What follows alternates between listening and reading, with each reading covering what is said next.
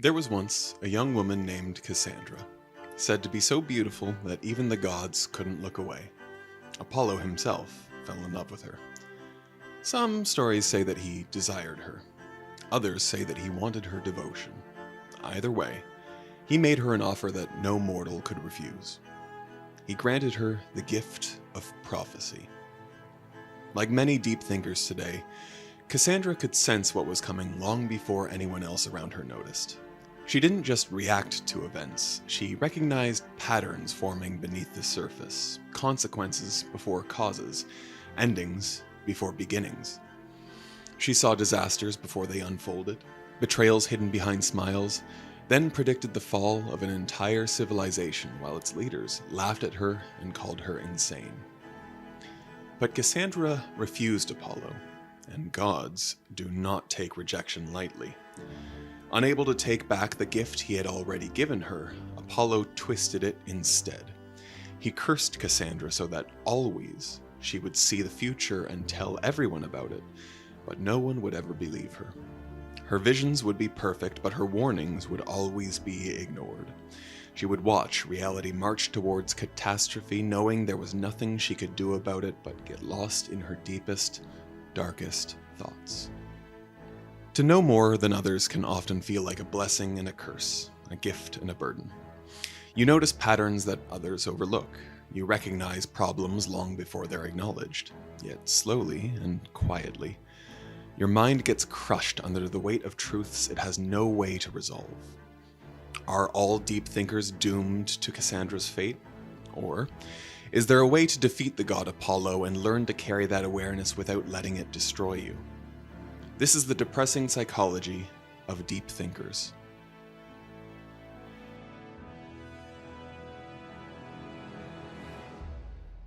Life, before it is understood, it's meant to be lived.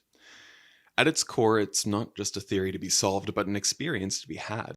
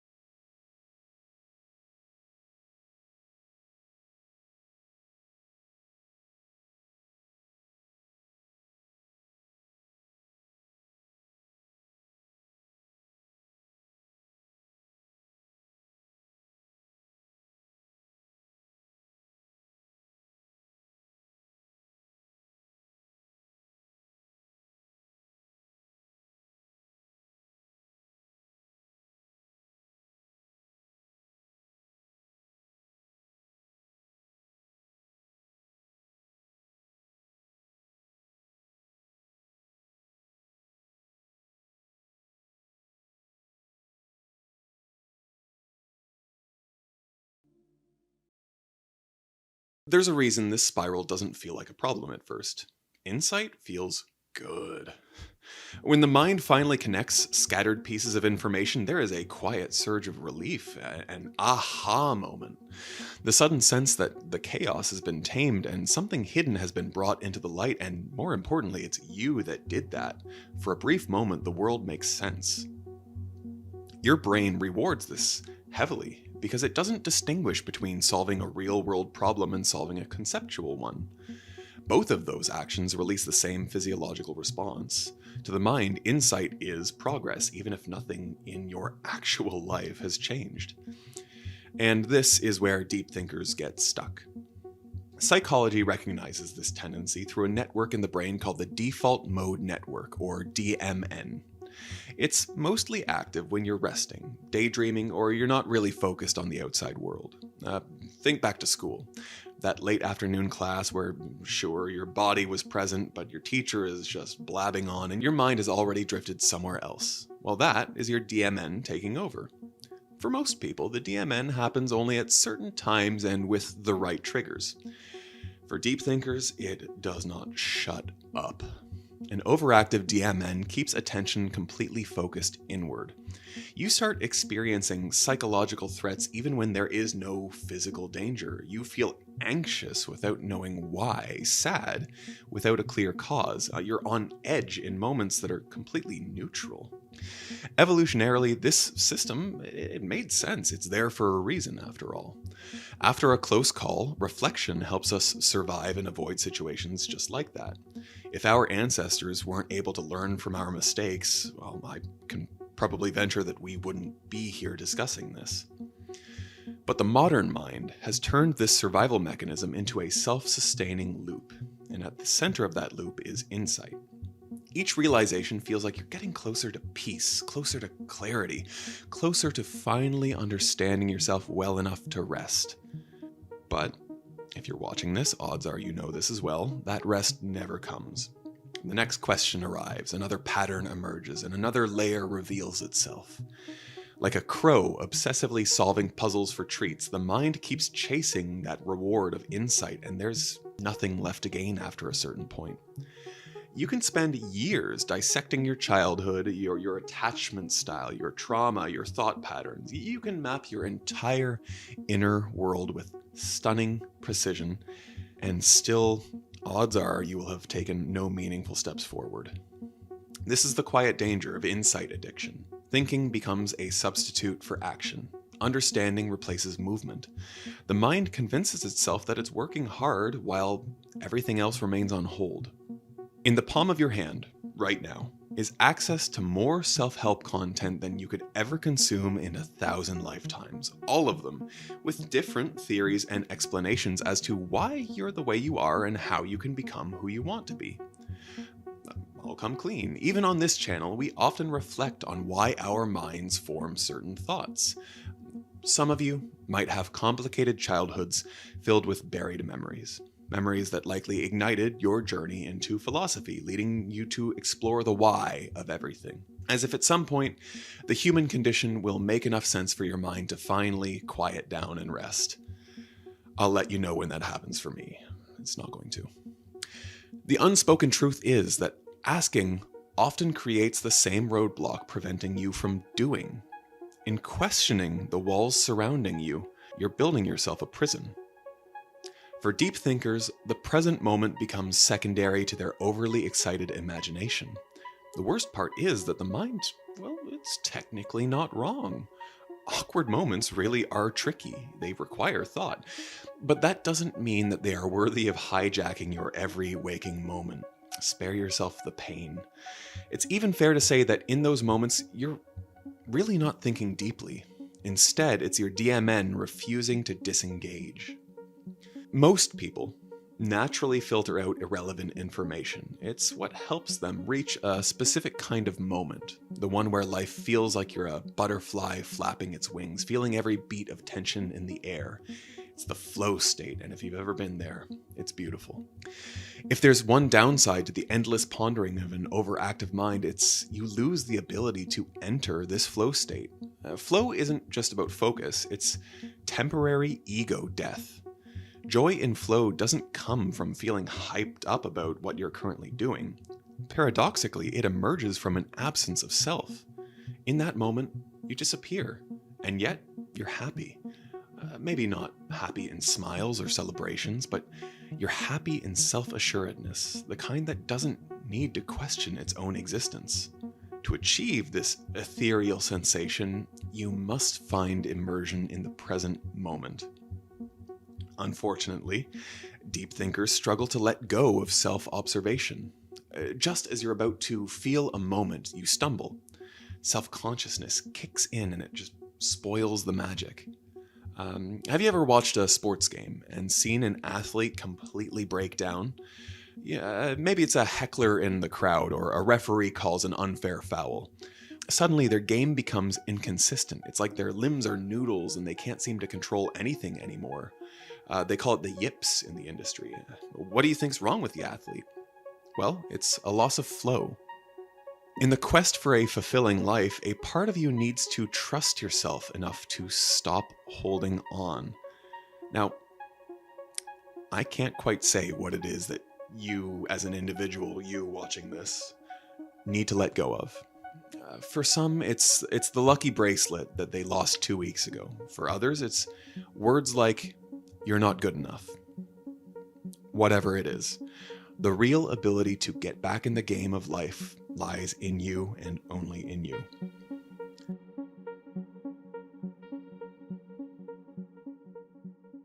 To understand a deep thinker, we don't need to look at their intelligence. Instead, let's take a peek at their first world. You see, this mindset rarely begins as a choice, but rather as an adaptation. It originates as a brilliant, desperate strategy forged in a childhood where the ground was always shaky. Parents of introspective types were likely always in a mood. Well, not only that, their temperaments were the kind that could suddenly change like the weather in a random English town. Love or anger might have arrived with equal levels of intensity. In such an environment, hypervigilance is the most rational response you can have. The child learns to become a master observer, using their mind to map the subtle tremors preceding an eruption. Sometimes it's a change in tone, other times it's a loud kind of silence. Their safety depended on how well they could predict these shifts. In their worldview, they learn that life is safer when you simulate an action in your mind 100 times, constantly weighing every possible outcome instead of risking the unpredictable reaction of the real world. The mind then transforms into a sealed laboratory where all experiments are run over and over again. Another noteworthy trait from these types is spontaneity, or should I say the lack thereof. Spontaneity is a luxury in the eyes of deep thinkers. It only exists for those who can trust their environment to catch them when they fall. For such a child, the only safe space is within the fortress of awareness. So feelings like joy can never be truly random. It's only allowed when they have a quiet, private relief and not a burst of celebration. There's an elitism often associated with the term deep thinker, and I think that's one that we could definitely do away with and replace with compassion. The traits that I've discussed in this video usually start off as badges of a superior intellect, but as these individuals go out into the vast, complicated society, they realize that the very strategy that once saved them is now the cage they have to learn to operate from the inside.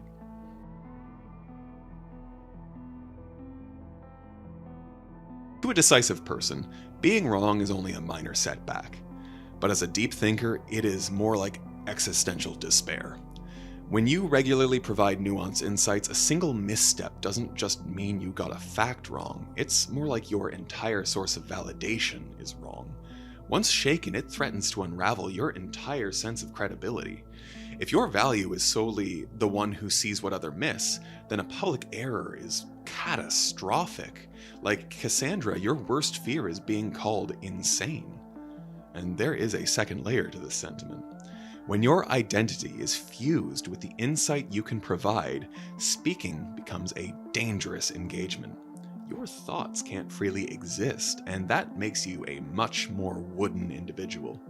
When you've carefully constructed yourself around observation and understanding, the idea of having your thoughts ridiculed can keep you frozen away from any kind of authentic life. It's why criticism, even in passing, feels violently personal. As an ultimate consequence, the fear of being wrong isn't vanity. It's just a terrified mind constantly observing itself for flaws.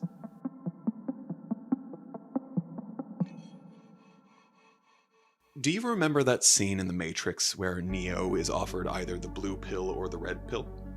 Life often draws parallels to that moment.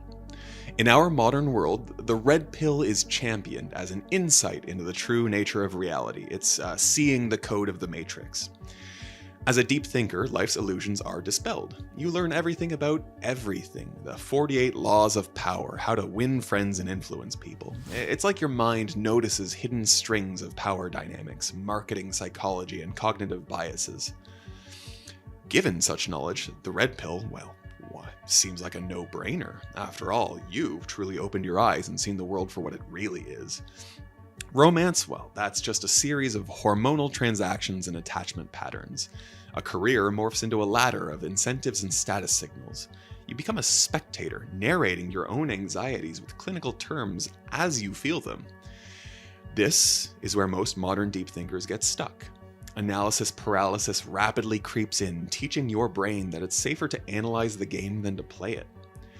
If you only took the red pill to spend a lifetime pointing out flaws in the code, you were probably better off without it. Sociologist Max Weber called this disenchantment, that moment when explanation replaces wonder and the world starts to feel hollow. Here's what people often forget about the Matrix when they make the comparison between the blue pill and the red pill. Neo's purpose wasn't just to see the code around him. The movie didn't end when he started to see the code. His real lesson was about reintegrating the self within the code. So, like Neo, us deep thinkers, we have a task. We have to become the one. But how did Neo know he was the one? By committing a ridiculous act of bravery in the face of undefiable logic. He put his hand out and he stopped bullets in midair. It was an act of pure, unmediated self-belief within that system. In our reality, becoming the one is when you can walk through a crowded street without seeing the code at all. There's a profound joy in re-immersing yourself in the human experience while wielding the power to bend the rules. It's when you can feel love as magic again, even when you're aware of the biology that is driving it. Unfortunately, for deep thinkers, this burden doesn't stop in their minds alone. They also happen to emotionally simulate other people's problems. How this plays out is not a choice that's being made, it's more like a compulsion. So when a regular person might see a rude cashier, they'll come up with unnecessarily deep backstories like, that cashier has a second job or a sick parent. And just from these assumptions, they simulate emotions like stress, exhaustion, and despair. In a way, it even makes introspective individuals lose a fundamental edge that we need for survival. When someone cuts you off in traffic, they aren't a jerk anymore, and that can be dangerous, especially if the wrong person gets wind of what's going on. While hate is never something worth encouraging, it's also harmful to live in a constant state of understanding. Hate requires simplicity, while understanding breeds complexity. You don't need everyone around you to be complex. That burden ruins your mind in ways you never really get to perceive until it's too late. You see, there's an ambient pain that exists when empathy stretches too thin. It becomes harder to consume news, art, or even casual conversations without carrying some emotional residue. A funny video of an awkward dog can quickly turn into sad thoughts about how the dog can't make friends. Jesus. I've been there. A documentary isn't just informative anymore, it becomes an immersive, draining experience, especially in those demanding times. There's always a cause to speak for, a donation to make. You might lose sleep for not donating $1, even when you genuinely don't have much to give. It's a solemn existence where the world's pain has no off switch for you. While other people possess the ability to compartmentalize, the deep thinker's empathy bleeds through the walls. It's not like you don't have any boundaries, it's more like you feel guilty for establishing them in the first place. Setting boundaries feels like a moral failure. Telling people no might not be a simple one-sided experience. Remember that tendency to simulate emotions in other people? Well, that kicks in. So every hypothetical no creates a version of the other person's disappointment in your head, with you accepting it as reality. Ironically, the depth of feeling so much creates isolation. All this empathy doesn't bring you closer to anyone. In fact, when you express nuanced, sympathetic reasons behind a harmful person's actions, you might sound like you're excusing bad behavior. On top of that, as a person who generates endless compassion for other people's inner worlds, you most likely have none left to spare for yourself. Your own needs might seem simple, trivial, or selfish, next to the vast structures of simulated suffering around you. You become an emotional lighthouse, dutifully guiding others while standing alone in the cold yourself. So, what does it mean if that sounds like you? It certainly doesn't mean that you should flip the switch and become awful to the world. I don't think anyone has arrived at that conclusion, but if you have, that's not it. It's important to dig deeper into what your behavior truly implies. Sometimes self-awareness isn't what it sounds like. It's more like a cop-out. That uncomfortable surveillance is rooted in a lack of trust, and let's explore how that manifests.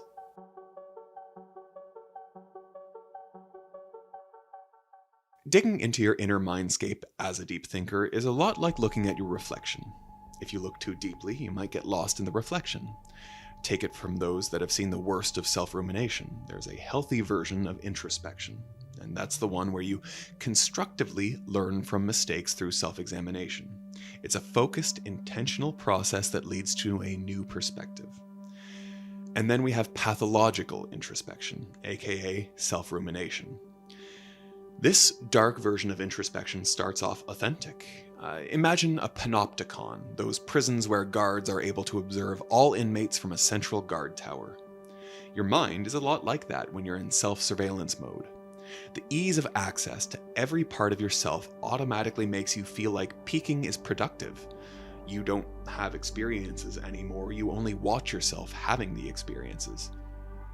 And this causes something deep within you to split, fracturing your mind into the actor and the critic.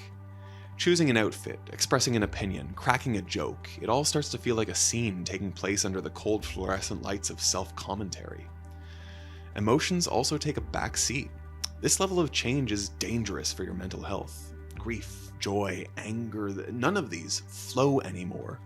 And for the longest time, you feel either numb or confused. It's not like you're not aware of what you're feeling. When something sad happens, your mind tags it as sadness and then files it into a library of documented feelings. Yet, they will sit there, unaddressed. For a healthier mind, when you're sad, you just let yourself feel sad. But to the self-surveilling mind, it's all explained away. If you miss out on a job, you chuck it away as, I feel bad because I won't be able to afford rent.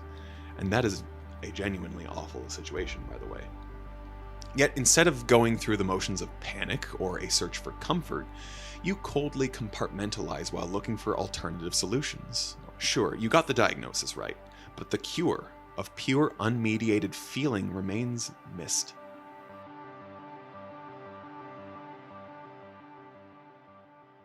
There's a sort of unaware high horse that comes with being a deep thinker. You're probably watching this video and thinking, this guy's full of himself. It's a kind of pride that sinks into hubris faster than you can blink. In a twist of irony, your desperate pursuit to be authentic is the most performative act in the stage play of your life. You're not really checking if you're being true to yourself, you're only checking whether or not you're being true to a concept of yourself. As counterintuitive as it sounds, playing it safe 1,000% of the time doesn't make you better than the person who lives without guardrails. Your meta-performance is a denial of something fundamental in your humanity. Before you even make choices, you simulate an internal critique of every possible option. Well, if I choose this, what does it say about me?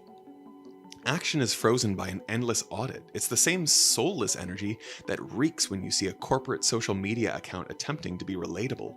Prior to anything, their marketing team highlights every possible risk associated with even the most casual messages.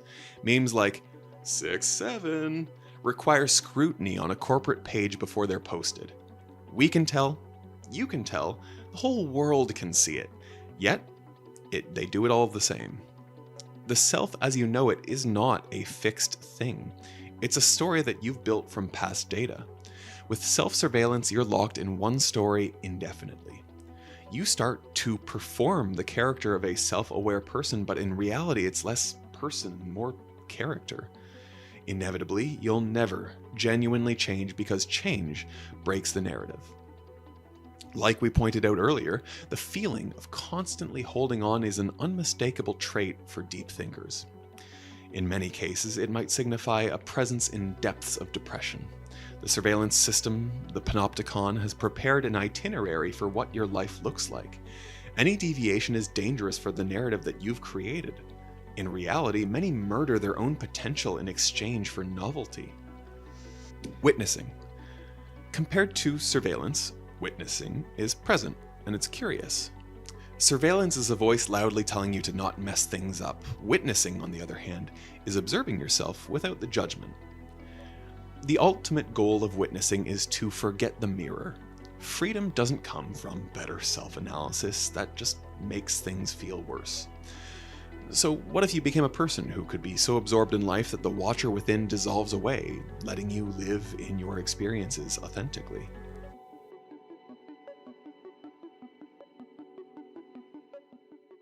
Loneliness is a familiar feeling that creeps in stealthily, hijacking a mind exploring its own depths.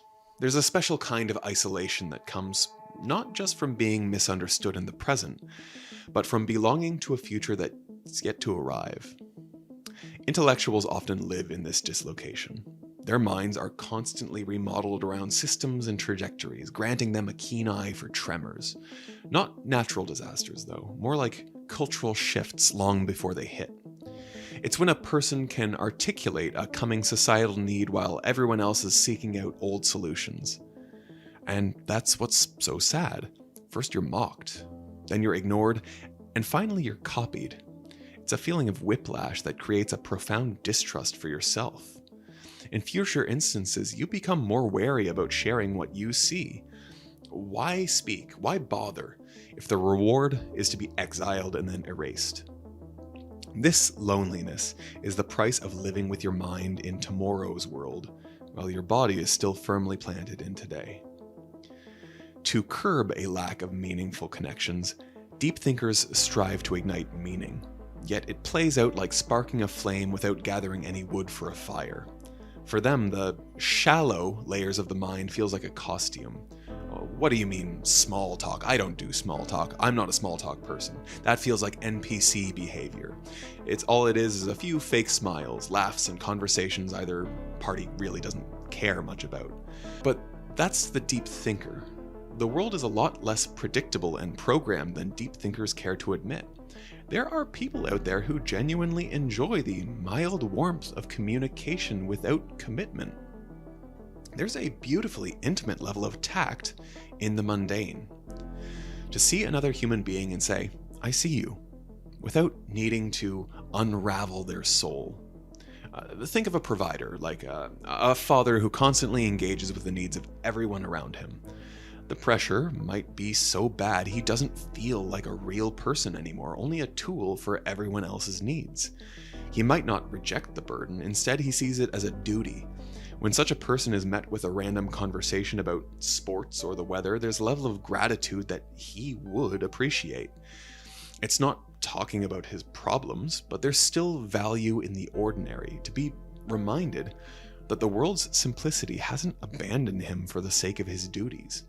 Small talk, in such cases, is a reminder that he too is just another person moving through life's motions. This is what the deep thinker struggles to grasp instinctively. Their compulsion for meaning makes them poor students of the gentle, connective art. It's not that they only prefer deep conversations. Their minds are more primed for deep or drain. Shallow conversations drain them because they can't access the simpler forms of connection. Meanwhile, truly deep conversations are rare. This results in a haunting feeling where they are constantly out of sync. Sociologists point out that small talk isn't about information, it's about synchronization. It's a way for humans to signal safety before chasing depth. It's not that deep thinkers are alone, it's that they're rarely ever met. So with this perspective, it's become a lot clearer that introspective individuals are clashing with the isolation. The "people don't get me" narrative fizzles out when there's a misalignment with fundamental forms of human connection.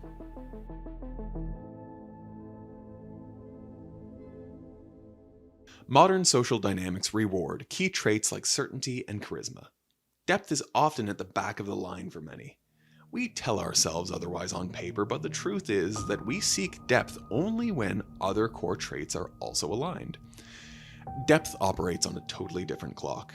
In a world that prioritizes dazzling moments and conviction, leading with depth doesn't only feel inefficient, in some cases, it feels like a failure. Let's take a look at work meetings, for instance. In these, the decisive, shallow thinker has a higher tendency to speak first compared to a deep thinker. They offer clean and surefire solutions, cut costs, boost morale, and that gives the group momentum. The deep thinker in such situations is probably thinking about how these suggestions from the shallow thinker might play out, tracing the consequences and roadblocks that might arise. By the time they come up with a nuanced counter, the conversation has already moved on. Their insight now becomes an interruption. Speed is rewarded and caution becomes an obstruction. Think about virality on social media. How often is layered commentary a hot topic? Very rarely. To find content with depth, one actually has to work to seek it out. Algorithms thrive with simpler ideas. It's a reflection of where we are as a society. Certainty and the extreme spread like a wildfire. They are clean dopamine hits of righteous agreement and vindictive outrage. Living in this system breeds a specific kind of frustration, one that makes you ask, why can't they see what's so obvious? As you watch simpler ideas get credit, resentment grows and the isolation continues to deepen.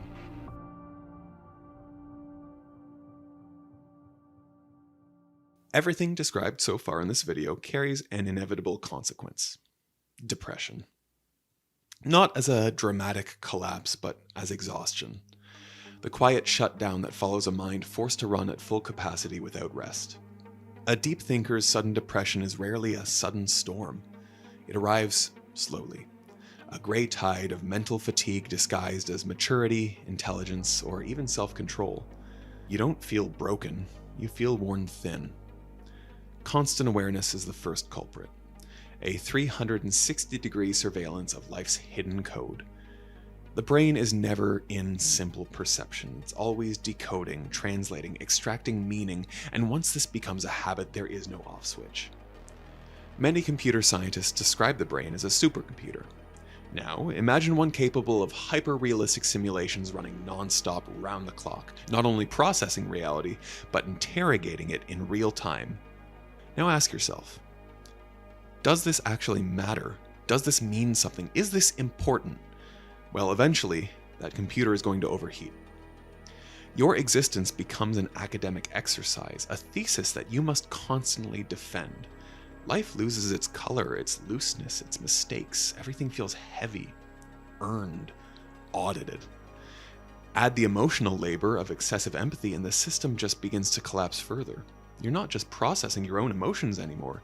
You are generating entire emotional worlds for everyone around you. You are simulating their stress, their fear, their disappointment. The human mind was never built for this kind of multiplex processing. Depression doesn't always look like sadness. Clinically, it often shows up as numbness, an inability to feel pleasure, a dull mental fatigue that's easy to dismiss.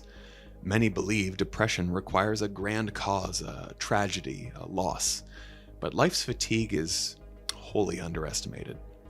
And when you tell yourself you have no right to feel this way, well, that's when the guilt sets in. That guilt pushes you deeper into the very habits that cause the collapse. You become more aware of yourself, you analyze yourself more self-monitoring. So, where do you go from here? Well, if Cassandra teaches us anything, it's that the cure was never knowledge itself. It was living only as a witness, forever observing, forever warning, never participating. The escape isn't to defeat Apollo. It's to stop trying to outthink him. Grant yourself the meaningless pleasures, the unoptimized moments. Bypass the internal checks that you've installed. Say that dumb thing that's on your mind. Make that awkward move. Let yourself be wrong in public. Play the fool. Cassandra didn't suffer because she saw the future. She suffered because she couldn't have a hand in how her own future and that of those around her could play out. But you, my dear viewer, are different. Because unlike Cassandra, who could only tell others, you can act.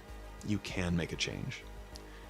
If you recognize yourself in her story, the cure isn't to see less, but to understand that taking action, doing something that influences the future, is far better than seeing it.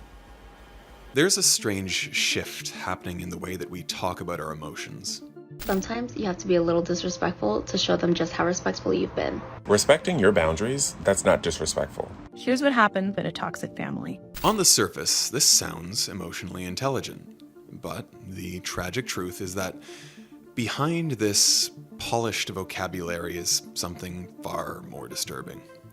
These words that were designed to heal us are now being used in ways that confuse us, divide us, and sometimes even harm us tremendously. If we're having a conversation and you start using your therapy vocabulary on me, you're canceled. I'm over it. When did emotional intelligence become a competition? When did therapy concepts become a way to win arguments? And when did every normal conflict get labeled as abuse? How therapy speak is destroying your mental health. Before I get into any of the criticism, I do want to start with a bigger picture. Whenever someone points out the problems with therapy speak, people often react by assuming that it's an attack on therapy itself or on mental health awareness. I want to be abundantly clear, this is not the case. In fact, what society has achieved around mental health in the last few decades, in my humble opinion, is one of the most important social transformations of the modern era, and you can quote me saying that. There was a time, and not even that long ago, when talking about your mental health made you seem weak. Heck, even when I was going through high school, it seemed like a taboo. Trauma was something people were expecting to bury. Depression was seen as laziness. Anxiety was being viewed as a character flaw. Therapy was for people who were considered mentally unstable, and everyone else was expected just to get on with things and suffer silently. If you were struggling, you were told to toughen up, stop complaining, and get over it.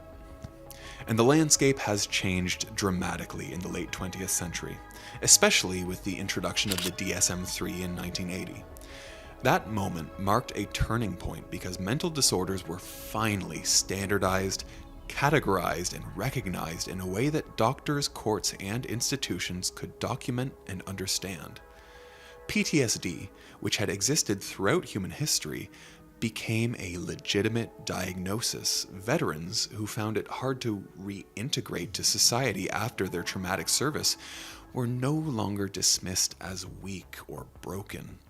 Survivors of trauma were no longer ignored or ridiculed. They finally had language, recognition, and support. And this is all to say, clinical labels, when used appropriately, are incredibly valuable. They act as informational shorthand that communicate seriousness.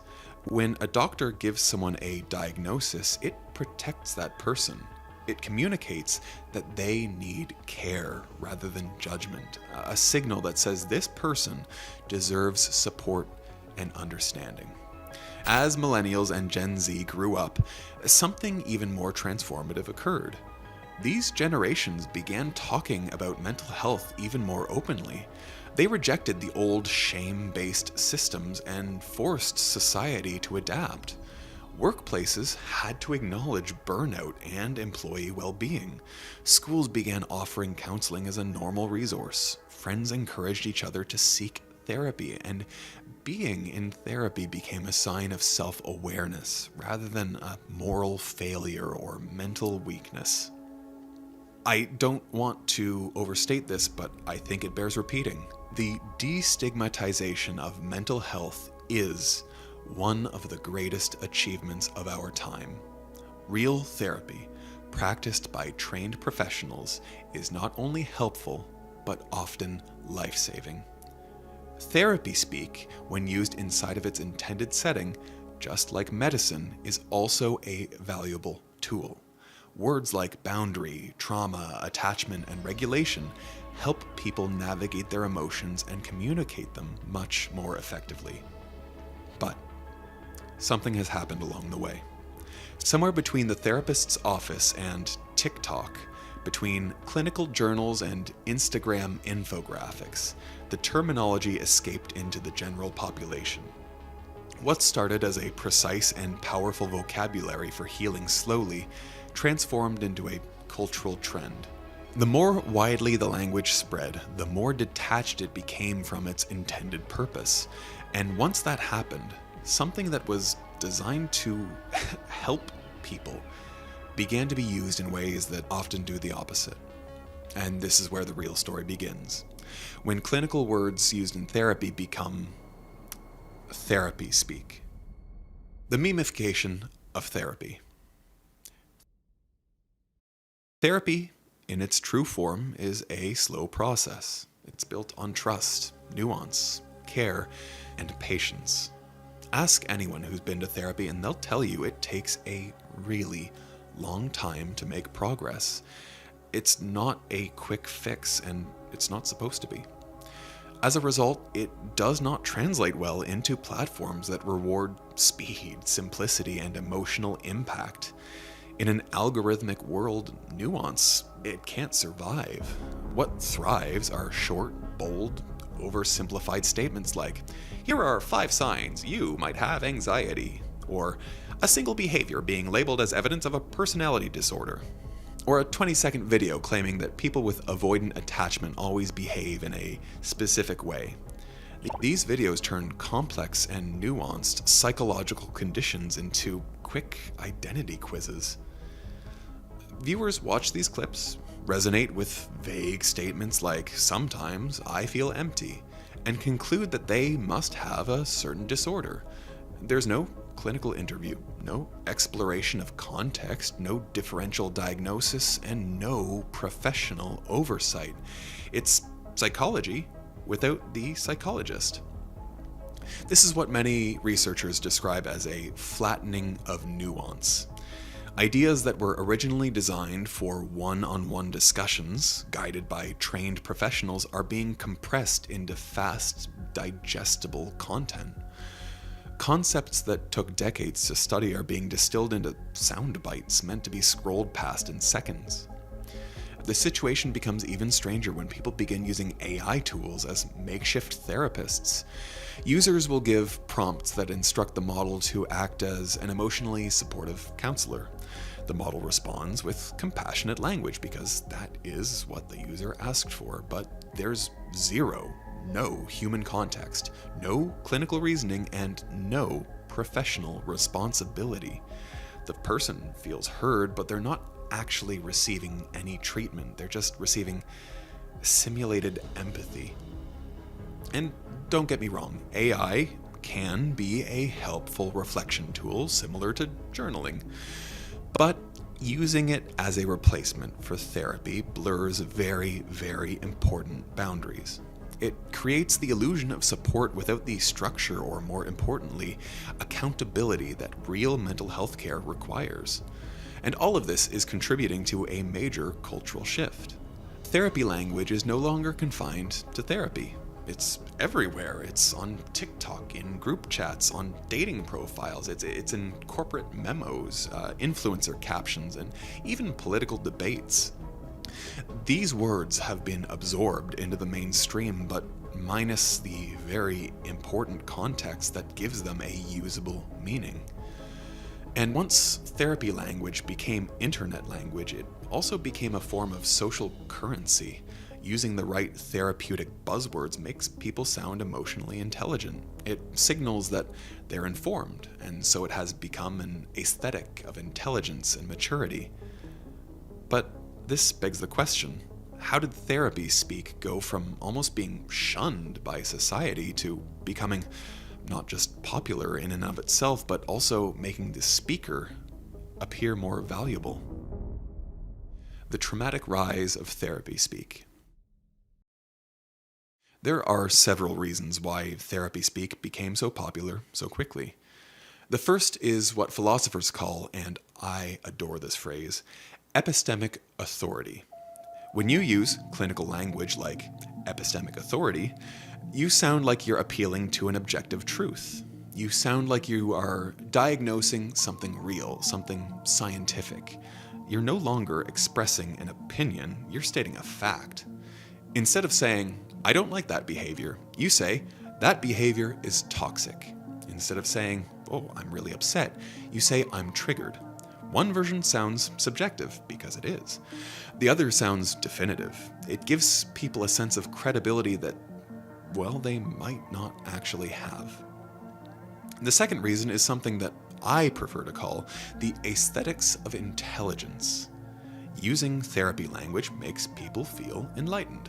It makes them feel like they have a deeper understanding of themselves and others.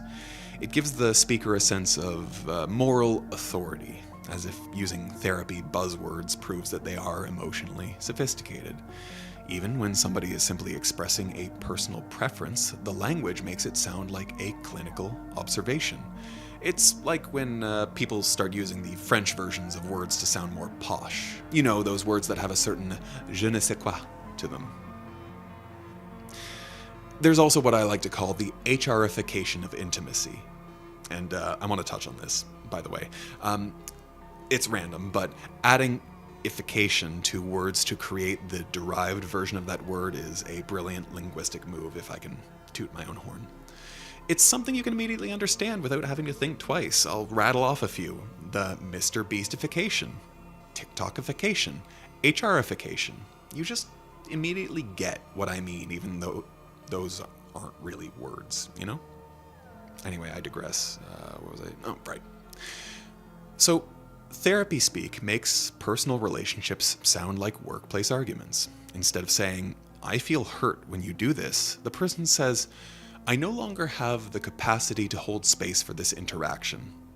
The phrasing creates this emotional distance. It takes a messy human moment and reframes it as a bureaucratic process.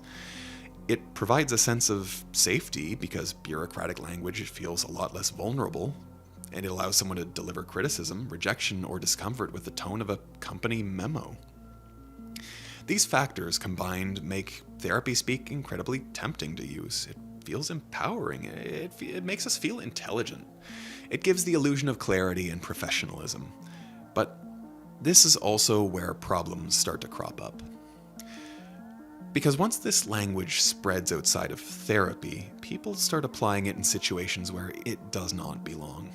They use it to justify avoidance, to protect their ego, to control others, or to pathologize normal, everyday experiences. And that brings us to the central critique of this entire video. Therapy speak is no longer just a vocabulary. It's become something of a weapon.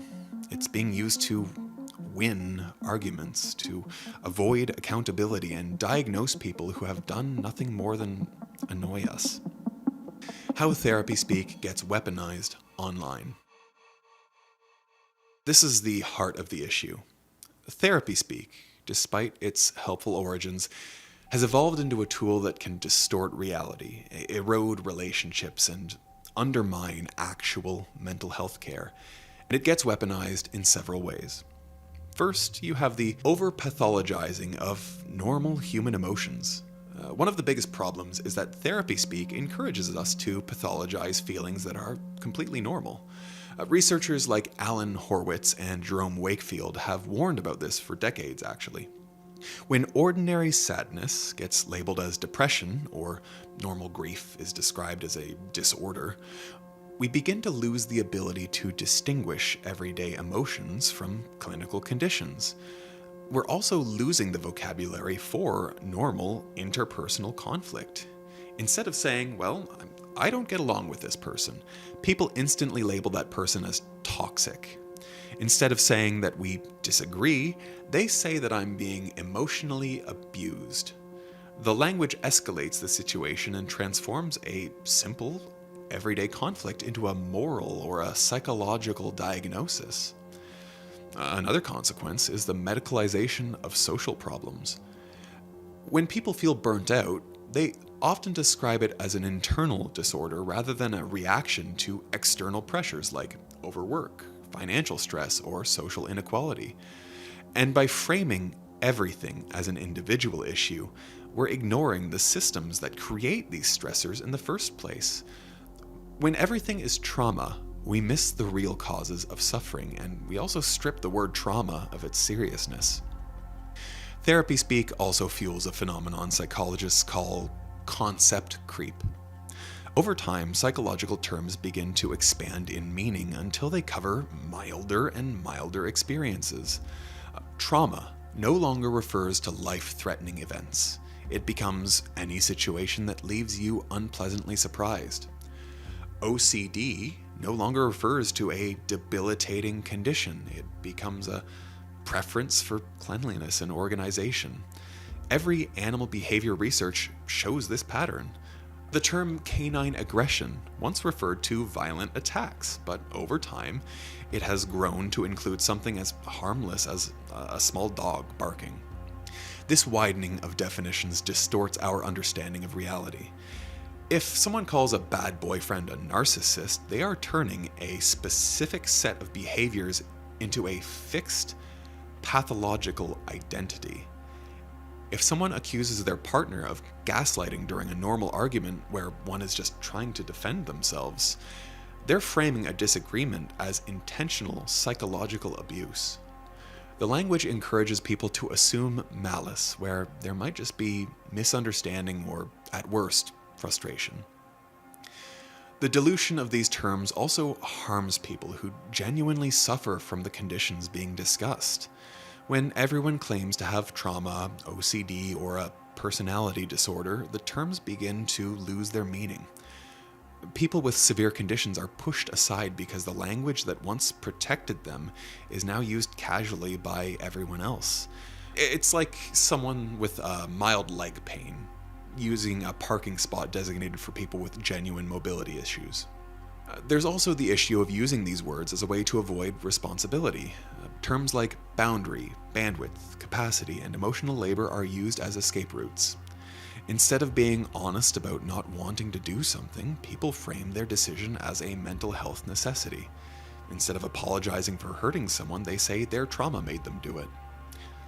Instead of engaging in difficult conversations, they shut them down by claiming they're triggered by the topic. That language acts like a shield. If someone critiques your behavior, you can just dismiss it by saying that they're violating your boundaries or harming your mental health. It blocks dialogue and it prevents growth. It creates a one-sided dynamic where the person using therapy speak demands unlimited compassion while offering nothing in return. One of the clearest examples of this misuse was the case involving Jonah Hill, when the text that he allegedly sent his partner got leaked and sparked a massive public conversation. He claimed he was setting boundaries by telling his partner that she couldn't surf with men or post certain photos. But those aren't boundaries. A real boundary is about your reaction to certain situations, not what someone else has to do for you. For example, setting a boundary is saying, if this situation continues, I'm going to step back, and not, you have to change yourself to make me comfortable. By framing a personal preference as a mental health need, the person creates a situation where any disagreement becomes an attack on their well-being. If someone says, this is my boundary, you cannot question it without appearing harmful. This ends the negotiation. It completely ends communication. It implies that the speaker's emotional needs override the other person's autonomy. This misuse appears in smaller situations too. If you accuse someone of gaslighting during a regular argument, you're essentially declaring that your perception is the truth and that theirs is an underhanded manipulation. It gives you an unfair advantage and turns conflict resolution into a psychological battle. Another force behind this weaponization is the way social media algorithms operate. The internet rewards content that is dramatic, emotional, and absolute. Saying this behavior is narcissistic, well, it's bound to get more attention than saying that this is a minor communication issue. I mean, just narcissistic sounds like it has more punch. Influencers and therapists alike feel pressured to produce content that resonates immediately, which often means simplifying or exaggerating clinical ideas. So what we end up with is mental health advice optimized for virality, not accuracy. These viral messages shape how people understand themselves and others, even when the content is poorly grounded or even misleading. And all of these problems accumulate and lead us directly into the consequences that are affecting real mental well-being. How this harms actual mental health. All of this misuse of therapy language eventually loops back around and begins harming the very thing it was meant to protect. When clinical terms become social tools, aesthetic choices, weapons and arguments, or currency for online validation, they create real damage. And that damage shows up in the way people relate to others, in the way they understand themselves, and in the way they navigate problems that used to be considered a part of ordinary life.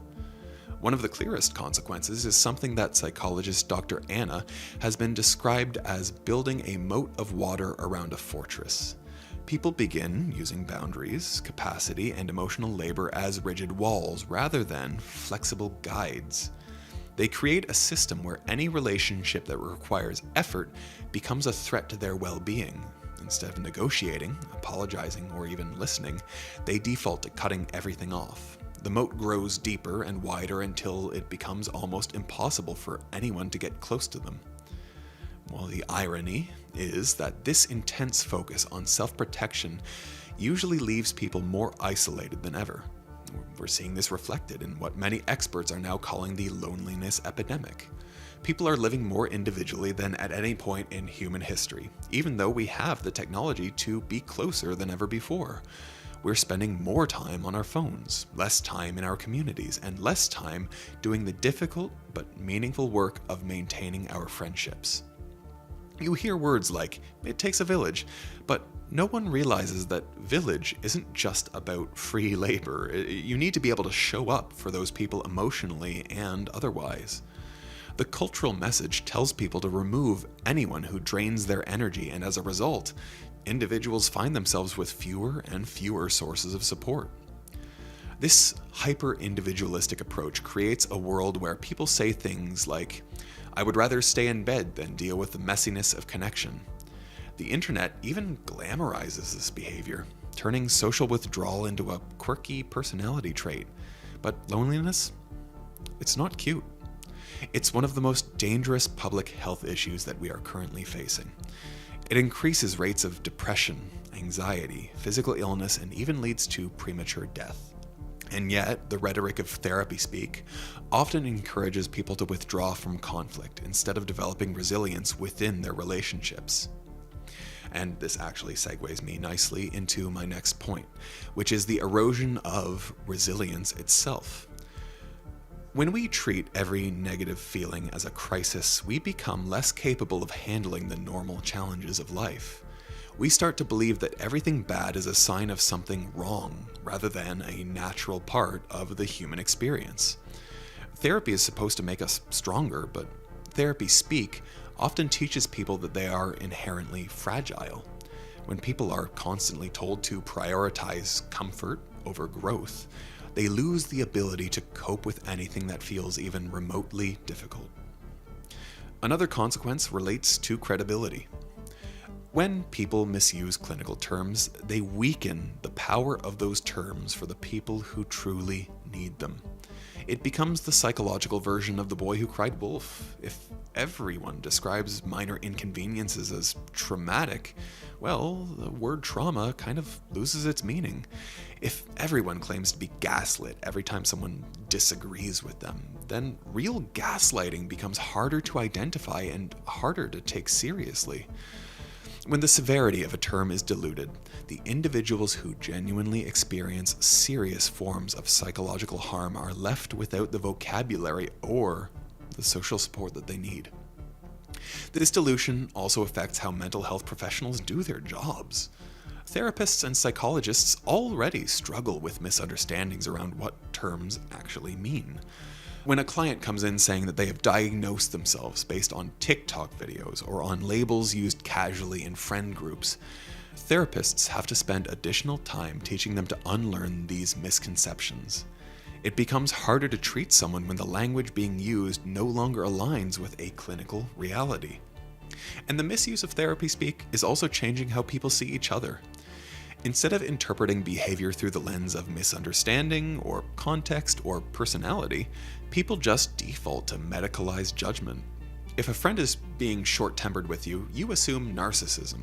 If a friend forgets something that you said, you assume manipulation. Everyday relationship mistakes are becoming pathologized. Instead of working through a conflict, people are jumping directly to labeling each other with disorders, and that's wrong. This not only leads to broken relationships, but also teaches people to see others through a lens of suspicion and threat. There's also a broader societal effect. When everything becomes internalized as a personal mental health issue, people stop examining external factors like economic pressure, workplace exploitation, community breakdown, or cultural expectations. If you're burnt out, you're told to meditate or cut back on emotional labor rather than questioning the systems that created the burnout in you in the first place. The social consequences become individual problems, which allows the systems causing these stressors to go ultimately unchallenged. On a personal level, therapy speak can trap people in a fixed identity. If you constantly label yourself with clinical terms, you begin to build a sense of self around being damaged, fragile, or limited. Instead of seeing yourself as capable of growth, you start to believe that you're defined by your wounds. This can lead to a form of self-handicapping where people avoid opportunities because they fear triggering themselves, or avoid relationships because they believe that they don't have the capacity. In the long run, this reinforces the very issues they are trying to manage. Another subtle consequence is the false sense of superiority that therapy speak can create. Because the language sounds clinical, people begin to feel morally or intellectually above others who do not know the terminology. It creates a hierarchy where the person using therapy speak seems enlightened, while the person using normal language seems uneducated or emotionally immature. This dynamic breaks down communication further because it replaces empathy with condescension. Finally, therapy speak can erode genuine emotional expression. People stop saying things like, "I'm hurt," "I'm mad," or "I'm confused." Instead, they use scripted phrases like, "I feel unsafe," or "I do not have the emotional capacity." And these phrases, sure, they sound refined, but they often hide the actual, real emotions underneath. The person speaking feels protected, but the person listening is feeling shut out. In trying to appear composed, people sacrifice authenticity, and as a result, emotional connection becomes harder, not easier. These consequences show how therapy speak, when misapplied, does not only fail to help, it can actively undermine mental health. It creates distance instead of closeness, fragility instead of resilience, and misunderstanding instead of clarity. What therapy actually is for. Therapy speak has drifted far from its original purpose, but the solution is not to abandon therapy language altogether. Let's make that clear right here. The real solution is to understand what therapy is actually designed to do. Because when therapy is practiced correctly, it is a tool that helps people open up. It teaches you how to let people in safely, not completely shut everyone out. Good therapy helps you remove the internal debris that gets in the way of genuine connection. It helps you grow your capacity, not shrink it. It expands your ability to handle discomfort and maintain relationships even during difficult times. One of the biggest failures of therapy speak is that it encourages people to project their psychological insights onto others. It is almost always outward facing. People say things like, "You're toxic," "You're a narcissist," "You're gaslighting me." Well, real therapy is meant to flip that attention inward. It asks you to question your own interpretations. It asks you to investigate your role in conflict. It encourages self-reflection by asking questions like, am I being reasonable? Am I reacting to the situation or to something from my past? And is my boundary genuinely protective, or is it another form of control? A healthy therapeutic mindset requires humility. It means acknowledging that your perspective is not the only perspective. It means understanding that other people have emotional needs too. Therapy is not meant to give you the moral high ground. I don't believe it ever was meant to do that. It is meant to help you understand yourself well enough that you can navigate relationships with empathy and accountability. Another key principle is reciprocity. Therapy does not teach you to cut everyone off the moment they disappoint you. It teaches you how to communicate through those disappointments. It teaches you to show up for others just as you expect them to show up for you. Many people misunderstand self-care as a solitary pursuit, but true self-care includes the health of your relationships. You owe your friends kindness. You owe your partner patience. You owe your community presence. Healthy relationships are not built on rigid individualism. They're built on mutual support. Real therapy is also about cultivating resilience. Feeling anxious does not mean that you must avoid the situation forever. Feeling angry does not mean something has violated a boundary. Feeling sad does not mean that you are broken. Emotions are signals, not diagnosis. Therapy helps you understand those signals without creating catastrophic interpretations around them. When therapy is practiced as intended, it does not reduce the world to a psychological battlefield. It teaches you how to interpret behavior in context. It helps you understand the difference between someone who is actively harmful and someone who is flawed but trying their best. It gives you the ability to separate normal relational friction from genuine abuse. In its real form, therapy is a bridge, never a wall. How to use therapy language responsibly. If there's one message, one key takeaway at the end of all of this, it is that language matters. The words we use shape how we see the world and how we relate to the people in it. Therapy speak can be incredibly helpful in the right context, but outside of those contexts, it can also distort reality and damage relationships. The goal isn't to throw out therapeutic language, but to return it to its proper place. And the first step, drop the script. When you're talking to a friend or a partner, use authentic language instead of the polished, professionalized vocabulary of therapy speak. It is much better to say that you are hurt than to say that you feel unsafe. It is much better to say that I do not like what you said than to say that that is toxic. When you use the more clinical phrasing, you often obscure your real emotions from the person you're talking to. Sure, you sound more sophisticated, but you don't sound more honest. People cannot connect with a script. They connect with you. The next step is to remember that context matters.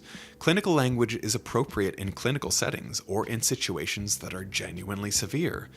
If you are experiencing abuse, coercion, or trauma, these terms are absolutely legitimate. But in everyday friction, the more clinical the language becomes, the more dramatic and unhelpful the interaction tends to be. Not every disagreement is a disorder, not every argument is a manipulation, and not every mistake is a violation. While we're here, another important guideline is to stop diagnosing the people in your life. If someone hurts you, you do not need to call them a narcissist. If someone forgets something, you do not need to call them a gaslighter. Instead of attacking their character like that, focus on the behavior. Say to them, I didn't like when you did this, instead of, you are this kind of person. When you label someone with a clinical identity, you deny them the chance to grow. You trap them then inside a category that they may not actually deserve to be in. Using therapy language responsibly also means allowing space for the possibility that, hey, you could be wrong. Interpersonal conflicts are complicated. No one said they were easy. Memory? It's unreliable. Emotions? Messy. If you assume that your interpretation is always the correct one, you turn therapy speak into a shield that protects your ego but destroys your relationships. Responsible use of therapeutic concepts includes curiosity, flexibility, and humility. My final thought is this. Be mindful of the world that you create with your words. If everything is a pathology, you end up living in a world that feels sick. If every discomfort is trauma, you will start seeing danger everywhere. But if you use language to understand, to clarify, and to connect, then you can build a world where relationships can survive conflict and people can grow. It deepens intimacy and expands your ability to live a full, connected life. Are you depressed, in need of fulfillment? Do you feel like life is passing you by, like you're watching all your friends move forward, climbing the ladder of success, and accomplish the huge things that you wish you could? We've all felt like this at some point, and that feeling is that we can't get control of our lives. It's universal, but that doesn't make it any less painful. Then one day, you see a book. It boasts that the secrets to success, happiness, and personal growth are all inside. Do you buy it? Because I know I would, and I have, time and time again. Flipping through those pages excitedly only to return to my unfulfilled state once no more pages are left. Millions of us are drawn to the world of self-help because we're looking for answers. But does this endless stream of advice, speeches, seminars, and products actually help us, or is self-help ruining our lives? In the 18th and 19th centuries, US and European entrepreneurs marketed and sold snake oil as a cure-all drug. In reality, though, all they were selling was mineral oil, sometimes mixed with household herbs and spices that contained no snake-derived ingredients whatsoever, and would in fact not cure any diseases. Today, a snake oil salesperson describes someone who advertises or sells any product that promises the world and fails to deliver. Sadly, that's the story of self-improvement, at least as it is today. Because while it might seem like a new trend, the idea of self-help dates back to early philosophers like Seneca and Socrates. In 5th century BC, Socrates spoke about the constant improvement of your soul. He insisted that practices like meditation, fasting, prayer, and exercise could feed your soul and therefore improve your life. Plato, Epicurus, and Pythagoras followed in his footsteps, professing that working on yourself is a path to enlightenment. Hundreds of years later, in the 1970s, the New Age movement arose and preached a philosophy of personal transformation and healing. The movement revolved around accessing our spiritual energy through yoga, meditation, tarot card readings, and astrology. This idea that we could elevate ourselves and all of humanity has persisted, but like most things in the West, once people found out just how much money they could make, self-improvement shifted from being a guide for those who needed it the most to a product reserved for those who could afford it. Deepak Chopra, a prominent figure in the New Age movement, has emerged as one of the most critical self-help gurus in the world. His philosophy tells us that our mental health can determine our physical reality, that we can think ourselves into being healthier and happier. After his ideas were popularized by none other than Oprah Winfrey, Chopra became an international sensation. He used his platform to spread his message and sell his books. He's written 49 in total. He held seminars and became a spiritual advisor to celebrities like Michael Jackson. Needless to say, lost souls worldwide have made Chopra a very wealthy man. Tony Robbins, one of the most popular and controversial self-help figures, runs a multi-billion-dollar business. Exclusive membership to his program can cost as much as $85,000 a year. And although he's been wrapped up in accusations of harassment and hostility and is notorious for requiring his employees to sign NDAs, he still manages to sell out auditoriums for his speaking engagements. One of the biggest problems with self-help is that, just like snake oil salespersons, self-help experts claim to be able to heal the world with their speech. In reality, whether you're Chopra or Robbins, or one of the hundreds of other experts, you can never be a therapist for everyone. Personal mental health professionals like licensed therapists, psychologists, and psychiatrists listen to individuals and understand their needs and offer unique solutions. Whereas self-help gurus use their personal stories to convince followers that they have all the answers without recognizing the nuance of each individual situation. Not only are these gurus convincing us that their solutions are a one-size-fits-all, but a vast majority of them don't even have the qualifications to be discussing mental health in the first place. We can all agree that what causes us stress, pain, or depression isn't the same for everyone, and the way stress shows itself is different too. Some of us might spend days on the sofa watching reruns of Friends, while others might go out partying every night. We can't judge or offer solutions without engaging with each person individually and trying to understand their motives. Self-help gurus peddle magic solutions to make you, their audience, believe they have some elusive secret that you won't find without them. This is how they turned it into a $13 billion industry littered with books, speaking events, and mentorship programs. But these books and events rarely address the actual issues in your life. They promise easy fixes that are nice to hear, but often fall short of helping you develop actionable ways to help yourself. One study, which reviewed over 100 cases, found that self-help treatment plans are hard to follow and easy to misinterpret. And frankly, this is what the industry wants, because if you could actually help yourself, who would buy their books or attend their coaching sessions? The goal of this endless stream of books and speeches isn't healing, it's to make you feel good for a moment, but eventually to feel miserable again, so you can pick up the next book. If this isn't the case, explain why you need 49 books written by the same person to teach you how to help yourself. Many self-help gurus do more than just write books. They have speaking engagements, YouTube channels, paid newsletters, and personal coaching sessions.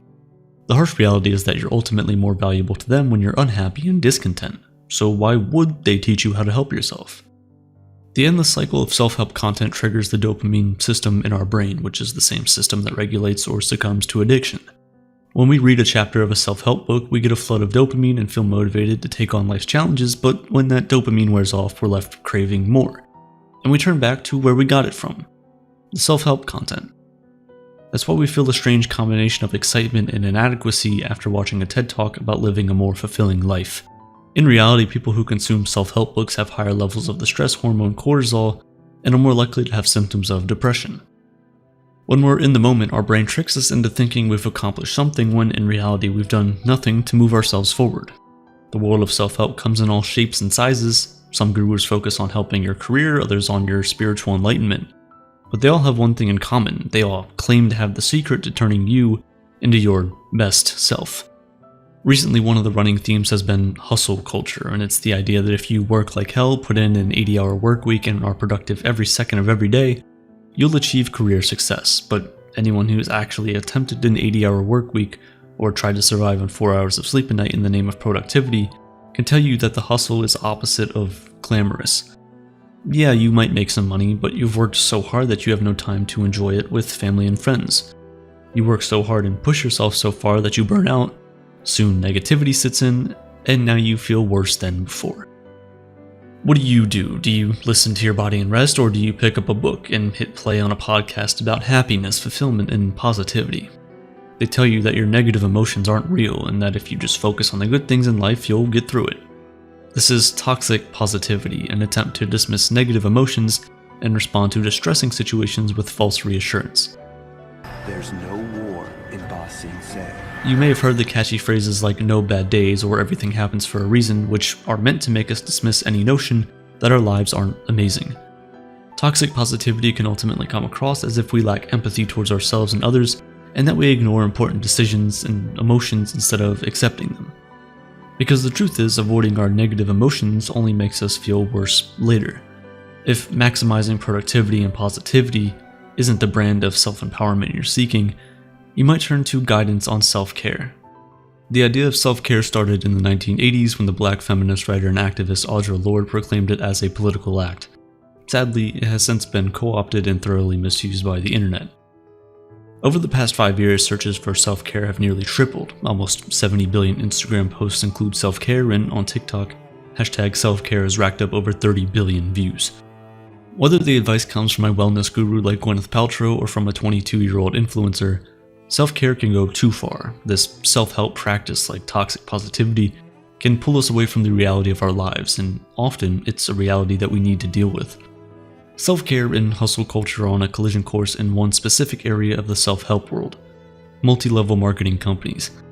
MLMs are popular in controversial businesses that sell products through a network of non-salaried salespeople who get commissions from the many other people they recruit to the job. MLMs claim to empower their workforce and help them find meaning in their lives. If you work for an MLM, you're not just selling their product, but the lifestyle that's tied to it. The head of the company becomes a guru, a motivational speaker with an inspirational backstory that you can connect to. And like most other self-help companies, MLMs have conventions, seminars, robust Facebook groups, and even books written by their founders, all meant to convince you that you'll be happy and healthy with their magical product. And if you bring 3 people who bring 3 people, you will be wealthy. MLMs have proven even more insidious than the typical self-help companies because they convince their distributors that their fortunes are just around the corner.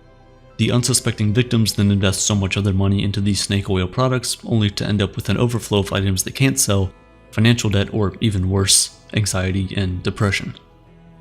And the problem is more widespread than you think. 1 in 4 Americans report that their social media feeds have been hijacked by MLMs. This proliferation of social media has taken the warning signs of self-help into a new territory.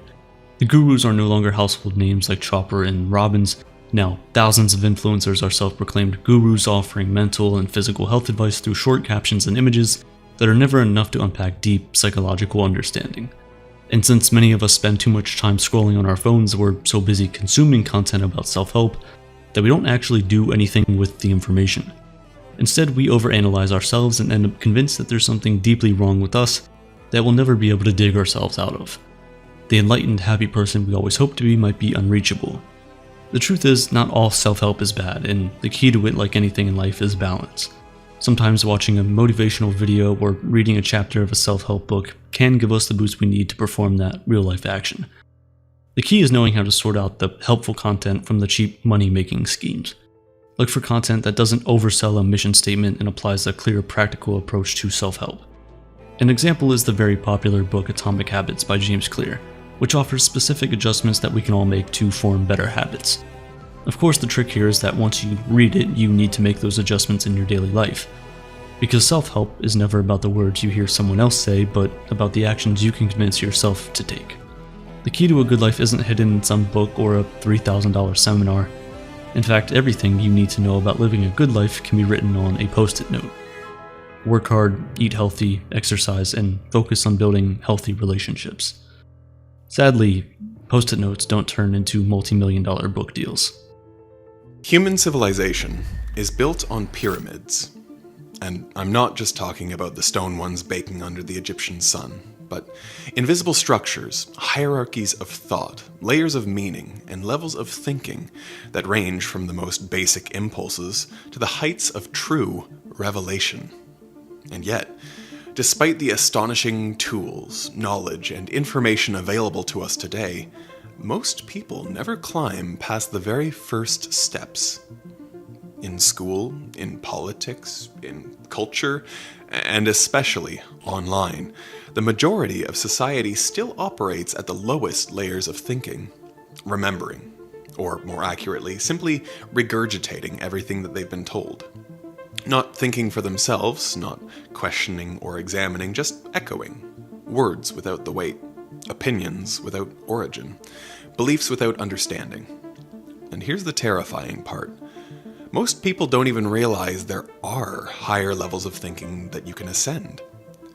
Why have we all forgotten how to think?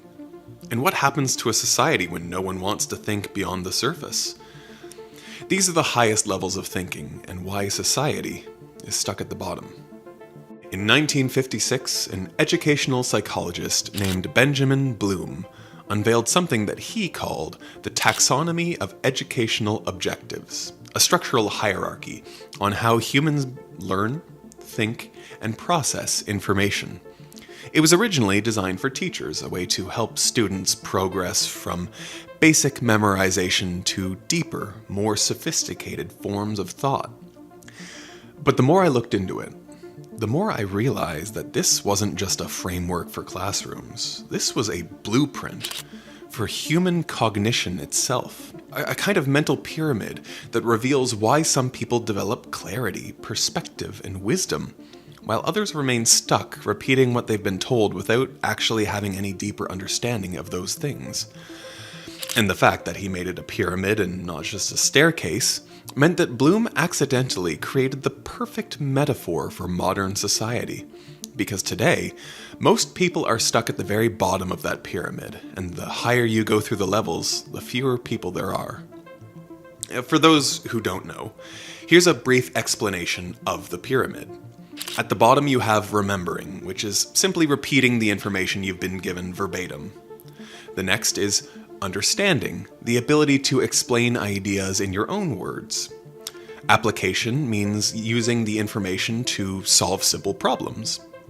After that comes analysis, the ability to compare, contrast, break things apart, and see the hidden structure behind ideas. Evaluating allows you to form judgments and determine priorities. And finally, at the very top, you have creating, the rarest level, where you take everything you've learned and synthesize it into something genuinely new. A fresh idea, a new model, a new perspective that didn't exist before. Unfortunately, most of humanity never reaches level 4, while some never even reach level 2. But the crisis isn't just that people fail to reach the top, it's that they don't know they're stuck at the bottom. They believe that they're thinking simply because information is passing through their minds. It's like riding shotgun and convincing yourself that you're the one steering. Now, we live in an era of unprecedented access to knowledge. The entire sum of human history is available in your pocket. And yet that paradox is painful. The more information that we have, the less we seem to understand. We confuse awareness with comprehension. We confuse memory with intelligence. We confuse noise with depth. To understand this crisis and the path out of it, we have to start with the foundation. Level 1, remembering, the age of regurgitation. This is where most online discourse lives. It's the land of slogans, sound bites, TikTok commentary, and inherited opinions. It's the cognitive equivalent of fast food. It's all pre-cooked, pre-chewed, pre-digested. There's not really any thinking required, you just have to repeat what you saw. That's why you can scroll for 10 minutes and see 50 people expressing the same hot take in slightly different words. It's why political debates devolve into a shouting match between people who don't actually understand the very talking points that they're repeating. It's why misinformation spreads faster than truth. Truth requires you to think. Falsehood only requires volume. Level 1 thinkers believe they're engaging, but they're merely parroting. They've outsourced cognition to influencers, tribes, pundits, and algorithms. Theirs is a second-hand experience. It's a borrowed mind. They are, in a sense, intellectually asleep while imagining themselves fully awake. Level 2, understanding. The illusion of comprehension. Some people climb one level higher. They can explain an idea back to you. They understand the words, the definitions, the basic structure of information. But this is still a fragile understanding, one that collapses the moment life becomes at all complicated. This is where a lot of online debaters end up. These are people whose ideas only work on the opposite ends of the spectrum. Once you introduce any sort of nuance into the conversation, their entire argument collapses and their worldview becomes threatened. Imagine someone explaining inflation, crime rates, mental health, addiction, social inequality. Well, they can define the terms, describe the concept, maybe even give a few examples. But they've never stepped back to ask the next question. What does any of that truly mean? And how do I know this is true? And what else might explain this? The illusion of comprehension is one of the most dangerous cognitive traps, and it's why most pseudo-intellectuals end up at the second level. People who know they are uninformed are capable of learning, while people who believe they understand when they don't, well, they can get stuck forever. Bloom's hierarchy wasn't meant to describe society, yet it has become the perfect metaphor for the modern world. We are drowning in information but starving for insight. We're plugged into infinite content and yet disconnected from actual thought. The lowest levels, which should be only the starting point for deeper thinking, have become the entire destination. Civilization has flattened into a single plane, where the easiest form of cognition dominates every conversation, repeating what somebody else has already said. If you want to understand why society feels fractured, shallow, polarized, exhausted, anxious, and overwhelmed, you have to understand how we got stuck at the bottom of the pyramid. And to understand that, we need to go deeper into the psychology of the modern mind.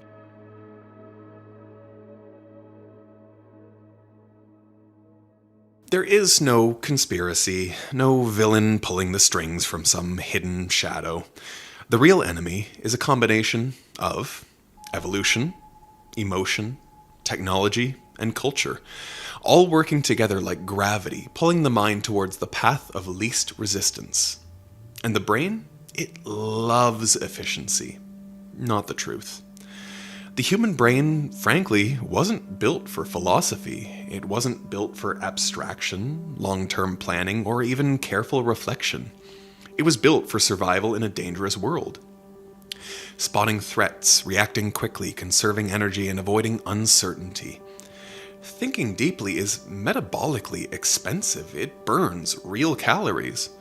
The brain is only 2% of your body weight, yet it consumes around 20% of your energy, and every time you engage in higher level cognition, whether that's analyzing, evaluating, or creating, your brain is doing something evolution never optimized it for. In psychology, this has a formal name: cognitive miserliness. The brain uses as little mental energy as possible. It prefers shortcuts, heuristics, patterns, and familiar answers. And odds are you've experienced this in small ways. Skimming instead of actually studying, watching summaries instead of reading the book, nodding at an idea that you don't actually fully grasp. The mind is wired to avoid effort unless effort is necessary for survival. This is why the bottom of the pyramid feels good. The first levels, remembering, understanding, and maybe even applying, are relatively mentally cheap. They rely on pre-existing neural pathways, and they reward repetition. They don't require any restructuring of your beliefs, no discomfort, and no conflict with the tribe. The higher levels, however, analyze, evaluate, create, those demand reconstruction. They require friction. They force the brain to wrestle with conflicting data, suppressing emotional impulses, and challenging its own identity. Evolution doesn't like that, so it punishes you for trying. Thinking deeply literally feels bad at first. There's this cognitive soreness, the mental equivalent of lifting a heavy weight at the gym for the first time. Now, unfortunately, most people mistake that discomfort as a sign that they should stop, or even worse, they take it as evidence of failure, which I'll assure you now it is not. This phenomenon, called the misinterpreted effort hypothesis, explains why the climb up Bloom's pyramid feels impossible for the average person. The moment thinking stops becoming smooth and effortless, people assume, well, I'm confused, I must not be smart enough, something's wrong with this argument, this topic is just too complicated for me, or I'll just trust someone else's explanation. Well, what they don't realize is that difficulty is the doorway to intelligence. Discomfort is the signal that you are rising into higher cognition. Most people turn around at the first sign of struggle, mistaking an uphill climb for a dead end. And that's not because they're incapable or stupid, they're not. But it's because nobody taught them that deeper thinking requires discomfort. Nobody told them that thinking has a weight to it. Nobody told them that burning means you're growing. There's also the fact that deep thought does require time, a lot of which you don't get in our society today. As humans, we used to lay down and stare at the stars each night surrounded by loved ones around a fire. We had time to pause, think, reflect, and tell stories. Today, people wake up exhausted. They work jobs that drain them, scroll feeds that overstimulate them, and live in a world where attention is always fragmented. Thinking in such a world has become a luxury, one that most of the population can simply not afford. And so society stays on level 1 simply because it is the only level that fits their schedule.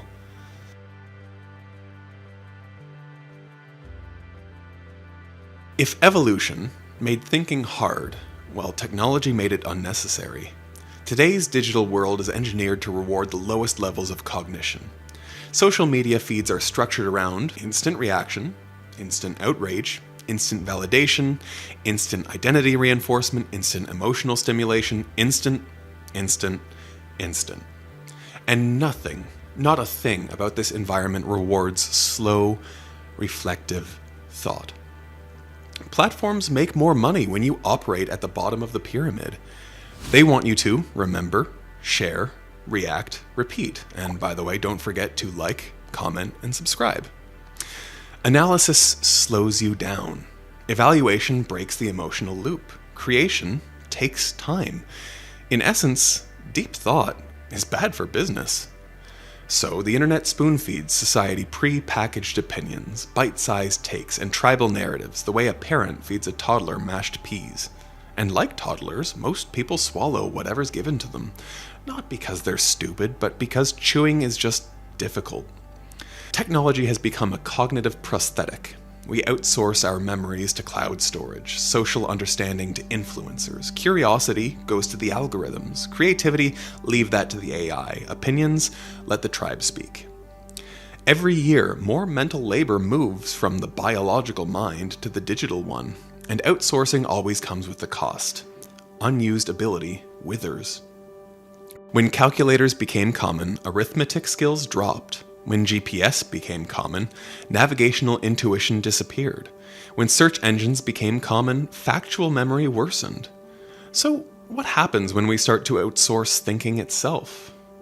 Well, we are beginning to find out. According to a global survey, nearly half of adolescents between the ages 12 and 15 do not meet the minimum level of reading comprehension set by education standards around the world. In other words, almost half of the younger generation struggle to read with understanding, not just decoding words, but grasping meaning and context. In the United States, the latest national assessment testing reveals a worrying downward trend. In 2024, reading scores for 4th and 8th graders dropped again. This marks the third straight decline. In 2025, a high school senior cohort recorded their lowest reading and math performance in decades, with over 30% lacking basic reading skills. At the same time, surveys show a decline in voluntary reading and engagement with text. A recent 2025 literacy survey of young people ages 8 to 18 found only about 1 in 3 said they enjoy reading in their free time, the lowest reported reading enjoyment rate in 2 decades. These aren't isolated trends, they are revealing a worrying pattern. As educational and cognitive demands shift outward to your screen, the algorithm, or search engines, foundational capacities like reading comprehension, sustained attention, and independent thinking are getting worse. So what does this mean for politics, culture, and public discourse? Well, politics becomes about who can deliver the most emotionally charged, bite-sized message. Public discourse devolves into repetition of surface-level opinions rather than genuine debate, and all of this has led to one of the worst things that we are experiencing today.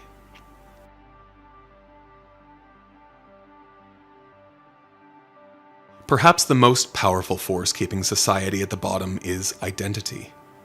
Most people don't realize this, but by adulthood, their beliefs are no longer cognitive, they're tribal.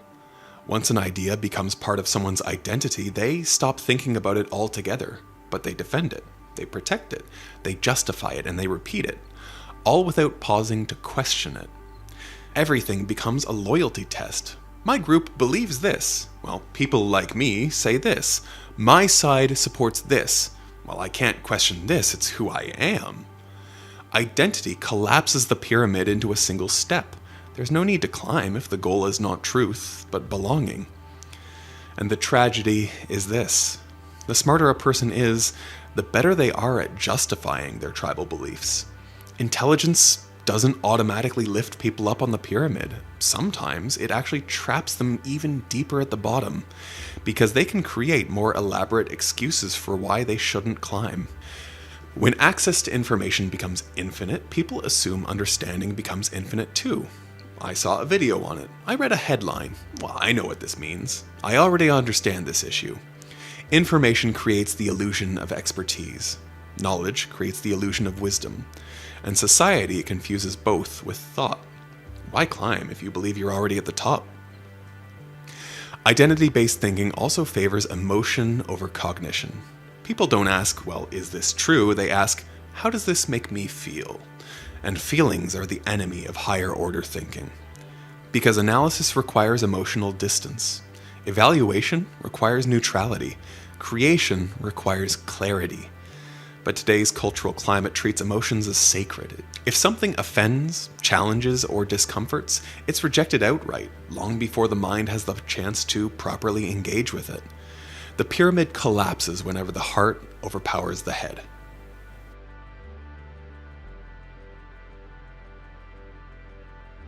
If the lower levels of Bloom's pyramid represent the gravitational pull of modern life, then the upper levels represent something radically different. Intentional cognition. The kind of thinking that doesn't happen by accident. The kind of thinking that you have to choose. It's cultivated, built like a muscle. And most people never experience it. That, again, not because they're incapable, but because true thinking feels nothing like what we've been taught. It's slower, stranger, it's more uncomfortable, more humbling, and yet far more transformative.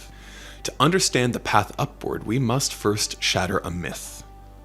Climbing into a higher level of thinking isn't about consuming more information or having more opinions or collecting facts like they're souvenirs.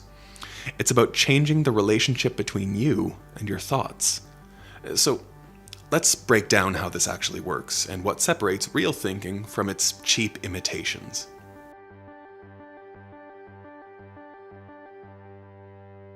At level 4, thinking becomes structural.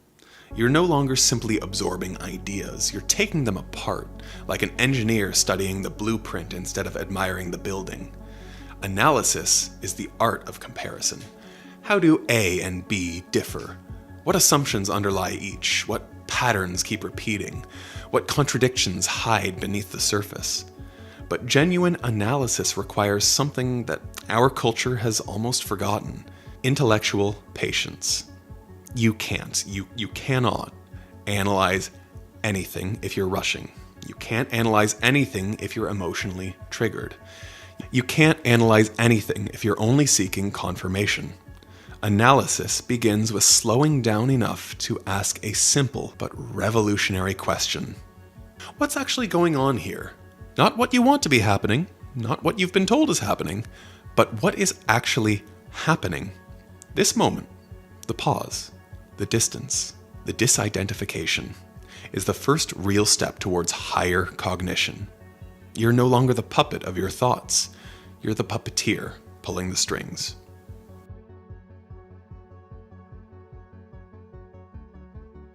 Once you can compare ideas, the mind must take the next uncomfortable step: judgment. Evaluation is level 5, and it's often misunderstood. People assume judgment means criticism. In reality, it means prioritization. Given multiple truths, which matters most? Given multiple perspectives, which one is the strongest? Given multiple values, which takes precedence? Evaluation requires bravery, because it forces you to commit, to take a stance, to say, this matters more than that. This is not the arrogance of certainty, it's the humility of responsibility. Most people avoid level 5 because evaluation requires emotional regulation, delayed gratification, tolerance for ambiguity, the ability to admit ignorance, and the ability to revise beliefs. Evaluation is the first level in which thinking becomes an ethical act. Here, you're no longer just collecting information, you are shaping it into a worldview.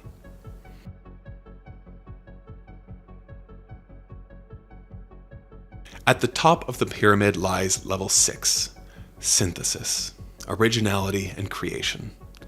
Most people misunderstand the word creativity. They think it's artistic, aesthetic, or expressive. But the deepest definition of creation, in Bloom's own terms, is this: the ability to produce something that did not exist before, using the knowledge you understand, the patterns you've analyzed, and the judgments that you've formed. This could be a new solution, a new model, a new explanation, a new metaphor, a new idea that reframes the entire problem. Creation is the highest level because it represents a total transformation of how your mind interacts with reality. You are no longer a consumer of ideas, you are a generator of them. And here's the secret that very few people understand. The top of the pyramid is not about intelligence. It's about freedom. Because when you can create ideas, you are no longer controlled by the ones that you inherit. This is the highest level of Bloom's taxonomy. However, we're going to have some fun here. There is one more level that I felt I had to address in this video.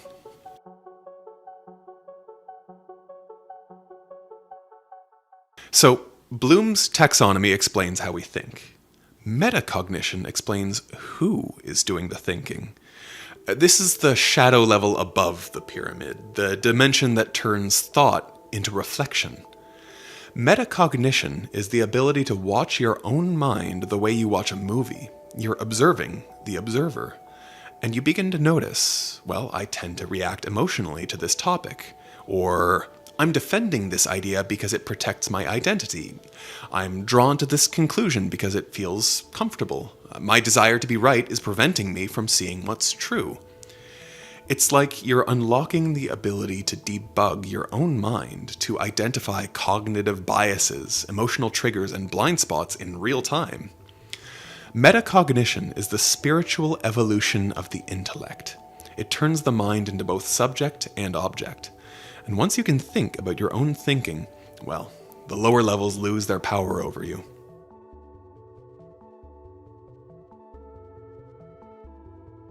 Everything above, analysis, evaluation, creation, metacognition, none of it is innate, it's not genetic, it's not a gift granted to a chosen few, no. It's a skill. And like any skill, it strengthens with use and decays with neglect. So I've said that society is stuck at the bottom, and that's not because people lack the ability to rise through the ranks. I want to reiterate, these people are not stupid. It's just because they don't practice enough to get better. Real thinking feels different. It's slower, it's heavier, deeper, more uncertain, more revealing, and it's sometimes quite painful. But it is also more meaningful than anything happening at the lower levels. Because when you climb the pyramid, you reclaim something humanity has been losing for decades. Agency over your own mind. And you stop being like the echo of myths. You stop being simply a reaction. You stop being a vessel carried by cultural currents. And you begin to navigate the world with conscious intention. You become someone who creates instead of someone who simply consumes. And this is how true thinking works. It is not easy, but it is liberating. Now we turn to the final and most important question. How do we rise? Not just in theory, but in practice.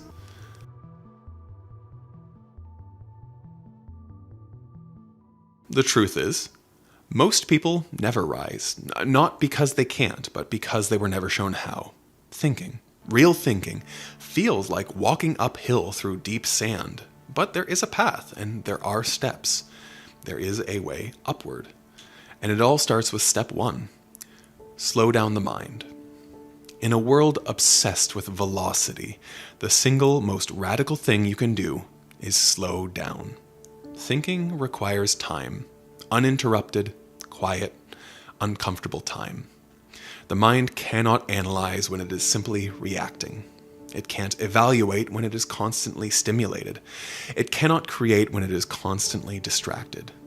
To begin climbing the pyramid, you must reclaim attention as a discipline. Start with the small things. Read something long enough for your mind to wander, and then force it back. Sit with an idea for more than 10 seconds. Resist the urge to jump between apps and tabs. Delay reactions by even a single breath. Because thinking begins where impulsivity ends. When you slow your mind, you create the space necessary for thought to grow. Higher order thinking is not a flash of genius. It's a habit. It requires endurance, not brilliance. Just as physical stamina builds through repeated exertion, mental stamina builds through repeated struggle. To grow it, you must intentionally engage with thoughts that stretch you. Choose books that challenge your worldview. Study ideas that you don't immediately understand.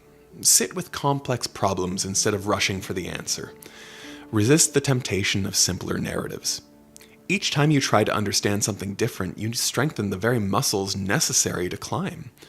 Most people stop thinking when they feel that friction. The climber rises because of the friction. Step 3. Learn to hold multiple possibilities at once. Low-level thinkers crave certainty. One explanation, one narrative, one tribe. But higher cognition begins the moment you realize that multiple truths can coexist and you can hold them in tandem. To analyze effectively, you must learn to hold contradictions without collapsing, compare ideas without choosing sides prematurely, tolerate ambiguity without panic, see the complexity inside simplicity. If level 1 thinking is a straight line, levels 4 through 6 are like a constellation. Your mind becomes capable of holding patterns that intertwine, overlap, and sometimes even conflict. And this is how depth emerges. Step 4. Build intellectual humility. The greatest enemy of thinking is the illusion that you already know enough. True thinkers have a unique trait that imitators lack: a quiet awareness of how little they truly understand.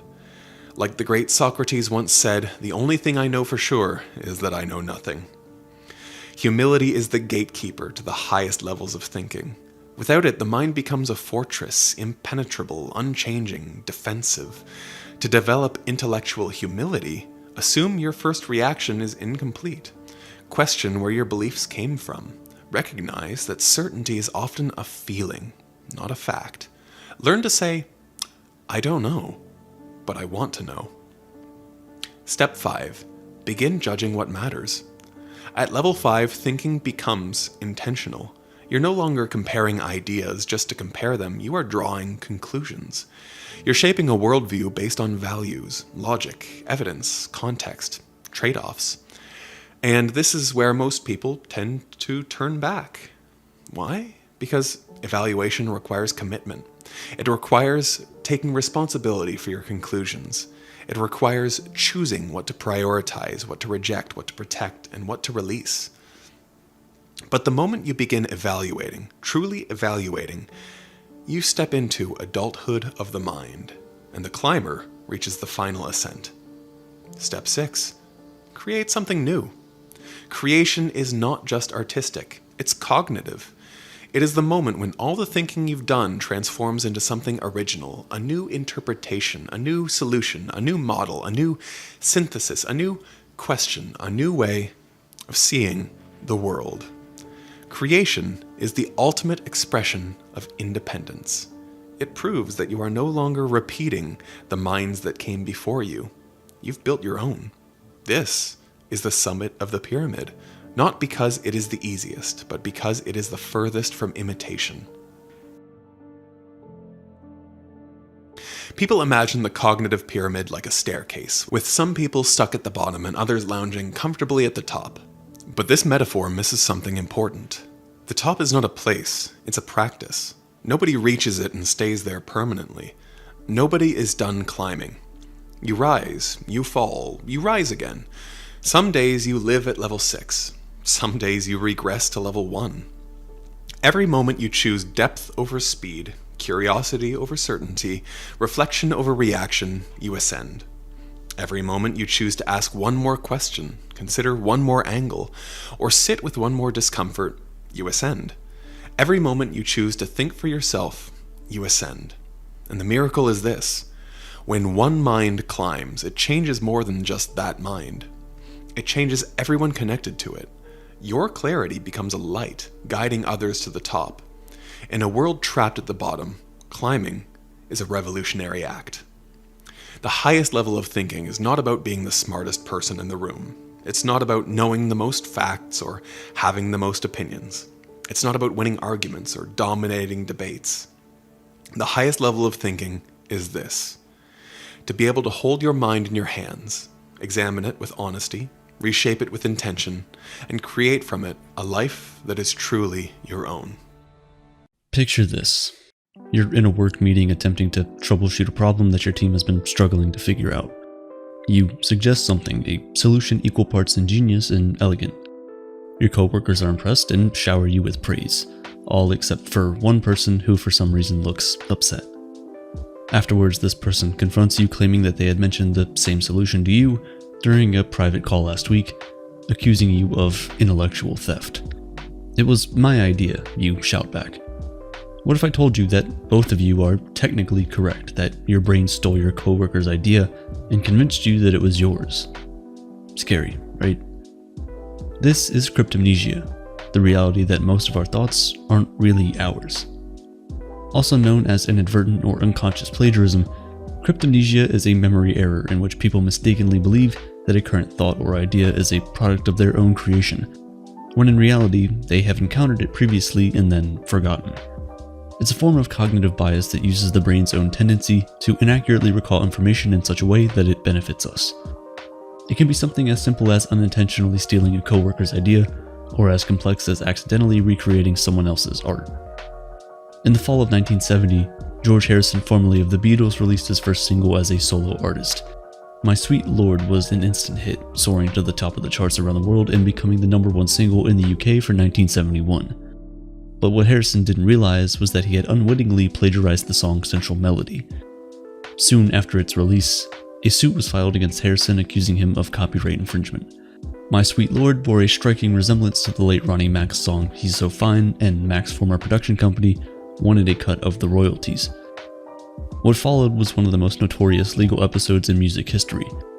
Harrison found himself caught up in court battles for the next 5 years, and litigation related to the case would plague him until the late 90s. During the court proceedings, Harrison admitted to being familiar with the Ronnie Mac track, but said that he hadn't deliberately stolen it. Though the judge overseeing the case affirmed Harrison's claim, he still found the former Beatle guilty of inadvertently copying of what was in his subconscious memory, and ruled in favor of Mac's production company. The case set new legal precedents for future copyright suits and proved an enormous blow to Harrison, personally, who struggled to write new music for some time after the debacle. In his autobiography, he later confessed to having thought, "Why didn't I realize?" when he heard the two songs compared side by side.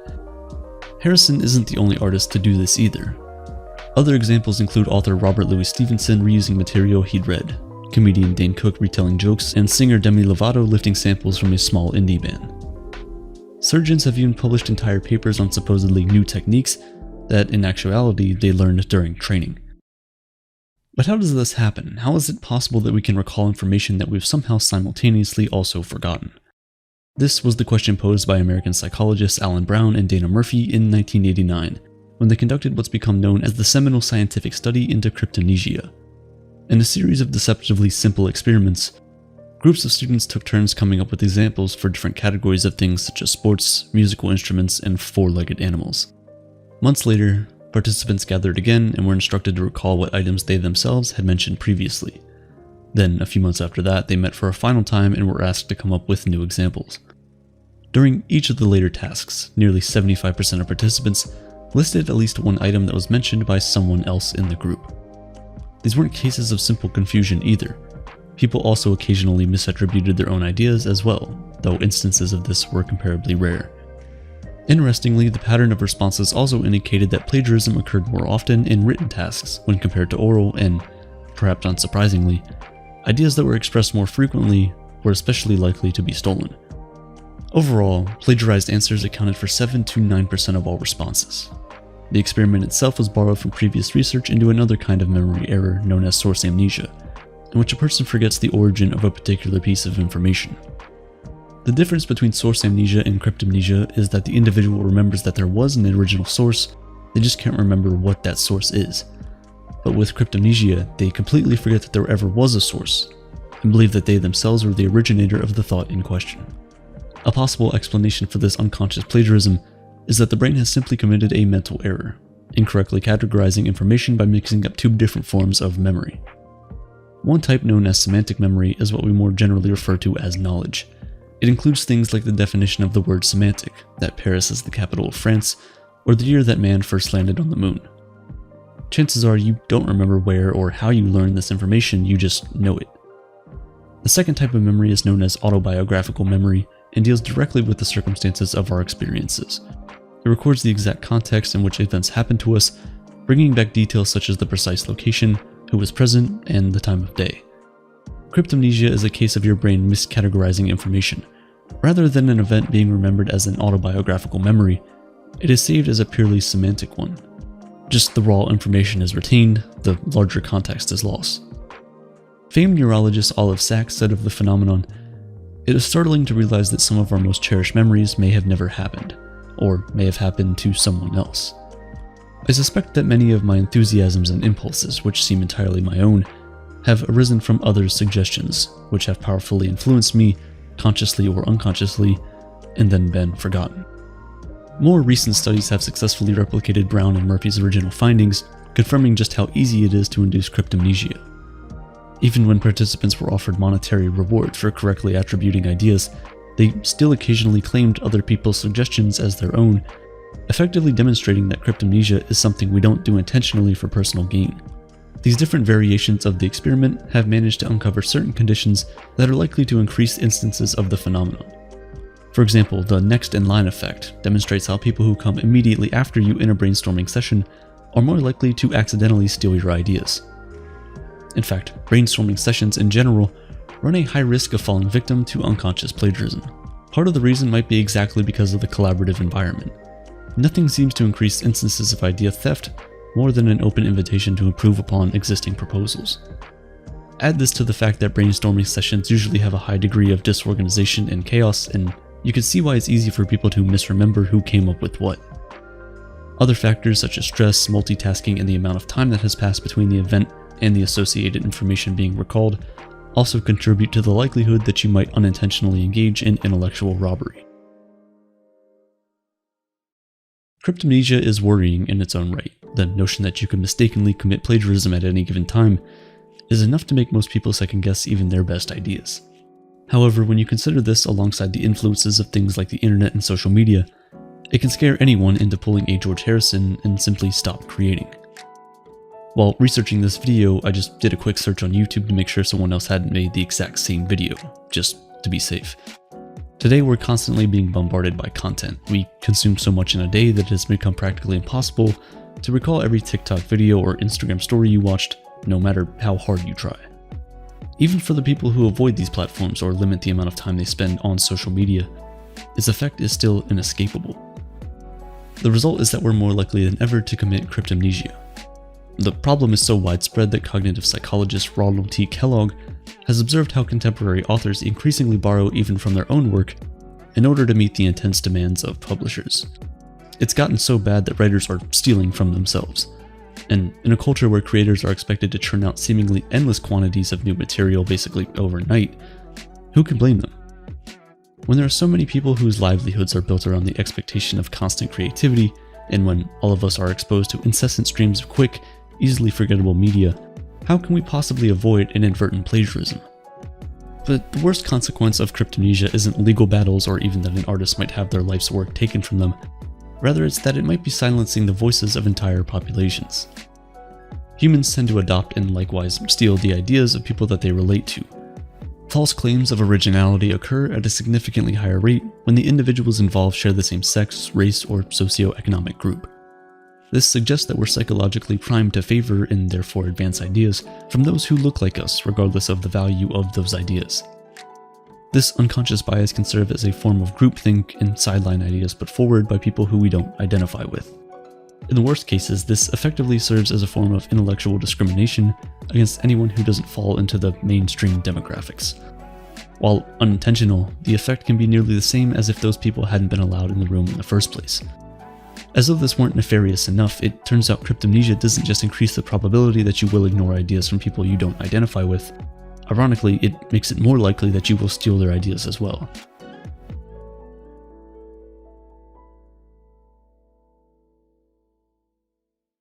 Alongside the experiments of Alan Brown and Dana Murphy, other psychologists investigating cryptomnesia in the 1980s observed a phenomenon that they dubbed social cryptomnesia. In a series of studies, Researchers asked participants about their attitudes towards things like equal rights, environmentalism, and world peace. Most expressed positive opinions of these values, at least initially. But when participants were reminded of the groups who first campaigned for these causes, such as civil rights, green, and anti-war activists, the reported favorability dropped significantly. Despite participants having adopted identical views as these groups, it seemed that they had forgotten their contributions. Not only that, but these groups were seen as radical or deviant, despite their beliefs being essentially the same as the participants. More recently, in 2017, a study was carried out by Swiss researcher Fabrizio Butera investigating the effect of social cryptomnesia in relation to minority groups. In Butera's experiment, groups of women were asked to express their agreement or disagreement with statements on gender equality. Support for issues like equal salary, the right to vote, and freedom to divorce was overwhelming.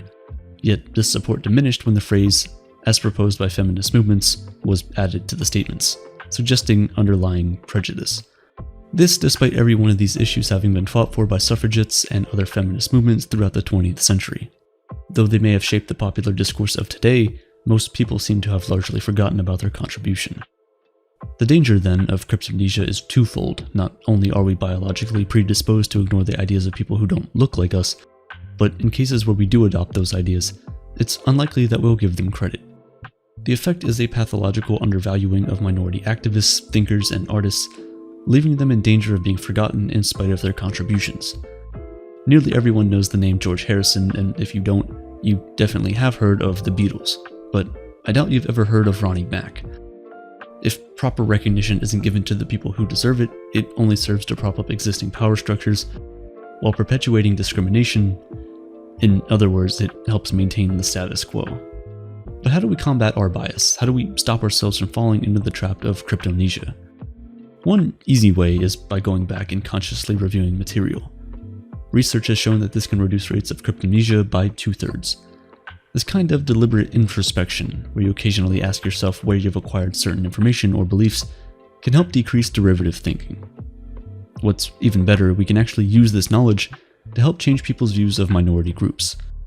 Butera's 2017 study on social cryptomnesia also found that when participants were made aware of the disconnect between their beliefs and their attitudes towards the feminists that first fought for those same beliefs, their opinions of the group improved. We'll never be able to completely eliminate cryptomnesia, but with a bit of mindfulness, we can avoid its worst consequences, and perhaps even use this knowledge to help change people's minds for the better. That is, if we don't forget. After almost 2 years of this mess, I decided I needed a break and wanted to do some traveling. I booked all the tickets, got the paperwork done, and was all set to go. And then I noticed, on the corner of the screen, the plane I was about to fly not once, but twice, was the 737 MAX 8. I'm no aviation expert, but I do read the news from time to time, and I think the MAX 8 crashed. Twice. The route I was flying had no alternatives, and so I kinda had to fly that plane. Of course, I made it to the other side, and here I am talking to you. But up until the moment the plane came to a halt on the tarmac for the second and final time, my heart rate was elevated, and all I could think of was whether I would become the next headline on the news websites for all the wrong reasons. It didn't matter to me that the MAX 8 was only cleared to fly after thorough revisions and independent authorizations from the United States, European Union, and each airline that subsequently chose to fly it, all of which are institutions we would have trusted if we got on another plane. It didn't matter that after being grounded for nearly 2 years, the plane had actually been in the sky for nearly a year before I boarded one. It also didn't occur to me that after landing, to go to the hotel, I casually got onto a taxi, an act that is nearly 100 times more likely to result in my death. This is just one of the ways in which the things we believe completely violate the rules of rational, scientific ways of thinking. You and I hold many such beliefs. We all know this to some extent, and yet when someone sitting across the table displays this very tendency for just the right topics, we can't help but be enraged about how clearly we see the facts, and they don't. Whether it be vaccination, climate change, gun ownership, or any of the heavily debated topics of today, we have all experienced being on one side of the debate or the other, where we desperately try changing someone else's opinion. Almost always, regardless of the nature of the debate, neither party changes their stance. In fact, most people feel a defensive need to double down and be even firmer about the position they already held. The result of all of this is ever-increasing polarization of the overall social and political climate. Take climate change, for example. One could theorize that the more educated a person is, the more likely they are to believe climate change is happening, and humans are largely responsible for it. Here, educated refers to institutional education, so people that have bachelor's and master's should, in theory, find climate change a no-brainer. But studies do not reflect that. Level of education is, in fact, a very poor predictor of whether or not you believe in climate change, or any other issue really. What is a better predictor is how you politically identify, unfortunately. As a matter of fact, generally more educated people tend to have even more polarized views on this issue and others than less educated people. Contrary to what you and I may think, people that don't believe in climate change don't necessarily do so because they're stupid. Far from it. The refusal to believe scientific evidence relies on how bias-driven the human thought process is. Once an initial bias has been developed, it is extremely difficult to change our minds. This has been demonstrated by numerous experiments where scientists presented participants with a made-up study about climate change. Neither party was aware whether the study was made up or not. The participants who already believed in climate change used it as reinforcement of their beliefs, and those that did not simply dismissed the study as bogus. Fake studies that argue against climate change have the same effect. People who already believe in climate change dismiss it with ease, and those who don't, embrace it. Presented with a new fact, both groups essentially become more polarized than they initially were. The more you feed into it, the worse it gets. Another experiment conducted in 2005 revealed what is known as choice blindness. Participants were shown two photos, one of which they had to pick as the more attractive one. They were then asked to argue what about the photo led them to their decision. After their choices, the researchers went on to secretly switch the photo with the option they had not chosen. Some participants recognized this switch, of course, but most did not, and they remarkably went ahead and actually justified the choice they didn't even make. This just goes to show that once the initial choice was made through gut feeling, emotion, or some other impulse, all the participants really cared about was convincing themselves that they had made the most rational decision. It reiterates that our positions often have very little to do with evidence. Then, what do they have to do with? And why do we end up defending them? Well, it has to do with our evolutionary desire to belong. Straying away from the herd does not do your chances of survival in the wild any good. Sure, you want to discover which new fruit you can eat or what new place you can find food in. But this curiosity must not overwhelm the need for survival. And even if we don't run the risk of being eaten in modern times, that tendency has very much remained in place. While curiosity and the search for truth often excites us, the need to belong to whatever group we find ourselves in seems to overwhelm all else. Today, when you see relatives arguing about politics over Thanksgiving dinner, what they are really doing is just signaling to everyone else what group or political ideology they belong to and how proud they are about it. Another reason why people tend to defend these, often ill-informed opinions, is because of how much they think they know about these topics. Known as illusion of explanatory depth, it's a mistake we are all guilty of having made. It's so easy to start a discussion with a friend and veer off into some deep uncharted territory, but carry on and make up things as you go along as so not to seem uninformed. Despite better access to information, it's especially prevalent in today's age where tweets are cheap, but thoughts are not. In an interesting 2014 experiment to illustrate this tendency, participants were asked about their recommendations about military intervention by the United States in Crimea. They were also asked to point out Ukraine on a map. The median guess as to where Ukraine was off by nearly 1,800 miles, and the farther off a participant was, the more likely they were to recommend military intervention. The researchers, Sloman and Fernbach, essentially summed up this result by the following quote: "As a rule, strong feelings about issues do not emerge from deep understanding." These examples should make it clear that the conspiracy theorists that people love to bash on may actually not be that far ideologically from the rest of us as we may think. Their reflexive need to belong is just as strong, if not stronger, than the rest of us. The only difference, perhaps, is the initial set of assumptions. In fact, conspiracy theories are often initiated on factual grounds. It's only later that they tend to diverge into unrealistic and unfounded realms.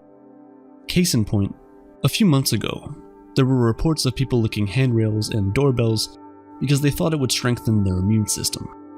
Before I say anything else, I just want to say, please don't lick handrails or doorbells. Now, the idea that these people have in mind is that your body reacts to some stress by building itself back better and stronger. This is a totally scientifically sound idea, and it's called hormesis. In fact, a hormetic response takes place in your body every time you eat broccoli. Where these people are wrong, however, is that hormesis doesn't just respond to any stress. It has to be very mild. While exposure to germs in small doses does induce a hormetic response, the surface of a doorbell has far too much bacteria to be even remotely safe. For reference, the surface of a mobile phone is more contaminated than that of a toilet seat, and your phone is only used by you. Imagine a surface that is touched all day, every day, by multiple people. Then there are caveats to how information is created in our world that doesn't lend itself to confidence for everyone. For example, the scientific method often relies on the idea of uncertainty, and that is something human beings are not confident with. All uncertainties are not equal, of course, but even the slightest shred of doubt is sufficient in convincing critics of a piece of evidence why they were right all along. Why pay attention to these unsure scientists when you can just listen to confident Uncle Tom? This is, unfortunately, an aspect that was taken advantage of by the lobbyists of smoking companies when the public wasn't sure about its harms, and now by people that don't believe climate change is either happening or being caused by humans. Anything less than total, absolute consensus in their minds is just not insufficient, but incriminating evidence that they have been lied to this whole time. But insistence on the need to have uncertainty is perhaps the greatest gift from the scientific method. After all, it quantifies, as best we can, how far we are from the actual truth, and what we might need to get there. So how do we try and change someone's mind when we think they are wrong? Well, we can first start by assessing our proposition. We should only propose changes that are relatively minor in comparison to the position the person already holds. It can help to think of ideological scales. For example, on a scale of 1 to 10, if a person believes an idea that is a 7, and our ultimate goal is to convince the person of a position that is a 2, we are better off by proposing a 5 first. Of course, over time we can expose them to other ideas, but we ought to start gently. This is because a drastic ideological shift is not very realistic, and is more likely to encourage polarization. Before you tell them that they're wrong, tell them they're right. People usually come at an argument from a certain angle. If we are able to recognize that angle instead of arbitrarily laying out facts, and we allow others to discover, as opposed to being embarrassed by our argument from their own point of view, we stand a better chance of changing their minds. Another method to have a fruitful and informative discussion is to have an aggressive moderator. Now, of course, having a moderator in any kind of unofficial debate is not very routine, but it might as well keep your family together. Hear me out. Generally, the antagonism between two debaters who are arguing on a hot topic is because they feel as though they belong to different groups, as we've said earlier. Now, if you introduce a moderator, and an aggressive one at that, the focus quickly shifts from needing to defend each other from themselves to defending each other from the moderator. This can have a unifying effect that forces the debaters to see more reason in their opponent's arguments. Another mistake people make when arguing for or against a government position is to forget that the person who is arguing is not the government or even a representative of it. If, say, you are debating the policies of Brazilian foreign policy with a citizen of Brazil, chances are the person you are talking to had no hand in formulating the policy, whether or not they voted for the government that did. Also likely is that they actually know very little about the policy and are defending it for the same old reason, to feel like they belong. In this instance, it is far too easy to attribute bad faith to the person in front of you. but it is important to remind yourself that they are probably as clueless as you are, and, in reality, you're arguing for no point. As much as we would like to believe, facts don't change minds. We have more access to information than ever before, and yet we are also more polarized than ever. In this seemingly irreparable climate, it's important to recognize why people believe the things they do, and how we are never too far from having believed them too. We can always be kinder in our effort to understand the people across the table. Only then do we stand a chance to bridge our ideological gaps. After all, facts don't change minds. People do.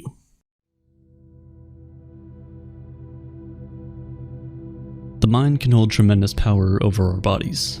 People walking over burning coal with no sign of pain. Seemingly average people achieving feats of superhuman strength. Or even just the everyday person overcoming tremendous adversity.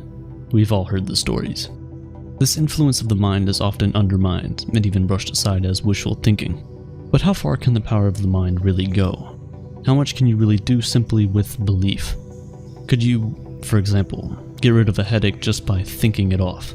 Could you get fitter by just believing you exercised?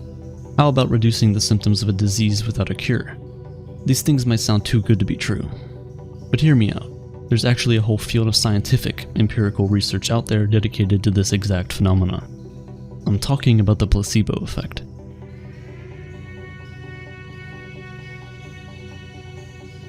It's generally understood as an effect where your mind tricks you into believing that a not-so-real treatment has real therapeutic results. People seem to experience a benefit after taking a look-alike pill or drug that has no active ingredients in it. Sometimes, the placebo effect can be induced by words alone. All this should have no medical effect on the patient, and yet, it does. There are different kinds of placebos too. Pills, drinks, injections. Interestingly, some of these placebos are more effective than others, but I'll get to that later. In most cases, people receiving placebos believe they're getting a real medical treatment. For example, in a clinical trial for COVID-19 prevention, a medical team chose a vitamin C supplement as the placebo. It was chosen as such because there's a widely held view that vitamin C supplements help prevent the common cold and diseases like COVID-19, even though there's almost no evidence to prove that that's really the case. In this instance, the general perception was enough to essentially hide the pills as placebos, whilst the rest of the medicines were actual treatments. Remarkably, however, in certain scenarios, placebos tend to work even when the patients receiving them know that it's only a sugar pill. Regardless, for the majority of the history of the placebo effect, deception has played a key role. In fact, the name placebo originates from the term placebo singers, people who, according to French custom, would show up at funerals. They almost never had anything to do with the deceased, and would only show up for a share of the funeral food and drinks. Funeral crashers, if you will. And they wouldn't just show up. They would express great sadness and despair at the loss of the deceased, to complete the act. This fake act to please is what the term placebo stood for a long, long time, before finally being introduced in the medical vernacular. The placebo effect is now common in the gold standard of rigorous medicinal practices. So how did this act of deception make its way to medical practice? Well, as with all good inventions, it started off with doubt. In the 1770s, John Haygarth, a British physician, was curious about the efficacy of Perkins rods. These were pointy metal rods that were supposed to draw out rheumatic fever and gout. Other than being absolute crap, this treatment was also expensive. Funny enough, Haygarth's doubt seemed to have been born out of a suspicion for the price rather than the ridiculousness of the procedure, which, to be fair, wasn't all that ridiculous back in those days anyway. But regardless, it was still enough for him to contest that similar results could be achieved using much cheaper rods. To prove his point, he used wooden rods instead of metal ones, and reported that 4 out of the 5 patients saw improvements. And thus, the placebo effect was formally observed for the first time. From there, scientists wondered what could have caused such a medicine-like effect in fake lookalikes, which shed light on the mechanisms of the body that the placebo effect relies upon. Here, the most prominent theory seems to be the idea that there is, and always has been, a correlation in the minds of patients about medical care and its results. Known for research into the placebo effect, Irving Kirsch attributes the placebo effect to self-fulfilling effects of the response expectancies. Pretty much, we expect medical care to do its job. You might wonder how true it is today, considering there is so much skepticism in certain healthcare practices. A patient cured is a customer lost. You've probably heard the quote before. Yet, for some reason, the expectation remains that if you're prescribed something by someone who is supposed to know what they're talking about, it's probably going to work. You and I are all conditioned to believe that when people take a pill, they want to get better. This association has seemingly more to do with the act of pill taking, or any medical intervention, rather than the contents of it. Besides, there is a case to be made that a caring physician can go a long way to relieve us of pain. Maybe not medical pain, but psychological pain.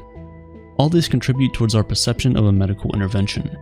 We don't necessarily see a pill as just a standalone chemical compound that we're supposed to swallow, but rather along with all the information about who gets it, how well it works, who prescribes it, and so on. Besides, the effect tends to vary depending on the nature of the intervention. For example, an injection is perceived to be more invasive than a pill, and, therefore, tends to induce a stronger placebo effect. And thus arises a new concern. If the simple act of taking a pill can benefit the user by relieving their pain, what reason is there to develop a medically active drug like a painkiller in the first place? Besides, a lot of these painkillers, like other medications, tend to carry a ton of possible side effects, and the potential for dependency and even drug abuse. Well, that's where the randomized double-blind placebo trial comes in. During the course of such a trial, a patient can be administered with either a medically active drug, the drug that's being tested, or a placebo, usually a sugar pill. And then both of these groups are compared to a group that does nothing. No pills, no drugs, no placebos. Neither patient nor researcher knows who gets what. It's completely randomized and blinded. This is done to control two things. 1. The possibility of getting unfair care from the medical professionals based on the knowledge of knowing who is getting the actual medication. And 2. Controlling the results to be based solely on the act of medical intervention taken. For example, giving them a pill, rather than the contents of the medicine itself. Only if a medicine is able to perform against a placebo in such a trial in a statistically significant manner is it even able to be considered for approval. Well, that certainly makes sense. You're testing a medicine against possible issues to be as certain as possible about its effectiveness, right? But these sort of tests are usually run when there's a certain ailment to cure in the first place. So, that means a part of the testing demographic is being withheld from a medicine that could potentially help them. As you can see, there's an ethical concern here. To go back to the example of the COVID-19 trial, imagine being promised by a group of researchers that they are working with promising medication that could reduce your chances of contracting the virus. But, lo and behold, a part of those subjects were given no such medication while being lied to, legal aspects aside. Obviously, you and I know that it's done for the greater good. Researchers generally take layers of precautions to prevent any serious damage, and as more evidence emerges, the know-nothing anxiety about the virus is now turning into just general caution. But still, how would you have felt if you were one of the people who were given the placebo?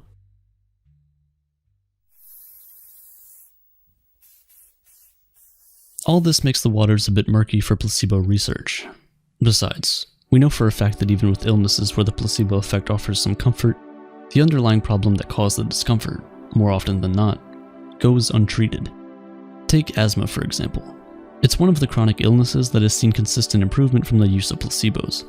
Some patients were put on trial with an inhaler with a drug called albuterol, designed to open airways. Others were put on an inhaler with a placebo, and others were given no intervention at all. At this point, you should not be surprised to find that the patients who were on the placebo self-reported a much higher level of comfort than those who were put on nothing.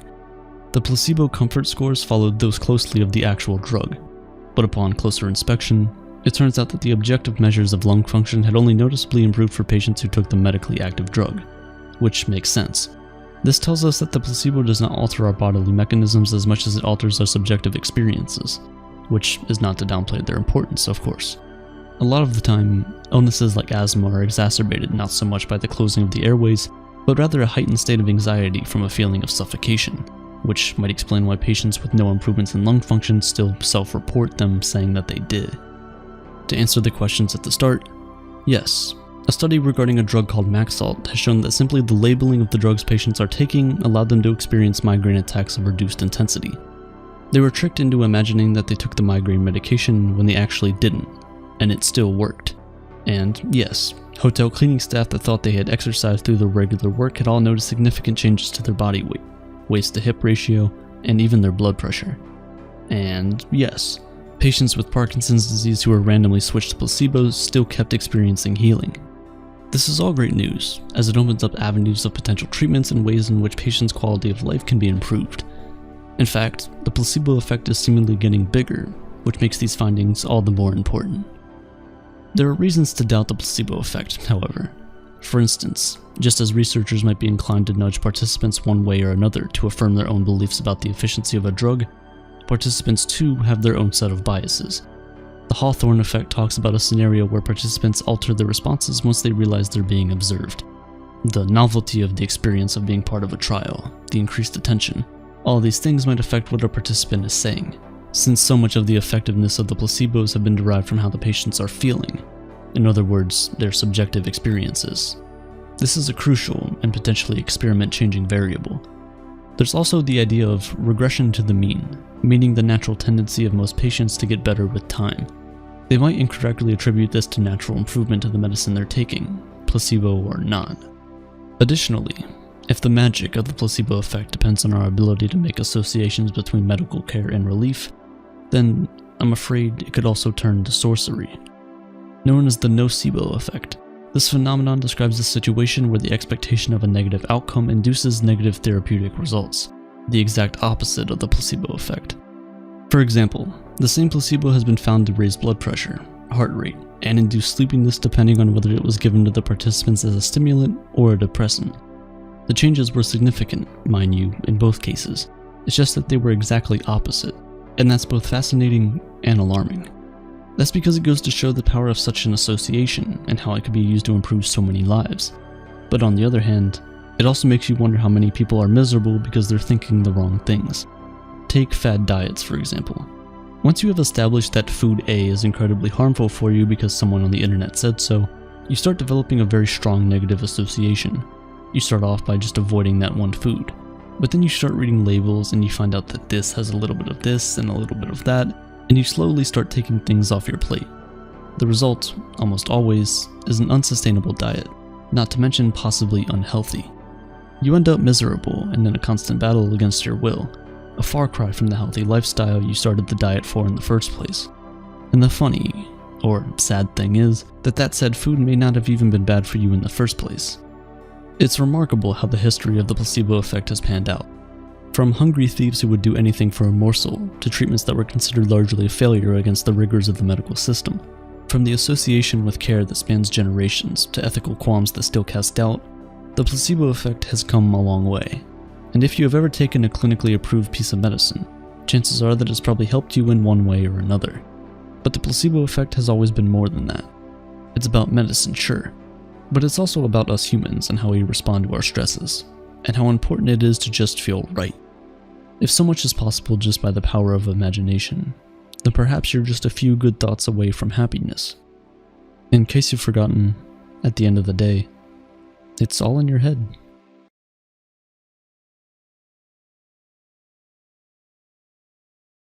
We've all experienced it. You're sitting around at the table for a family dinner. Across the table from you is that cousin you haven't seen since the last family get-together. In the most confident fashion, he opens his mouth and starts talking passionately on a subject he clearly knows very little about. You look down at your phone, and in one quick Google search, you find out everything he's saying is completely wrong. But he doesn't seem to know it. Everyone else at the table doesn't seem to know it either. His confidence is so strong and unwavering that you start to wonder, does this guy know how wrong he really is? This is the Dunning-Kruger effect. People who know very little about a subject tend to overestimate how much they know because they just don't know how much they don't know. As a result, the people who are most confident in their ability are not usually the ones who should be.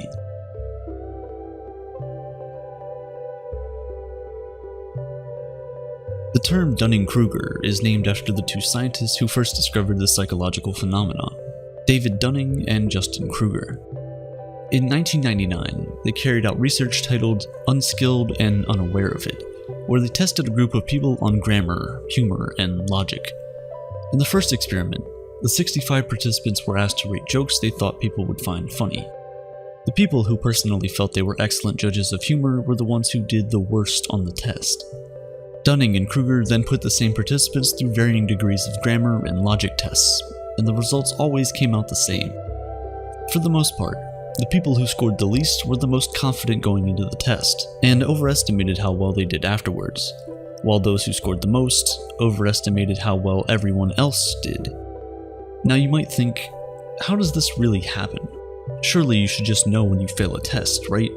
You have that gut feeling, and after all, you're the one who wrote it yourself. But that only happens when you know nothing about the subject at all.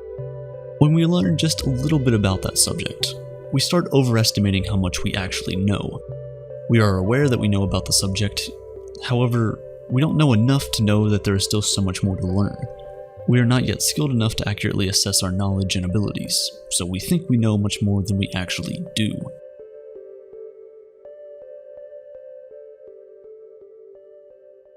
Imagine you're given a test about the culture of extraterrestrial life. You just watched a 30-minute YouTube documentary, and you're feeling pretty good about your knowledge of things that haven't been proven to exist. But apart from this documentary, you haven't done any other research about extraterrestrial life. You haven't been to space, and you certainly don't have any alien friends. You're handed the test, and in it, you're asked to answer 20 questions about life as an extraterrestrial. I know what you're thinking. You're not entirely ignorant. You just watched a 30-minute documentary about aliens, so you'll certainly ace this test, or at least do better than the average. Right? Well, that is the Dunning-Kruger effect at work, because the truth is, just one documentary is not nearly enough. You've only just discovered the tip of the iceberg, but because you don't know how big the ice under the water is, you'll keep living in the illusion that you've explored all of it. And we see this every day. From your cousin sitting across the room to that one coworker that gets really annoyed when someone else gets the promotion they feel they so desperately deserve. Performance reports at work give us an unbiased view on how well we've done. However, when people who truly don't know all that much get these results, they aren't satisfied with it. Because in their minds, they've done a lot better than what the report says, so they make up excuses like, the boss didn't like me, or look down on the coworker that got the promotion over them. Not stopping for once to think that maybe they still have a lot to learn. All the engineers in a company were once asked to rate their work and determine how well they were doing compared to the rest of their colleagues. 42% of the engineers believed that they were among the top 5% in the company. In another scenario, professors were asked whether they did average, below average, or above average work. 94% of all the professors in the survey believed that they do above average work, a figure that defies mathematical plausibility. You would think that professors who are always grading people would be able to come up with a more accurate self-assessment. But the reality is, we are all victims of the Dunning-Kruger effect, both as professor and student. Some scientists argue that the Dunning-Kruger effect might not be because of poor self-assessment, but rather just the poor performers wanting to paint a fluffed-up report of their performance. And while you can get where this argument is coming from, it doesn't make sense, because there are a lot of places where we observe the Dunning-Kruger effect even when there's no reason for the person to want to look good. The truth is, we can't give an accurate judgment of skills we know only very little about, because we simply don't know what is good and what is not. We haven't seen both ends of the spectrum.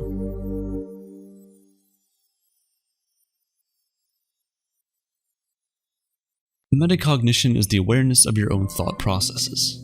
It's being able to plan, monitor, and access your own performance and understanding.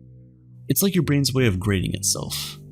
In their research, Dunning and Kruger discovered that the less people know about a subject, the lesser their metacognitive ability around that subject.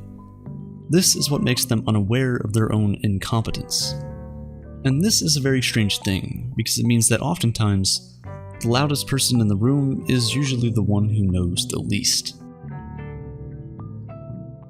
Bertrand Russell said this in 1951, and it still rings true today, even now more than ever.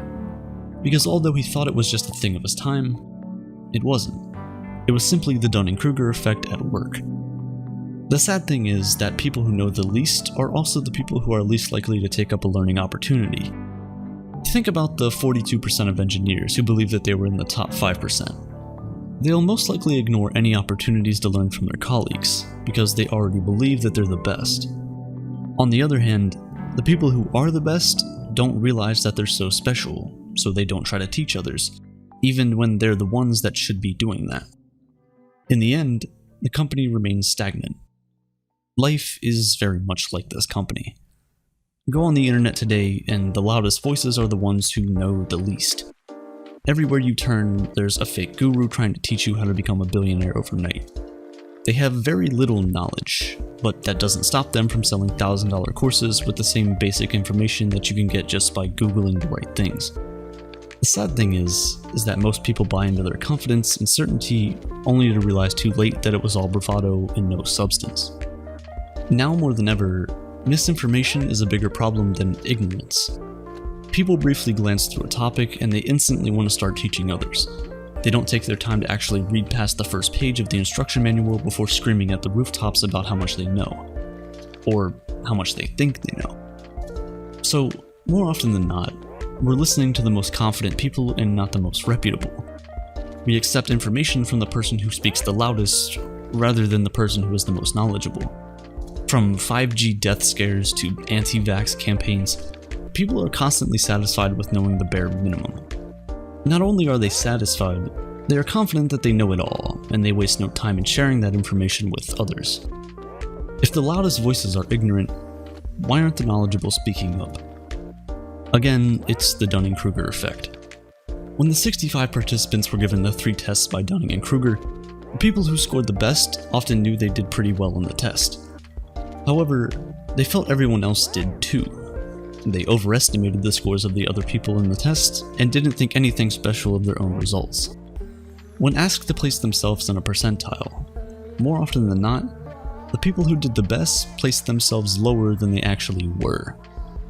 Because of this, the people who have any imagination and understanding are filled with doubt and indecision. The people who are most knowledgeable don't realize that they are, so they find it difficult to speak up. It's easy for us to think that because something comes so easily and naturally to us, it does to others as well. It's easy to think that we're not special and that everyone can do as well as we've done. But in reality, that's not true. In fact, if you think your work is not good enough, then it's already probably better than most. Because unlike the people at the bottom of the percentile, you know what you don't know, so you are more willing to improve.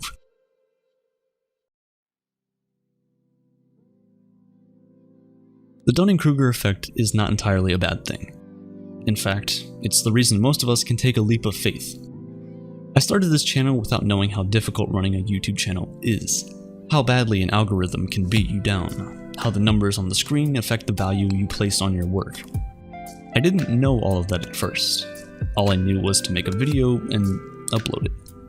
I feel like if I had known how difficult it would be in the long run, I might have never even started.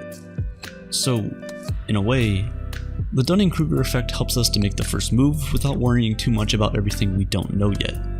It gives us the confidence to start.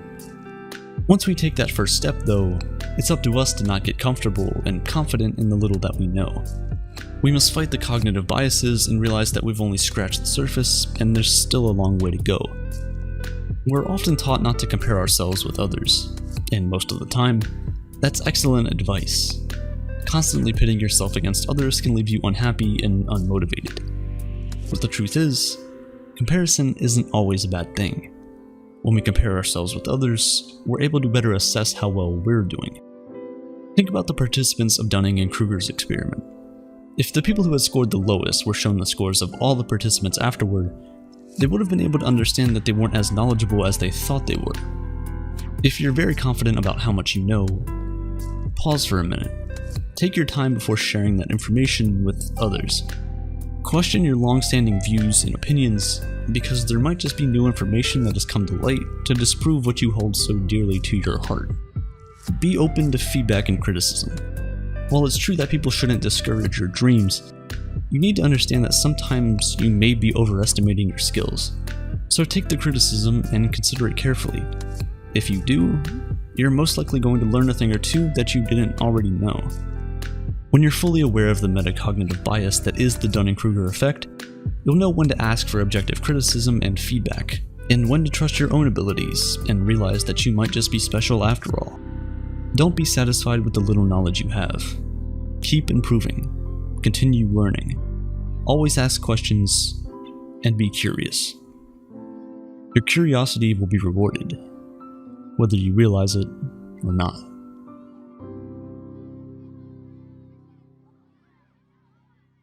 Manipulation is everywhere. The social influence aimed at changing the behavior or belief of a person through emotional coercion, emotional manipulation, has always been prevalent in human interaction. It's in all of our relationships. Companies use it on us to make us buy certain products or feel a certain way, and even influencers use it to make sure they keep their followers. Pretty often, we're made to do things we don't want to do by people we hold in high esteem, without realizing that we're being manipulated by them. Nigerian writer Chimamanda Ngozi Adichie once said, "Show people as one thing and only one thing over and over again, and that's what they become." This stereotyping is a form of gaslighting. It's intentionally accusing someone of being a negative stereotype, whatever that may be. A few years ago, Facebook worked in partnership with the University of California to perform an experiment. In this experiment, Facebook purposefully altered the feeds of around 689,000 users, such that some only saw positive stories on their wall, while others only saw negative stories. After about a week of doing this, when these users posted their own updates, most of the time, they had been influenced by the emotions that flooded their wall. People who were fed more negative posts, in turn, put out more negative posts, while those who received a swell of positive posts used more positive language when making their own posts. This rather controversial experiment just shows how easily our emotions can be manipulated, even in very subtle ways.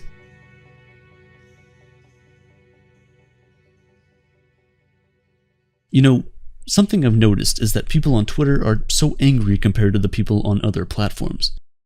Well, maybe this is because negative topics are more triggering, and so they spark more debate than positive topics.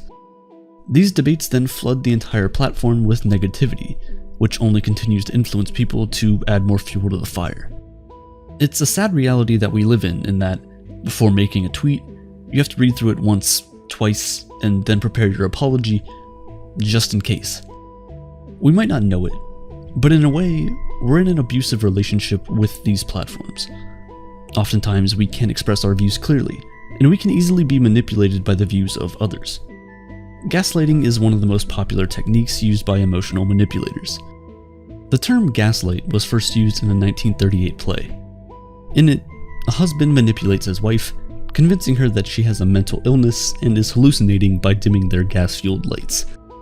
Today, the term gaslighting more widely refers to a form of psychological abuse, where the victim is made to seem crazy.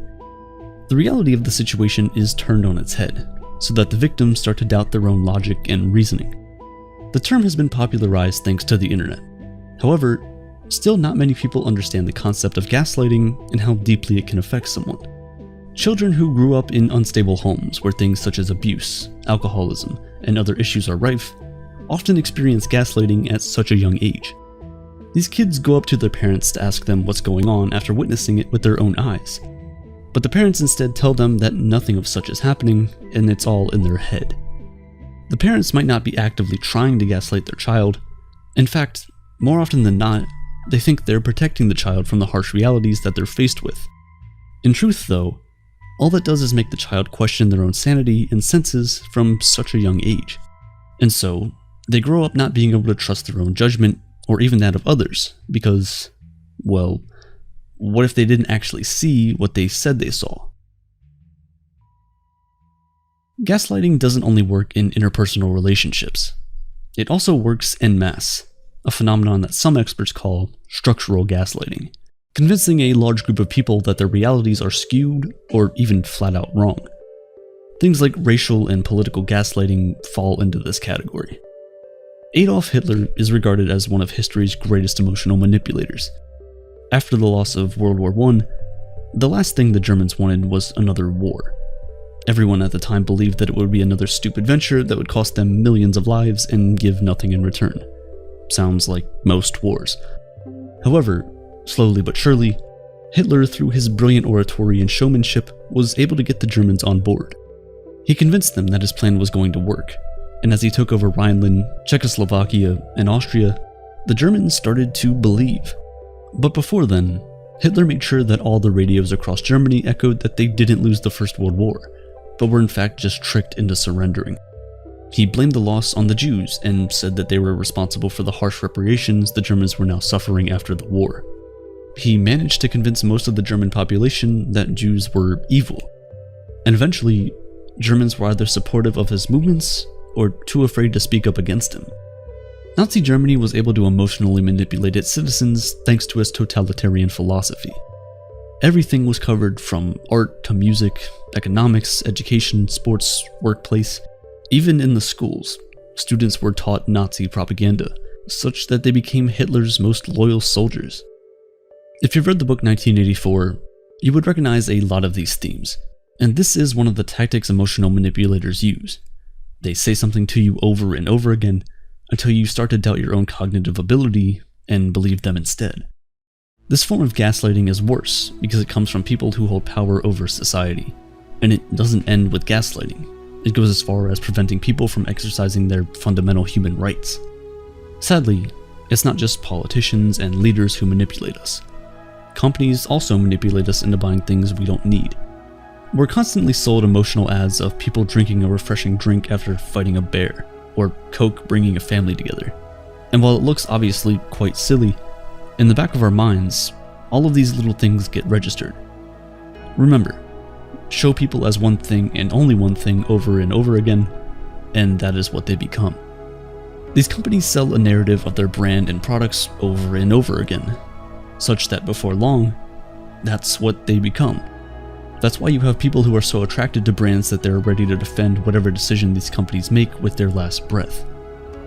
Although gaslighting is the most widely known emotional manipulation tactic, it's not the only one. Emotional manipulators would often say things like, "If you loved me, you would do this," trying to guilt trip you into doing things that you would otherwise not do. We see this most often in romantic relationships, where one party is trying to get something from the other that they're just not comfortable with, or in parent and child relationships, where the parent is trying to convince their child to go out of their way to do something for them. You'll hear stupid things like, "Well, if I didn't give birth to you, you wouldn't be able to make a living, would you?" Or, "I worked hard throughout your childhood to take care of you, so I deserve to be spoiled," even when the child, young or old, might not be in the best financial position. In a similar vein, emotional manipulators often use responsibility as a manipulation tactic.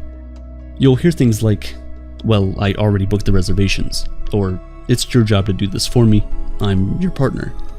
They try to trigger feelings of responsibility that would make it harder for you to say no to their request. When all of these don't work, emotional manipulators would resort to the most bare-bones tactics like lying, targeting your insecurities, and straight up threatening you with bodily harm to get you to do their bidding. If at this point in the video, you may have started to consider your relationship with someone, then there's a chance you could be in a manipulative relationship with said person. Do you feel like you're in a partnership with this person, or do you feel like you're walking on eggshells? Are both of you committing your fair share to making the friendship or relationship work, or do you feel like you're the only one putting in the effort? How often do they say, "I was wrong, I'm sorry"? Would they instead threaten you to leave if you point out their wrongdoing? These are just a few of the signs to look out for that will help you figure out if you're in a relationship, or if you're just getting the shorter end of the stick. No matter how much that person tries to convince you, emotional manipulation is not a form of love.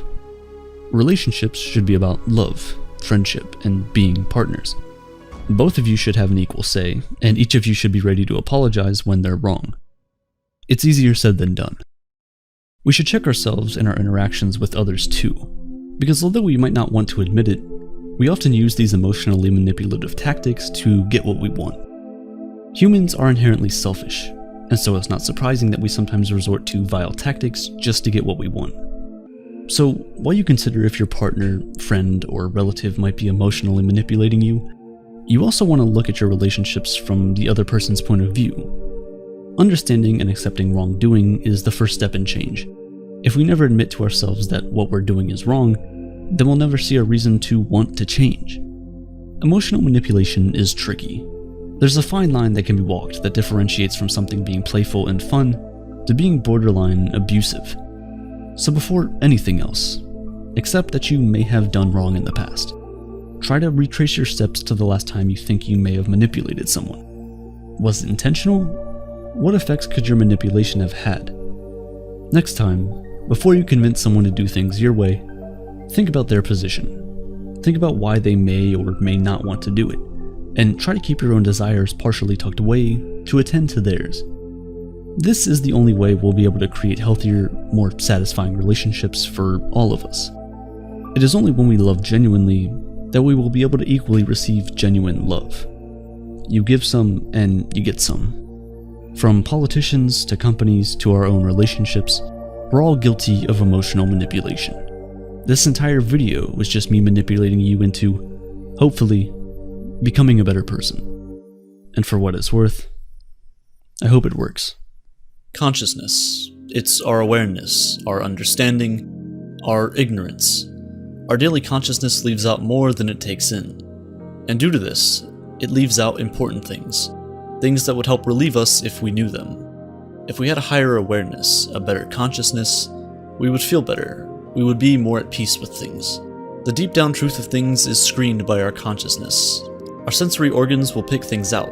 Our eyes can only see certain things, our ears can only hear certain things. We have to create instruments and other tools to see things we as humans cannot, to expand our understanding and thus our ego, or consciousness. Humans evolved and became the dominant species on Earth by a long shot. It's due to our innate ability to network with each other. If humanity was wiped out and restarted, like loading an old save file, communities would still form. Structures within society are inevitable due to the variety of brains. Some are good at critical thinking, others are more artistic. However, we are all wired with some innate features. Just as humans form societies that evolve, other creatures do as well. But we're different. We are customizable characters, basically. We can kind of mold ourselves into whatever kind of person we want to be. We can't know for certain that animals or any other life on Earth is conscious or can even function in the same way that we do. Let's put it this way. I know that I have my own thoughts and feelings and emotions, but how can I know for certain that you or anyone else does? There's no way I can go to your head and see things 100% from your perspective. I can't know what you're thinking, or if you can even think in the first place. To truly understand the universe, to understand and actually experience life, you have to give yourself up. There's no point in sustaining bliss, and being permanently at an all-time high. The life you're living is what you have put yourself into, what ego you've formed, only you don't want to admit it. You want to believe it happened to you. Day to day, you play non-bliss in order to be able to experience bliss. You put yourself into bad situations. You let in the negative experiences in life just to feel some kind of satisfaction when it goes the other way. Self implies other. White implies black. Death implies life. You can feel your existence as fundamental, not as an accident. One thing we do know about the mind, however, is that just like the body needs regular checkup to maintain optimal health, the mind does as well. The best way to get this checkup is through a credentialed therapist. I know therapy can be difficult to access for most people, but not anymore, thanks to the paid partner of today's episode, BetterHelp. Whether you've gone through a difficult time in your life or you just want to have regular mental health checkups to make sure your mind is in peak condition, I can't recommend therapy enough. There was a time where I really struggled with imposter syndrome making videos on this channel. Spending time with my therapist allowed me to fully understand why I was feeling that and how to overcome it. Today I'm in a much better place mentally and more confident in my abilities. BetterHelp's mission is to make therapy accessible to everyone. All you have to do is answer a few questions, and usually in as little as a few days, you'll get assigned a professional credentialed therapist. If you don't like the therapist you were assigned for any reason, BetterHelp makes it super easy to switch to a new one, completely free, so you can make sure you have the best connection possible with your therapist. It's super important to feel comfortable, and you can make sure you're extra comfortable by having your sessions through phone call, video chat, or messaging, whatever feels best for you. With BetterHelp, getting started with therapy is now super easy. Just click the link in the description down below and go to betterhelp.com/aperture or choose Aperture to get 10% off your first month and connect with the right therapist for you. Back to our story. At the basic level, at the lowest level imaginable, you are the fundamentals of existence. The same thing that makes you is the same thing that makes up everything else. If you can step back from what you believe, if you can step back from what your sensory organs have turned you into, you start to see things for what they actually are. Do you define yourself as a victim of the world, or as the world? Love is only possible due to the lack of self. You give up all your secrets, the walls you've built to keep people at an arm's distance slowly lower, one by one, until you're a completely open book, until all your pages have been read. and the rest of the pages are blank, waiting to be filled with this newfound love. In basketball, or soccer, or football, you're constantly giving the ball to someone else. The point of the game is to have the ball in your hand for the least amount of time, to constantly be passing it to someone else, to shoot it, to get it out of your hands.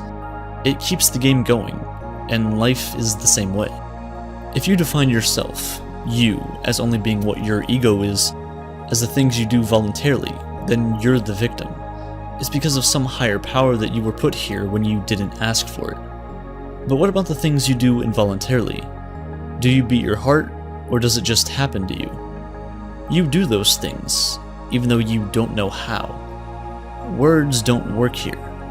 As Alan Watts said, everyone is fundamentally the alternate reality. Not God in a traditional sense, but God in the sense of being the self, the deep down basic whatever there is. And you're all of that, only you're pretending you're not. A mind that can ask, who am I?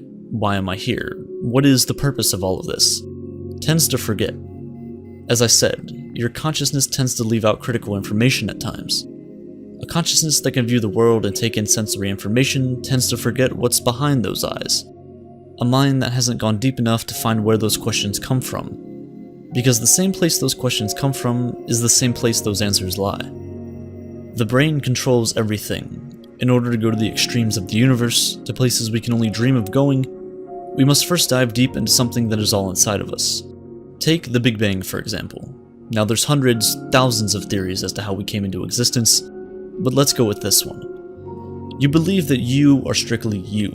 Your human body is all that you are and all that you have ever been. You're simply a small speck of dust in a vast sea of galaxies, stars, planets. You're irrelevant. But rolling back the clock, things get smaller. The universe was more compact. The atoms that make you up are building blocks of the universe, of the hot gas clouds that form stars, that allowed solar systems to form, that allowed planets like Earth to form. If you keep rolling back this clock, you were around at the very instant everything came into existence. That is you too. When everything was infinitesimally small, you were there. But we define ourselves as being only us, mere humans walking on a planet that we didn't ask to get put on. But frankly, every one of us somehow made this happen. We just go on and pretend we didn't. It's because of how we define ourselves. Are you the victim, or are you the world? As cringy as it may sound, everyone you meet is just a small packet of the universe. A present, whether they're a pleasant one or not, that was packaged together from billions of years of engineering and architecture on a universal scale. But instead, we define ourselves as something completely separate from it, something not connected whatsoever, which is a foolish view. We tend to search for how the universe came into being, but we're just the universe trying to understand itself. In order to get to that conclusion, we have to reframe our mindset. We're not as different as we all think. Your name is given to you at birth. Your ideas and personality are collected from the world. Scraps, bits and pieces here and there cling to you like a magnet. So what part of you is you? We are all different manifestations of consciousness, but we are all fundamentally the same thing. We all may have different egos, different personalities, but when you step back, drop the ego, we are all connected. View the universe as a forest. Every one of us is a twig, a leaf, a branch. But together, we form life. Our origin, our roots, are connected together. Just as the roots of trees form a vast network which brings these massive forests to life, humanity's roots all come from the same place. Energy cannot be created or destroyed. It can only be transferred from one form of energy to another. But many of us have this fear that it's all going to come to an end. And while yes, your life will end, your energy will not. It will continue onward, forever. But our consciousness has convinced us otherwise. We form this thought process, almost like we've been hypnotized, to think that we are all there is and all there ever will be, and that it's all going to come to an end. This leaves us unsatisfied and unhappy. But the universe is continuous, and you are technically the universe, so you will continue on as well. Your death is not the end of you, it's the death of your ego. Many people experience the same exact thing while living. Ego death. It tends to be induced through psychedelic drugs, LSD, shrooms, the list goes on. While working on this video, I actually experienced it myself. And although not intentional, it provided clarity in a way I've never before experienced. It's not the ego in the vernacular sense, as describing a person's self-worth. It's the philosophical ego. It's the complete loss of subjective self-identity. Everything that you believe you are will disappear. You're void of emotion, of connection to anything around you, of connection to what makes you, you. The idea of being a person doesn't make any sense. The words I, me, and myself have zero meaning whatsoever. The world can normally be put into two categories, myself and not myself. While experiencing ego death, this line is blurred. I am completely gone. There's only the awareness of existence. The lifetime accumulation of your thoughts and emotions are put on pause. It's as if you're on a cliff approaching an infinite void beneath you. Your life is continuous and exists all the way up the mountain until you reach the edge. Beneath you, though, is the unknown. Ego death is jumping into that void, leaving behind everything you've ever known. It's as if you've stepped out of your body into a separate entity. You start to see things for what they actually are, but things don't actually exist. Things is just a noun, it's a fragment of speech. And speech is just another instrument we've created to try and understand the world around us. Our senses allow us to go about our daily lives and traverse the world, but they don't really offer any explanations, so we have to make them up ourselves. While experiencing ego death, you disconnect from all of that. You have a heightened awareness. It's truly as if you're experiencing a higher level of consciousness that no person can understand. You reach this level that words can't explain. The instruments we made to try and understand our place in the universe shatter completely. Explaining it in terms of I saw or I felt don't seem reasonable. Our languages are instruments created to explain things that someone experiences. But while undergoing ego death, there is no someone. There is no me. So how do you describe it? It's as if your slate was wiped clean, your character's save file was corrupted, but you're still in the game. Because of this, ego death can be scary, but it can also be a very enlightening experience. It's both constricting and freeing. It's white and black. It's like you're defining what life is like through experiencing death. We cannot be more sensitive and welcoming to pleasure without being more sensitive and accepting to pain. You're flying and sinking at the same time, being pulled from below, and above, in every direction, at once. While going through it, I ended up reaching a moment of acceptance. Ego death, while often extremely anxiety-inducing, offers a glimpse into a reality free of that. A life free of your personal flaws, your daily thoughts, your responsibilities. It personally feels as if time is frozen, and wherever your mind wanders is free to judge things as they truly are. You are the observer and the observable. Surprisingly, the conclusion I came to is the same conclusion I came to while making a previous video of mine, and it's that nothing in life really matters. Fear in general tends to come from us not being able to make peace with the chaos that is the universe, not being able to cope with the idea of entropy, that everything is tending towards disorder. Forming an ego is disorderly in the same way. You go further and further down your own tunnel and stray further from everyone else. Experiencing ego death is breaking out of that tunnel, pulling back, and understanding that the network of these tunnels that encompass every human on Earth all eventually return back to the same place. When I die, when my ego is completely gone forever, when my physical body breaks down and no longer resembles the form it's in today, I'll still somehow be here. Right now, I'm an hourglass. The sand is slowly leaking its way to the bottom, and eventually it'll all be there. It's the end of the line for me. But when that day comes, the universe will stop by, take the hourglass, flip it over, and whatever made me me will then become something entirely different. We're all just a temporary collection of atoms, and whatever you and I subjectively believe we are won't last forever. But objectively, we will. For now, just enjoy the ride. Imagine you're flying, feeling the cold air on your skin, flooded by light. You look down and see a sandy beach peppered with palm trees, and you decide to go there. Suddenly, you're on the beach drinking a pina colada, but you're alone. Wouldn't it be nice if somebody was there with you? And then suddenly your best friend appears. It's comforting and warm, a feeling you know you've been craving because you've been struggling at work recently. You're grateful for their encouragement and for the pina colada. It's your favorite drink after all. You take a deep breath and enjoy the beauty of the moment. But it isn't a vacation, it isn't a game or a VR headset. It's a dream that you know you're in, a dream that you can control. The beach, the drink, the friend, you made it all happen. Because you're lucid dreaming. Lucid dreaming occurs when a sleeper is aware they're in a dream and can exercise some control over the environment of the dream. In a regular dream, we're aware of objects and events within the dream itself, but we're not aware that we're dreaming. We can't distinguish between being asleep and being awake. Lucid dreaming isn't anything new, it's a phenomenon that's been reported throughout history, but only scientifically documented since 1975. And a lot is still unknown about it. Why it happens, how to induce it, and what effects it might have on us individually and as a species. Some scientists believe that lucid dreaming comes from increased activity in the prefrontal cortex, and unlike non-lucid dreams that can take place anytime while we're sleeping, lucid dreaming happens during our rapid eye movement or REM sleep cycle, our fourth and final, deepest stage of normal sleep. But the biggest thing that those of us who haven't had the pleasure of lucid dreaming are wondering is, what's it like?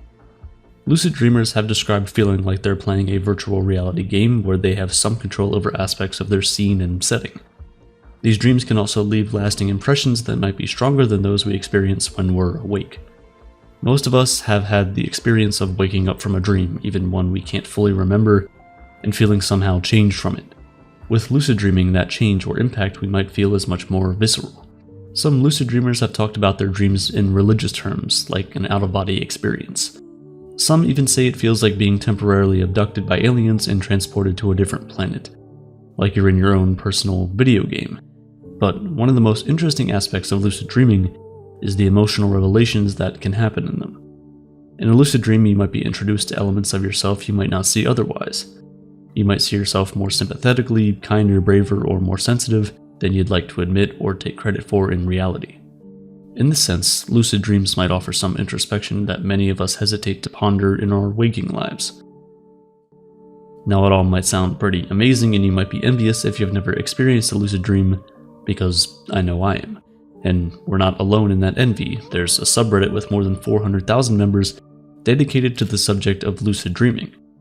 However, only 23% of the population experience lucid dreams on a monthly basis, and less than 1% of people are what scientists call proficient lucid dreamers, people who can easily sink into and manipulate their lucid dreams.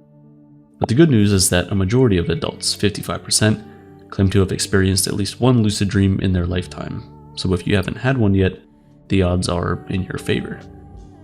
And if you want to up the odds, here are some things you can do to pave the way to your lucid dream journey. First is to optimize your bedroom for sleeping. Good sleep hygiene is key to lucid dreams.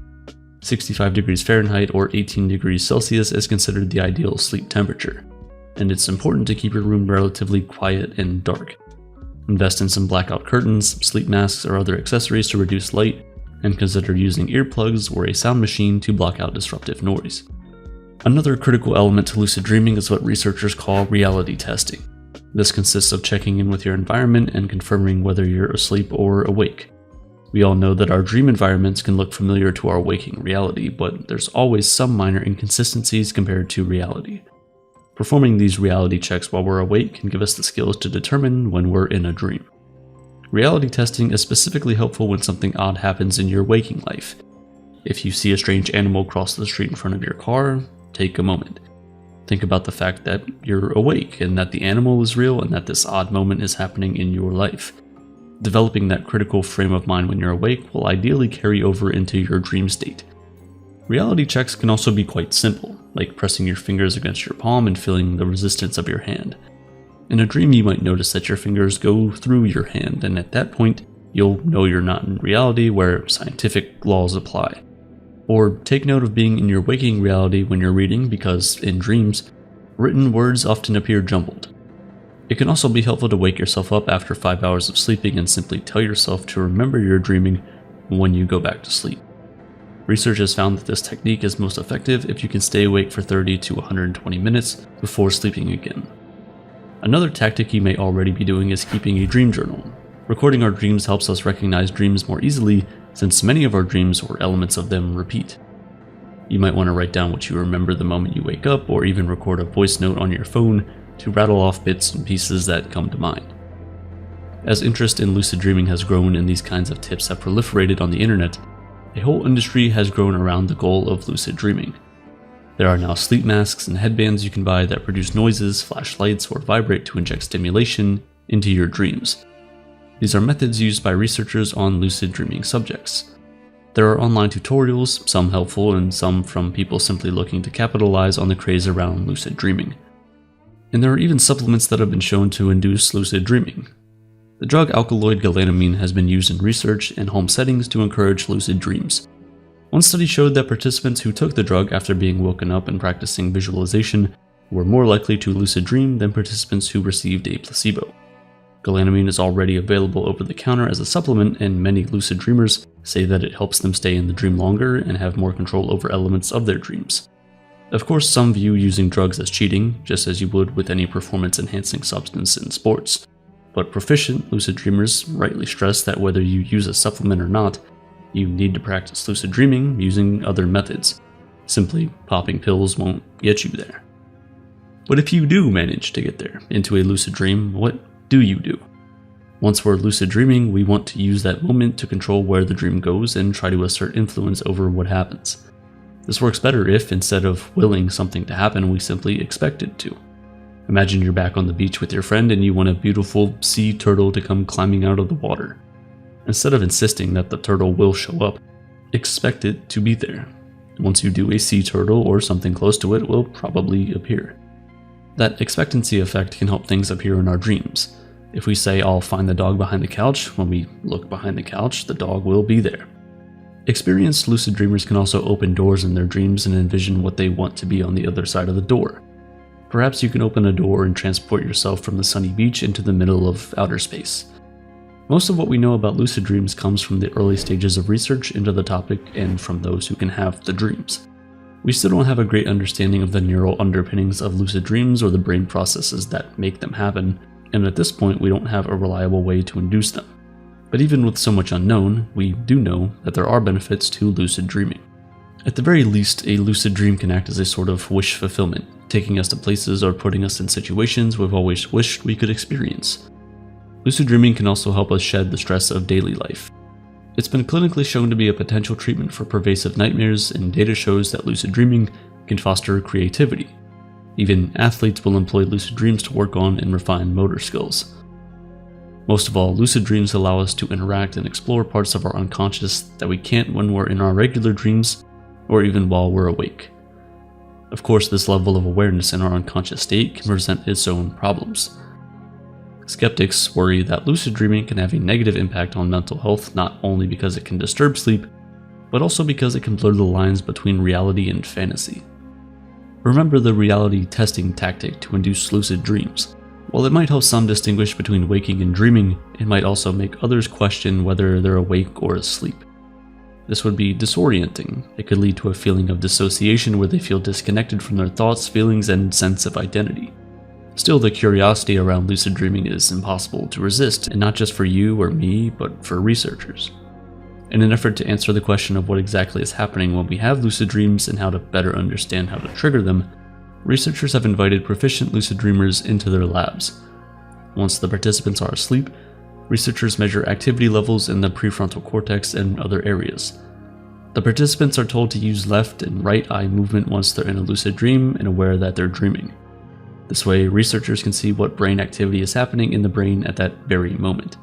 Studies also tell us that the events we experience in our dreams produce effects on our brains that are similar to what would happen if we experienced them during our waking hours, and if that's true, then it would mean that dreaming of doing something is the equivalent of actually doing it.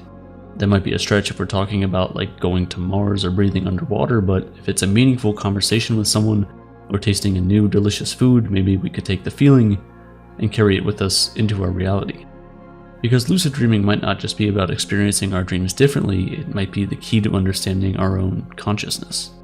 English aristocrat and writer Mary Arnold Foster wrote one of the earliest and most detailed descriptions of lucid dreaming in her book Studies in Dreams. She described her attempts to fly, and she proposed that humans have dual consciousness. One is our primary self, which analyzes our circumstances and applies logic to our experiences. For most of us, this consciousness is typically enacted during sleep, but according to Foster, this primary self wakes up in lucid dreams and brings memories, knowledge, and reasoning from our waking life, along with the awareness that we're asleep. This idea of dual consciousness may not be scientific enough today, but researchers would agree that lucid dreams involve increased self-awareness and reflection. They give us the ability to think more deeply about our lives because we get to actively live outside of them. When we sleep, we still are who we are. Our brains are the same, but they're unconscious, so lucid dreams can provide a point of comparison to isolate the regions of the brain that are involved in the state of heightened self-awareness and agency. As much as many of us simply want to have cool dreams, lucid dreams aren't just about experiencing the feeling of flying or traveling to mystical places. They can have real scientific implications. If we're able to understand what's happening in the brain when it appears to be unconscious but is really aware, we can better treat brain injury patients who are unconscious. Doctors could establish these patients' levels of consciousness and treat them accordingly. If scientists can establish a neural signature of self-awareness by studying lucid dreamers, they can make more accurate diagnoses and prognosis. And what these ideas tell us is that lucid dreams are really about self-awareness. So even if you can't manage to get yourself into a lucid dream, you can still learn from them. Try to be more connected to your unconscious self, maybe not through a lucid dream, but through something more accessible, like meditation or other therapies in your waking life. Like all things, lucid dreaming takes practice. We have to approach the desire to lucid dream with a sense of calm. When we try to force it into existence, we lose the potential to find it altogether. So maybe we should start with a sense of curiosity, not just about what it would feel like to fly, but about what might be lurking in our own brain that we just haven't found yet. Recently, I was scrolling through old pictures, and I found a picture from when I was a little kid. I took the picture and held it up to my face in front of a mirror, and I realized, wow, I look nothing like that kid in the picture. We don't have the same physical properties. Our thoughts, ideas, and beliefs are different. And we certainly don't have the same memories. But still, I know it's me. My brain sees the picture and creates a storyline that I was there, I am here, and I'll be somewhere else in the future, looking back doing the same exact thing. This is the idea of self. The idea that there's something deep within us that remains fundamentally the same even when everything else changes. It's the idea that we can grow bigger, create new memories, lose old memories, change our thoughts and beliefs. But deep down, there's still something that remains fundamentally unchanged. The idea of self is one that has baffled pretty much everyone, scientists and philosophers alike, for centuries. Because as easy as it is to describe, understanding why or how it works sits on the opposite end of the spectrum. As humans, we experience a lot of different senses. We feel things, we see things, and we hear things. We have thoughts, we have feelings, and we have the ability to learn new things. But all of these things are separate experiences. So, at what point do all of these sentient properties become you? As I continued scrolling through the photos, I came across pictures from elementary, middle school, high school, and everything after. All of these photos looked completely different. When I think back to those times and the decisions I made, I would never make most of them right now. Yet, without a shadow of a doubt, my brain convinces me that I am still me. The words I and me are more than just pronouns. They are the two ways we describe self. When we say I, we talk about a being who is consciously aware of the present moment. So, I am reading this line on a script right now. On the other hand, when we describe self using the word me, we're usually referring to a personal identity, who we think we are. Me usually reflects who we are through the lenses of our past, present, and plans for the future. But we color our memories based on what we need to be in the present, and our plans for the future are always changing. How can there be a consistent being if everything that forms it changes? We like to think of memories as simply playing back a video in our head of what happened in the past. But that's not what memories are. Memories are our brain's reconstruction of the past experiences. We create these memories to fit the present narrative based on what we know now, how we describe me now, as well as our present needs and goals. So if you now think of yourself as a kind person, you're more likely to remember all the times you've been kind to people, rather than the times you've been unkind. We form narratives about ourselves around how we want to be seen by others, We convince ourselves that we'll act and behave a certain way to fit that narrative, even when we're often mistaken.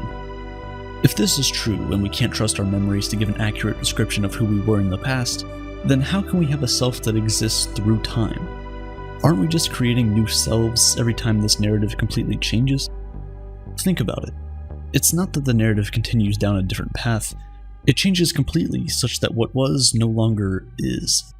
And if what was can no longer be, then we cannot say that there is a self that persists through time.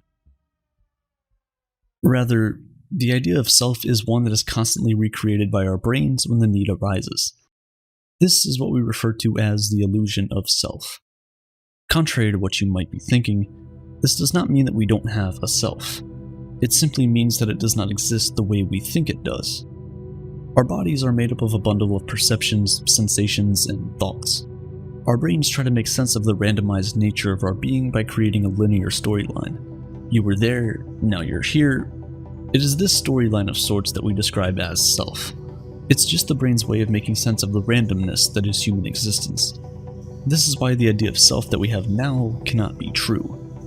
When most people think of a self, they think of something that can exist outside of the brain. But that's just not possible. The self is a sensation of continuity and unity of self that is created by the brain. Anything other than this is just wishful thinking that humans are more than just a sentient bunch of molecules. The idea that deep down we have a soul, an immaterial essence, the driving force of individual existence.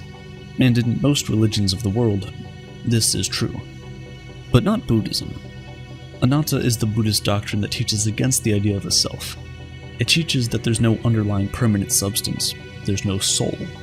Rather, everything we experience is simply perceived by our senses, not by I or me. It teaches that since there is no I, material wealth can't belong to me.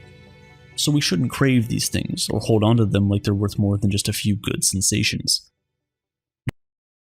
Dropping all the other pictures I was flipping through, I picked up the picture from when I was a kid again. I held it in front of my face and stared at the mirror again. And as the existential crisis flooded my mind, I couldn't help but ask, if I wasn't told that that was me, would I have known? If I had seen this picture randomly without any context, would I have been able to tell that it was me? Definitely not. So then how can I say that there's a self that existed in that kid that still exists in me? How can I say our experiences are linear, that we're the same person? The truth is, you're not the same person that existed before, and you're not the same person that will exist in the future. Or at least there's no evidence to prove it. This thought is both terrifying and exciting. It's terrifying because it's fundamentally against everything we know about ourselves. If there's no self, then there's no self-will. And if there's no self-will, there's no morality. There's no right or wrong, good or evil, just a bunch of molecules interacting to the stimuli they're presented with. But on the other hand, it is exciting because it liberates you. Now you don't have to think, it's me against the world, because there is no you to begin with. You'll no longer think life is unfair because bad things happen to you. You'll see bad things happening to you simply as things just happening. Whether it's good or bad, it doesn't really matter, does it? You'll no longer be scared of death, because nothing can die that never was. You'll understand that death is simply a natural occurrence. The illusion of self is one of the most powerful and consistent illusions we experience. It's there right from when we're toddlers up until the day we die. If it isn't real, then why do our brains create these storylines? Why does this illusion exist? As living things, our goal is to survive and thrive. We learn, adapt, we grow. And one of the most important building blocks of survival is competition. Without competition, we'll all be satisfied with where we are and have no desire to strive for anything at all. Without the illusion of self, there is no competition. Competition is built on the idea of a single entity outdoing another. If there is no single entity and just sentient chemical reactions, there will be no competition. And without competition, things just don't really work the way they do now. If you're still not convinced that the need for competition alone is the reason our brains make up the idea of a unified and persistent being in all of us, you're not alone. Not everyone believes in the idea of a lack of self. Some people who meditate can sometimes get to a state of complete quietness and emptiness, described as a pure consciousness event. This is an empty state of consciousness. There are no thoughts, no technical mental processes going, just a deep-seated sense of I-ness, an independent identity. Many people use this state as an argument for the existence of self, but there are two things wrong with this school of thought. One, there is no scientific evidence to back it up. We cannot determine what is what simply by judging based on people's personal experiences, unfortunately.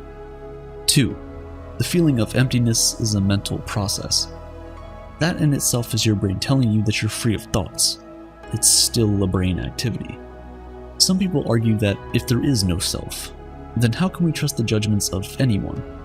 If a ghost came out today to tell us that there are no ghosts, how do we believe them? For you to be able to pass judgment on consciousness, you need to be an objective observer. But being an objective observer means you need to have a self who observes all, like you're a god or something. So that negates almost every argument you're trying to defend. But in truth, the illusion of self is not a ghost telling us that there are no ghosts. It's a figure that we call a ghost telling us that they can feel, touch, and smell. They can interact with living things, so they cannot be ghosts. It's not just postulating the absence of a self, it's showing the reality of its absence through scientific research. We don't need a self to tell us there is no self. We only need the evidence. And the evidence is clear when I hold up the picture of when I was a kid to my face. It's clear that everything has changed. I know I am still causally related to who that kid was, but there is no evidence to prove that there's something in that kid that is still in me that has persisted through time. At this point, I was having an existential crisis, so I put down my own pictures and picked up the pictures of my grandma. She's much older now. She doesn't really speak much, but she still talks. She still remembers what the world was like when she was younger. But what about people her age who suffer from advanced Alzheimer's? People who can't recognize their own loved ones, who can't remember anything from the past. Do they still have a self? When does a person stop being a self? If you no longer have any memories of the past or plans for the future, what then is self? What does the word me refer to? If the very components that make the self can easily be altered or wiped away completely, then the idea of a persistent existence through time is not possible. Only when we disregard the idea of self can we begin to understand why people seem to go completely off script. We often judge people by the idea of them we've created in our head, when in reality, we're all just a bunch of competing impulses and urges, swaying us one way and then the other. The idea that there is no self that exists through time explains why we sometimes act in ways that are inconsistent with the story we tell both to ourselves and to others. The truth is, the illusion of self is simply a collection of our memories of the past, desires in the present, and plans for the future. It's our psychological profile. It's not a supernatural entity that exists independently. It does not transcend death. It does not exist through time. We were not, and we won't be. We simply are. What does a child's mind look like? You have memories of being a child, but that's not really an accurate representation. It's an older you reflecting on the past. Your childhood memories are likely different now from the experiences that formed them. If you have a child, you might have noticed some of these real childhood feelings returning to you briefly. You recognize them in your kid, but these moments are fleeting. You quickly come back to the adult world. Pixar's Inside Out aims to give us a look into the inner workings of the mind of a child. For most of us fortunate enough to have seen it, it's quite moving. You might have cried a bit watching it or held back tears with all your might because you didn't want to cry in front of a child. But does Inside Out accurately reflect the child's mind and offer anything real to help them navigate their problems? Of course, does the movie mislead kids about their self-understanding? In the film, an 11-year-old girl named Riley moves from a quaint house in Minnesota to the busy city of San Francisco. She's excited at first, but the reality of how much her life is changing hits her pretty hard. Her first problem is that her new home doesn't meet her expectations. It's small and dusty, nothing like what she left behind. Even worse, her family's moving truck is delayed, separating her from all her familiar items and furniture. With nothing to cook with, Riley and her mom decide to grab a pizza slice, and to her horror, the pizza is covered with broccoli. Now, the biggest challenge for Riley is that her new school is very intimidating. So intimidating that she cries in front of the other kids on her first day in class. Riley's emotions, represented by living characters, are struggling to keep up with all the changes she's been thrust into. Fear, disgust, anger, sadness, and joy are leading the control panel of Riley's mind. We spend more time with the emotions than with Riley and her parents. The central conflict unfolds when sadness touches and changes Riley's core memories, which makes them sad. Joy tries to turn these memories joyful again, but ends up getting lost in the process, along with sadness and the core memories. And so begins Joy and Sadness's mission to get the core memories and themselves back to the control center. This leaves the other emotions in charge as Riley's personality islands begin to collapse in on the absence of her core memories. These floating islands represent personality sources such as friendship and family. When Joy and Sadness manage to return to the other emotions, the controls are broken by anger. Riley is left depressed, sitting on a bus in an attempt to run away to Minnesota. Joy then realizes her mistake. She caused Riley problems by not allowing her to express her sadness. She rights her misguided actions by handing the controls over to Sadness. Riley gets off the bus and returns to her parents in tears, telling them how she feels and setting everything right. In this resolution, we get a helpful lesson about emotions. Emotional harmony is important for our mental health. Allowing ourselves to have feelings when they arise naturally is very healthy, especially during our formative younger years. The story also reflects and criticizes our cultural bias that values feelings of joy over sadness, much like the way we prefer extroversion to introversion and optimism over pessimism. We internalize these values and try to hide our sadness by covering it up with false joy. Riley tries to hide her true feelings from her parents. She doesn't want them to know that the move is having a big impact on her. Her mom also pressures her to put on a happy face for her dad, who is under a lot of pressure at his new job. The story of Inside Out successfully delivers this central message about emotional harmony and a fantastical representation of a child's mind. But does it appropriately capture the inner workings of the child's mind? Not exactly. The way memory works in the film is largely inaccurate. I mean, it's a child's film. Memory is much more valuable than the movie-like playback it portrays. Our memory in general is a lot messier. Overall, our memories are unreliable accounts of what happened in the past. They're distorted over time. Whenever we try to recall a memory, it gets corrupted further from the original imprint. I do have to point out, though, that the movie accurately reflects memory when sadness can change the emotional character of Riley's core memories. Our feelings towards our most cherished memories change based on how we feel and who we've become as an adult. If you're separated from a loved one, your memories of them could be filled with a sense of loss, or they were once a source of joy. While it is fair to have a cleaner version of memory for the audience's sake, the account of core memories is misleading. These memories aren't linked to our personality islands as in the movie. While we have important memories for our sense of identity, they don't affect us in the way the movie portrays. People who suffer from severe amnesia don't have dramatic shifts in their personality, and twins separated at birth often share personality traits regardless of them sharing similar memories. Many of our personality traits come from genetics and our environment. The most significant detail Inside Out gets wrong about a child's mind is that it's missing an important character, a critical character to the function of a human being: central cognition. Between Riley and her emotions, there's nothing. In reality, there's supposed to be a middle one, the central cognition that allows us to assess perceptual data and make choices for the sake of our well-being. It is a part of her conscious experience that is completely absent in Riley and all the other human characters surrounding her. This account of the real-life mind comes from psychology theories first presented in the late 1950s and is still used in cognitive psychology today. It establishes the mind as having two systems. System 1 is instinctive and unconscious. It's where we make automatic decisions without deliberation and where our emotions are processed. We have no conscious experience of the functioning of System 1, only its output. System 2 is intentional, effortful, and conscious. It's our central cognition. We use it to think when our System 1 processes won't suffice. Whenever you have to make a tough decision, you rely on System 2. There are moments when we want our System 1 processes to take over, like when we need to run to safety or pedal a bike. Deliberating using System 2 in these moments can get you killed or make your task impossible. Central cognition exists in our prefrontal cortex alongside our working memory and executive control centers.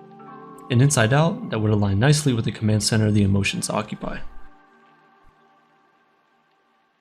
In reality, central cognition and emotions are often competing with each other, but there's no necessary hierarchy that determines who wins. Sometimes emotions drive action, and sometimes cognition takes control. It's like a disorderly scrum. When we're tired after a long day, our emotions often win. We don't even try to use central cognition in these moments. Most of us can relate to this, having snapped at somebody by making demands of you when you're just trying to get to bed. By neglecting central cognition, the film implies an emotional determinism of our behavior, which is probably not helpful for kids to understand themselves. It potentially adds to the already confusing sense of self that comes with growing up. The movie doesn't acknowledge their ability to deliberate and make decisions outside of an emotional reaction. To navigate the world successfully, we need to make good use of System 2. Otherwise, we're at the mercy of the world and our instinctual reaction to it. Central cognition has a big role to play for kids and adults alike. To develop the concept of Inside Out, filmmaker Pete Docter worked closely with neuroscientists and psychologists. Pixar wasn't naive about the mind when it signed off on the film, but accuracy took a backseat to other priorities. It needed to make a good story for kids and adults. Complexity can add depth to a film, but more often than not, it makes the story hard to follow. When it comes to movies for children, complexity is at an even greater concern.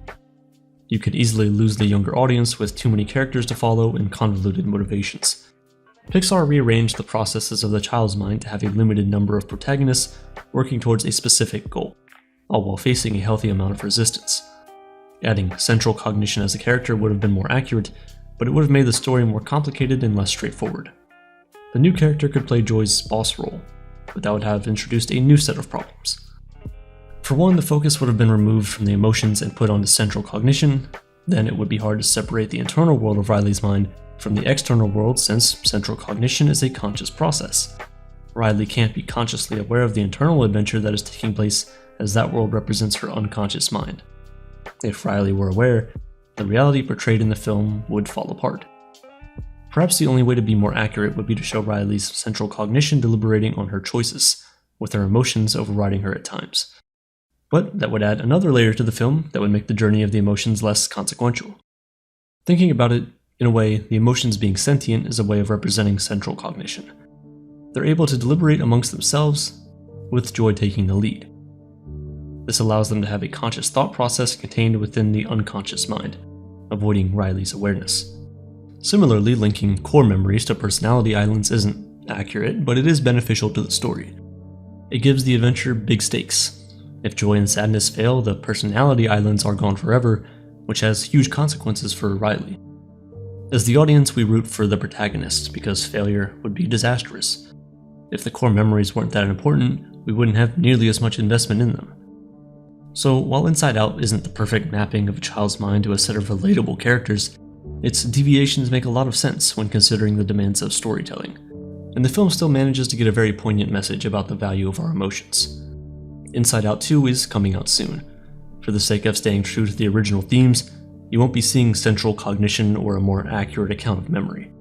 Still, considering the impressive impact of Inside Out, odds are there will be new important lessons about emotions that we all need to remember.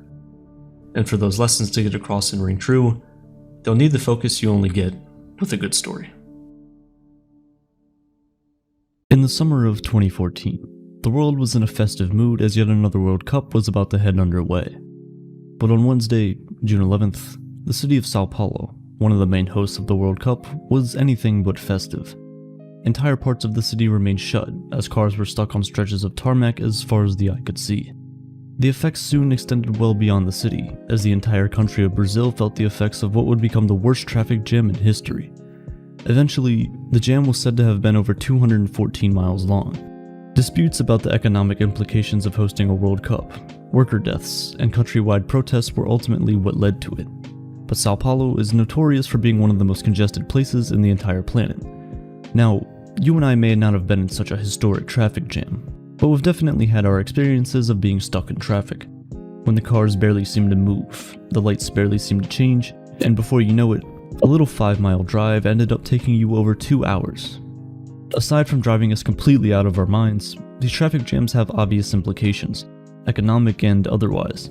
Just in 2018 alone, traffic congestion is said to have cost the US economy around $87 billion. In addition, congestion increases fuel consumption, and by extension, emissions. In reality, this just hurts us more than it helps. It wastes precious time that we could have spent just being where we wanted to be. Instances of road rage rise, which then contributes to more driver error, which means more accidents, which means more traffic. It sucks. Traffic is much more demanding on our body, mind, and deteriorates the quality of life of everyone involved. You either go to the office to angry bosses or home to a cold dinner. Which really begs the question, how far off are we to solving this terrible, terrible thing? Well, let's get to that. What makes traffic jams and congestion so interesting is that, beyond the more quantifiable metrics such as the flow of cars, the volume of traffic, number of lanes, and so on, there's this other spontaneous factor to this phenomenon that's much more harder to predict or measure. The human factor. Each vehicle is, after all, being maneuvered or piloted by a human driver, at least for now anyway. And as such, the intricacies of traffic are, in a way, just expressions of the intricacies of human behavior. It all defaults back to us, the driver. It's no wonder then that Tom Vanderbilt, a guy who literally wrote an entire book talking about traffic, calls New York City traffic a giant applied psych lab. Let's see why he would say that. He refers to an experiment conducted in England by a traffic psychologist named Ian Walker, where bicycles are rigged with sensors that would calculate the distance and speed of vehicles driving past. The experimental conditions were as such. In the first scenario, the rider was wearing a helmet. In the second, he wasn't. And in the third, he tried to appear female by wearing a wig and a dress. It was found that, when the rider appeared to be wearing a helmet, the cars felt more comfortable driving close by. When he wasn't wearing a helmet, they gave him a bit more space. And when the rider seemed to be a woman, they gave him even more space. These are judgments, which Tom likes to call beneath the subconscious, that the drivers were making about the competence of the rider, and the likelihood of an accident with very little and often inaccurate evidence. Ask yourself, are riders wearing helmets always more experienced? Does wearing a helmet make you safer? Physically, yes, but mentally, it could cause you to act differently, and take risky maneuvers that you otherwise might not have. There are other experiments like this, of course. You might think that the more regulated a traffic is, the safer it is. The more often you see signals and signs at intersections, the more careful they will be.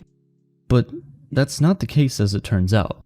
If there's too many signals, drivers often find themselves in a false sense of security. The seemingly abundance of caution that the traffic lights can portray causes drivers to drop their guard in the most risky parts of the road, which often leads to more accidents. This seemingly unintuitive idea was actually discovered due to an electrical failure in a traffic light.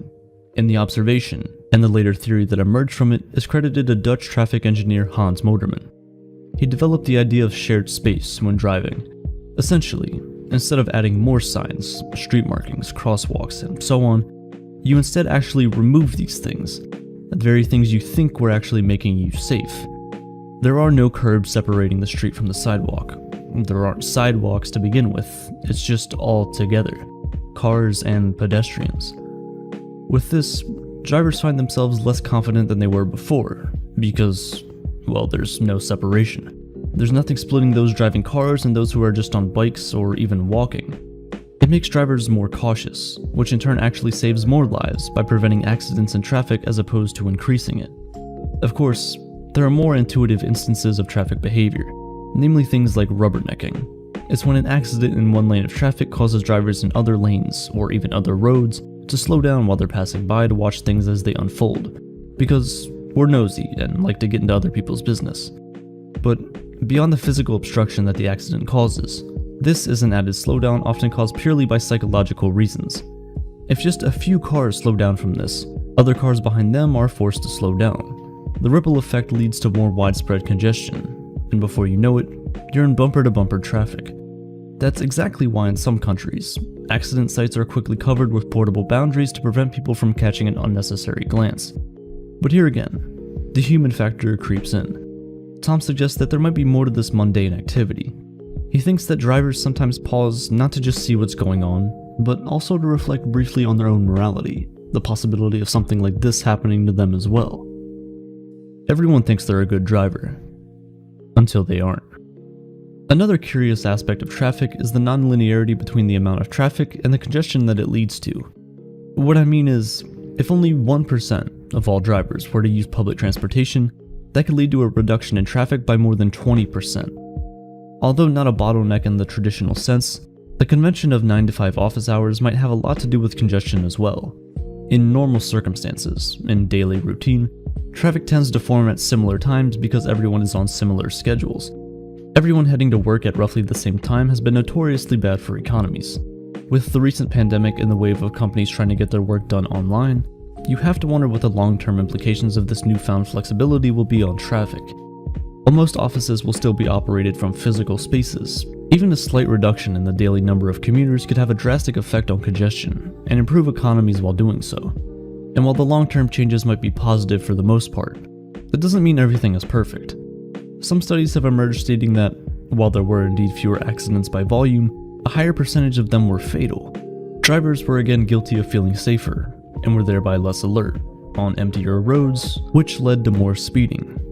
The psychological implications of feeling safe on the road can cause a chain reaction of decisions that ultimately make you less safe, which is another remarkable stat that doesn't make sense on first glance. Sometimes, the bottlenecks are even more obvious. For example, roads that are not wide enough to accommodate necessary volumes, unplanned infrastructure, or as in the case of Sao Paulo, a massive countrywide protest. These are some of the biggest causes of congestion on our roads today. If we were somehow able to control these issues, however, would that mean the eradication of traffic forever? Well, if only things were that simple.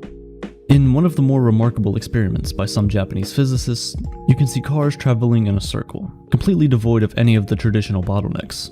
All they have to do is turn left. That's literally it. They are driving in a closed circular track, no intersections, no distractions. They are also asked to maintain a steady speed and a steady distance, traditional traffic advice.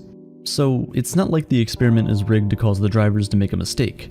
In fact, they're just asking them to drive normally. And sure enough, they start just fine. But after the experiment runs for a brief period, as time passes on, the human factor steps in.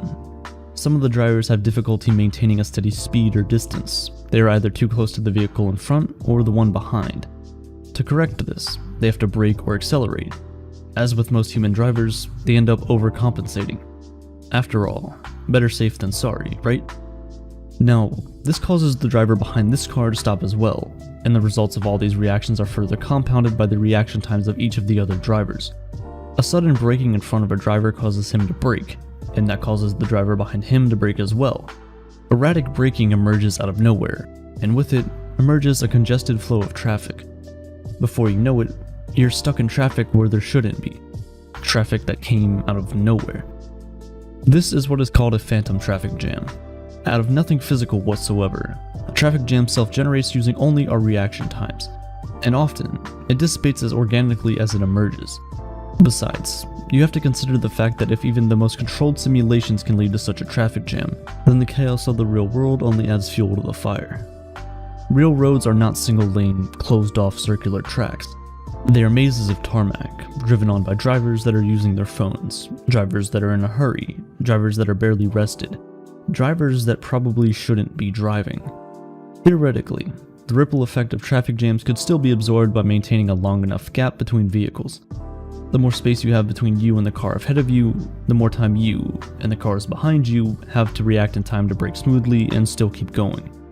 It can be difficult to accept that the phantom traffic jams seemingly arise out of nothing, especially given the overall impact of traffic jams on the economy, our well-being, and the rest of the world.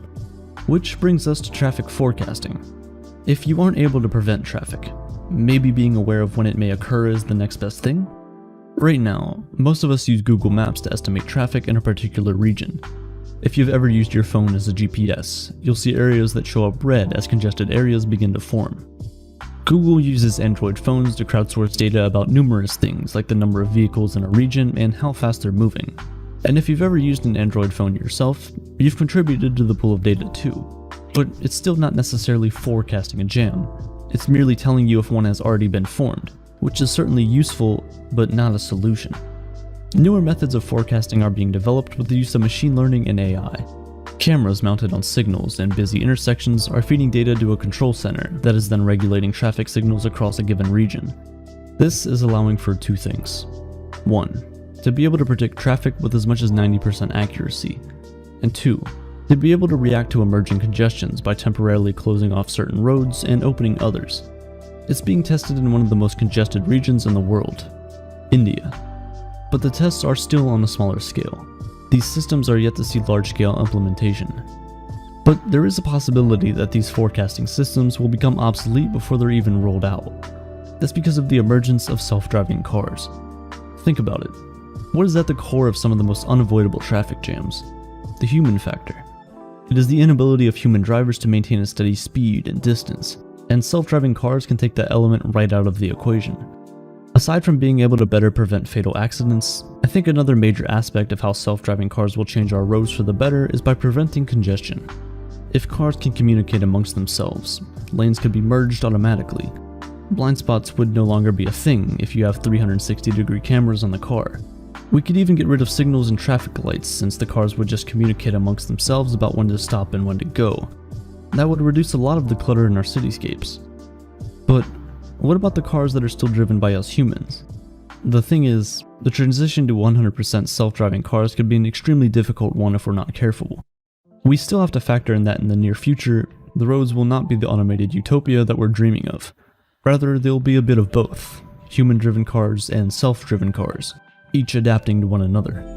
If we're so busy building our infrastructure with driverless cars, we could forget about the very people that are supposed to be benefiting from it. After all, a self-driving car's job will not only be to drive itself and communicate with other self-driving cars, but to also adapt to the unpredictability of a human driver, however many of them are still remaining. Transportation has always been tied to civilization, our ability to cooperate in large numbers, which is what led to the rise and sustenance of our civilization, has a lot to do with the ability to cover large distances sustainably. A large portion of that distance has been covered on roads. In fact, getting from A to B has a remarkable effect on our perception of the world and the decisions we take. Aside from the obvious economic implications traffic has, it also makes the world seem like a larger place than it needs to be. People spend a disproportionate amount of valuable time out on the roads, time that you'll never get back. They also don't meet each other as often, and a lot of the world's wonders that surround us remain untouched, unexplored. Making sure that we explore them involves understanding traffic jams, and by extension, the minds of the humans that cause them. Why do we dream? This is one of life's great unanswered questions. Given that we spend around 6 years of our lives in a dream state, it's no wonder people want to understand why we do it. Sure, there are theories, and I'll get to them, but there's no clear consensus on why we do it. No one really knows for sure. Or do they? Dreams are strange, to say the least, and for many of us, they hold great significance. So much that we like to share them with others at length, if we can even remember them, and try to interpret their secret and hidden meanings. So, do they actually hold any real meaning? Well, I have some ideas. Before we get to some of the bigger questions, let's just look at what goes on inside the brain as our nighttime adventures take their course. While sleeping, we go through different cycles of the 5 stages of sleep. These are divided into REM sleep and non-REM sleep. REM simply means rapid eye movement. It explains itself, right? The first 4 stages are non-REM sleep. These are restorative and, for the most part, dreamless. As we move through these initial stages, our brain activity slows. But about 90 minutes after we finally fall asleep, we hit stage 5, REM sleep. This is when the dreaming really gets going. When we're in this stage, the body is, for all intents and purposes, paralyzed. Your heart rate goes up, your blood pressure rises, and brain activity returns to near waking levels. The paralysis in REM sleep is caused by the release of glycine, an amino acid from the brainstem, onto your brain's motor neurons. It's suggested that this paralysis is nature's way of preventing us from acting out our dreams, and that's probably for the best. The limbic system is a pretty primitive part of the brain that deals with emotions, and is very active during REM sleep. It's made up of the amygdala, which is mostly associated with fear, the hippocampus, which is heavily involved in the formation of long-term memory, and the cingulate gyrus, which is involved in our physical reactions to situations. Break down the roles of these bizarre brain structures, and we can start to paint a picture of why our dreams often take the bizarre and scary forms they do. Couple this with the fact that the prefrontal cortex, the part of the brain that deals with logic and self-control, isn't really active during REM sleep, and things might just start to make sense. But understanding it isn't enough to prevent these nightmares from happening. It can also happen while you're awake. Sleep paralysis is a terrifying concept. Like I just mentioned, when you fall asleep, your brain doesn't completely shut off. In order to prevent you from acting out your dreams while you sleep, the brain releases chemicals that leave you paralyzed. This paralysis is supposed to be lifted as soon as you wake up, but sometimes it doesn't, and that's where you get sleep paralysis. You wake up, you're aware of your consciousness, but you can't move. It feels as if there's a massive weight on your body preventing you from actually waking up. Sleep paralysis is often most caused by disrupted REM sleep, so some people may believe they're still dreaming when they're in fact awake. Because of this, some of your nightmares could leak into the real world. While undergoing sleep paralysis, you'll often see things standing in the corners of your room, or on the ceiling, or even closer. Luckily, this usually goes away pretty quickly. So, is it just biology? Is that really the answer? Is there no secret window into our psyche? Everyone, at one time or another, has wondered what their dreams mean. Some believe that dreams have no meaning and serve no function. Others believe that they're one of the most important things that human biology has allowed to happen. There's in fact many theories of why we dream and what purpose it serves. I can't really go any further without mentioning Freud. His theories of dreams are probably the most well-known around the world.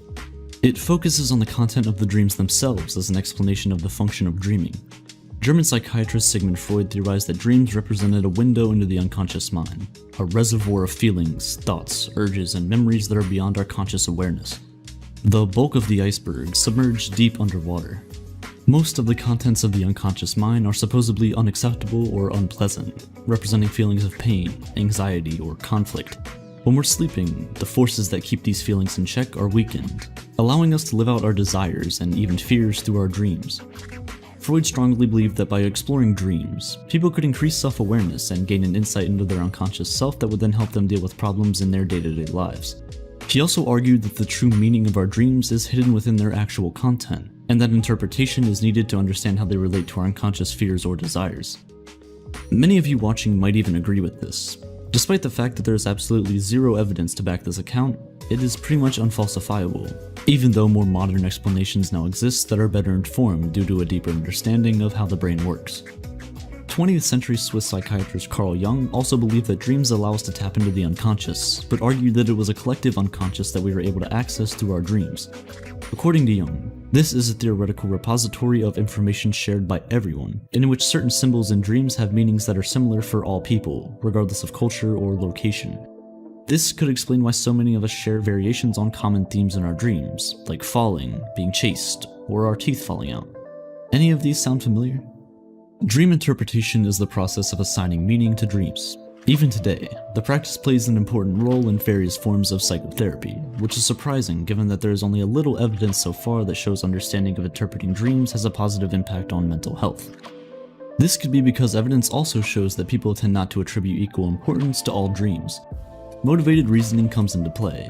People are more likely to view dreams that confirm their waking beliefs and desires as meaningful compared to dreams that contradict them.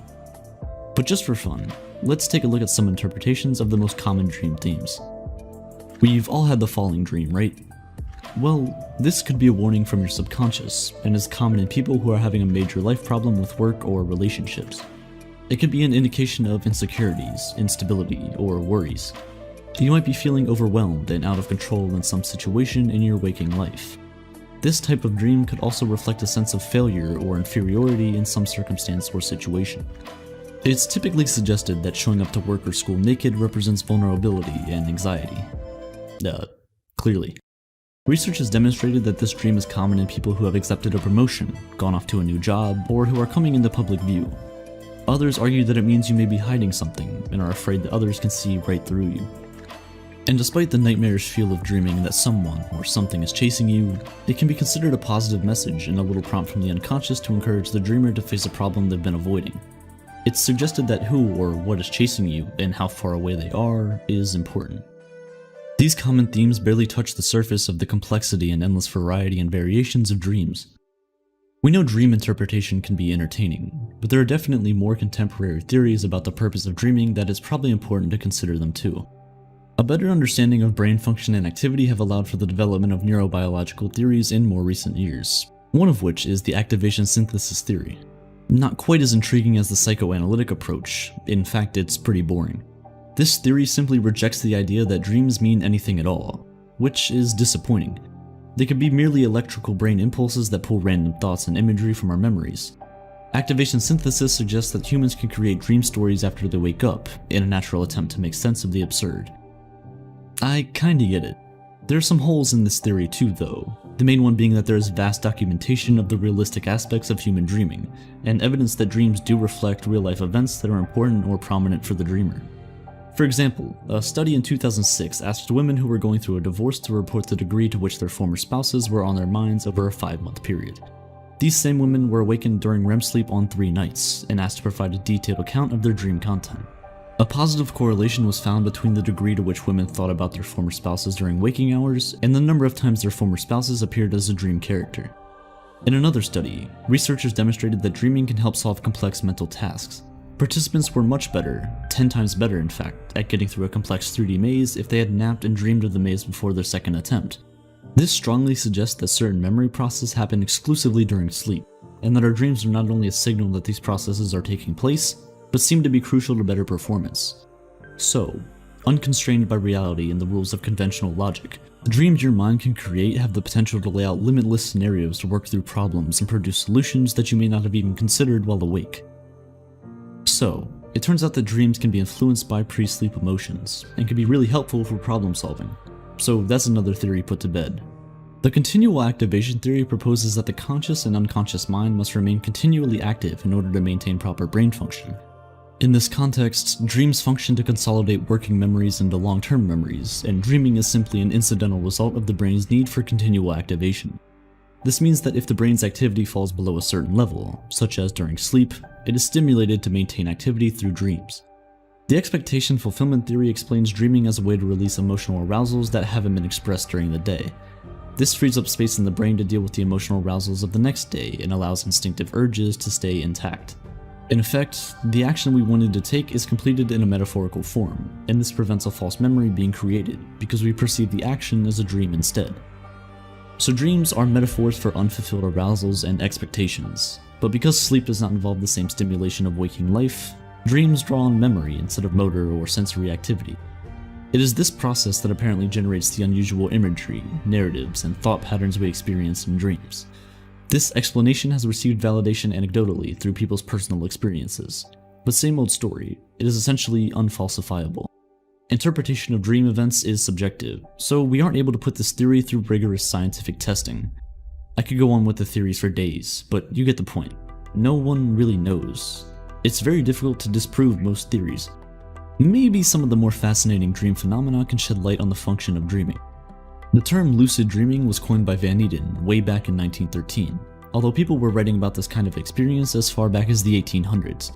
It describes a state in which the dreamer is aware they're asleep, and sometimes has the ability to control events and actions. It most commonly occurs during late-stage REM sleep, and essentially allows your conscious mind to control something your unconscious mind normally controls. Lucid dreamers report being able to fly, taste, smell, and touch pretty much anything they want. It's more common than you think, with about 55% of people having experienced this state at one time or another. For starters, participants were asked to perform specific ocular movements if they became lucid while dreaming. By ocular movements, I mean moving your eyes, that's literally it. This is possible actually, and it's kind of ingenious, because eye muscles are free to move during REM sleep.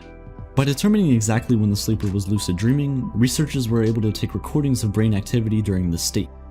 The evidence showed some interesting and specific brain activity that represents a mixture of both waking and normal REM sleep. It also seems that the brain undergoes a specific altered state of physiology during lucid dreaming that constitutes a hybrid state of consciousness. Studies have shown that the prefrontal cortex, as well as the frontal, parietal, and temporal zones become activated. These areas of the brain are responsible for higher order cognitive functioning, including working memory, cognitive flexibility, planning, inhibition, abstract reasoning, the list goes on. So, besides being quite entertaining, why do it? Can we learn anything from it? Some advocate many potential benefits, including boosting creativity and confidence, reducing stress, and as a possible therapeutic technique to treat nightmares, PTSD, and other mental health disorders. Others view the practice as more spiritual and approach it the way they would a meditation, with the intention of increasing a person's sense of the vastness of reality, opening up new realms of discovery. It's even been suggested that some advanced meditation practitioners are able to become conscious of what is beyond the dream state, the deep formlessness of delta sleep. This is questionable at best and in need of much further study. Given our current relatively limited understanding of the brain, it's hard right now to understand how it could be possible to be conscious of deep sleep, because the brain is in a far more synchronized and deeply unconscious state compared to almost any other state of consciousness. But hey, who knows? Despite the evidence, lucid dreaming remains a controversial topic. Alternative explanations have been suggested for the phenomenon. It may be that lucid dreamers are in a daydream-like state of semi-wakefulness.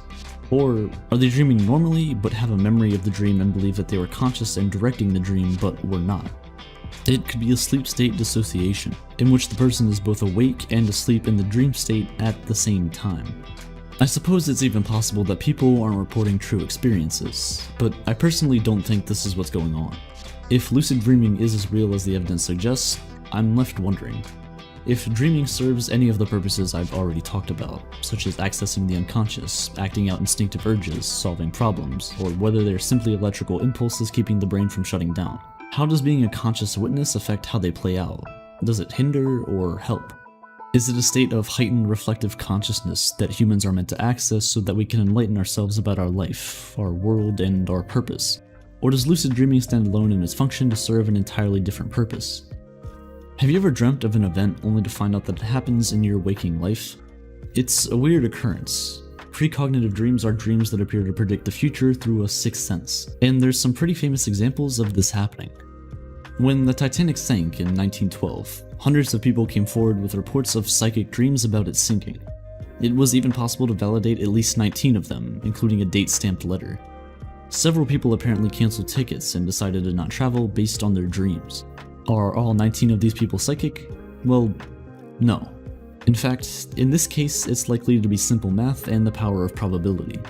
Think about it. There's 7.5 billion people on this planet, each having an average of 5 dreams per night, whether you remember them or not.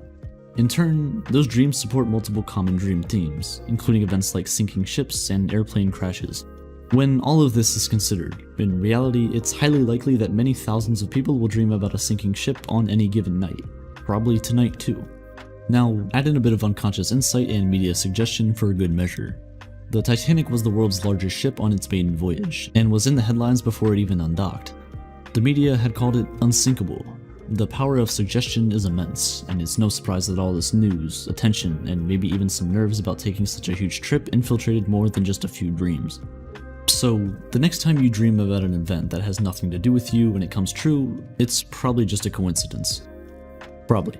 But what about dreaming of your own death?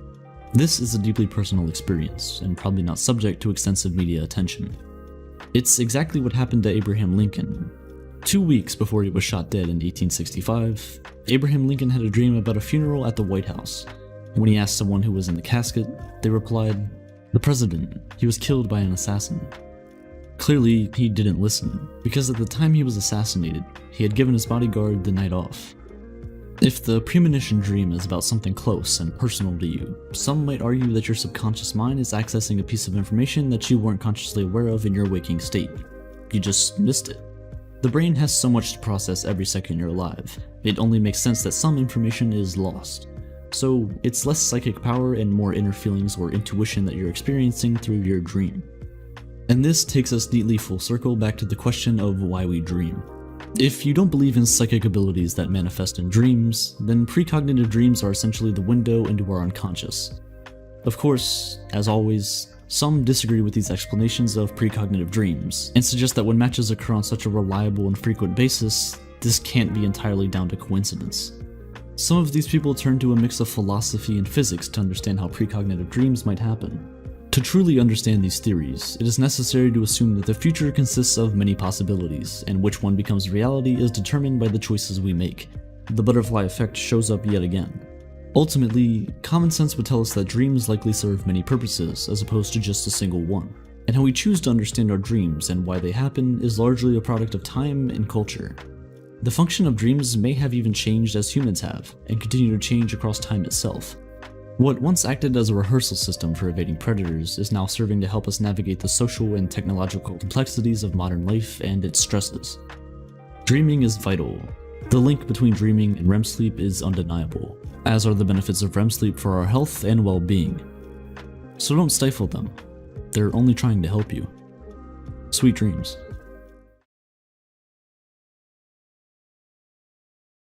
In 2012, Drake made a song titled The Motto, but what most people remember from it is YOLO. YOLO tells you to live in the moment, enjoy life you have today, and not worry too much about tomorrow. Because at the end of the day, you only live once. While Drake certainly popularized the motto, he wasn't the first to use the phrase, and he certainly wasn't the first to come up with the idea of enjoying the pleasures of today without worrying about tomorrow.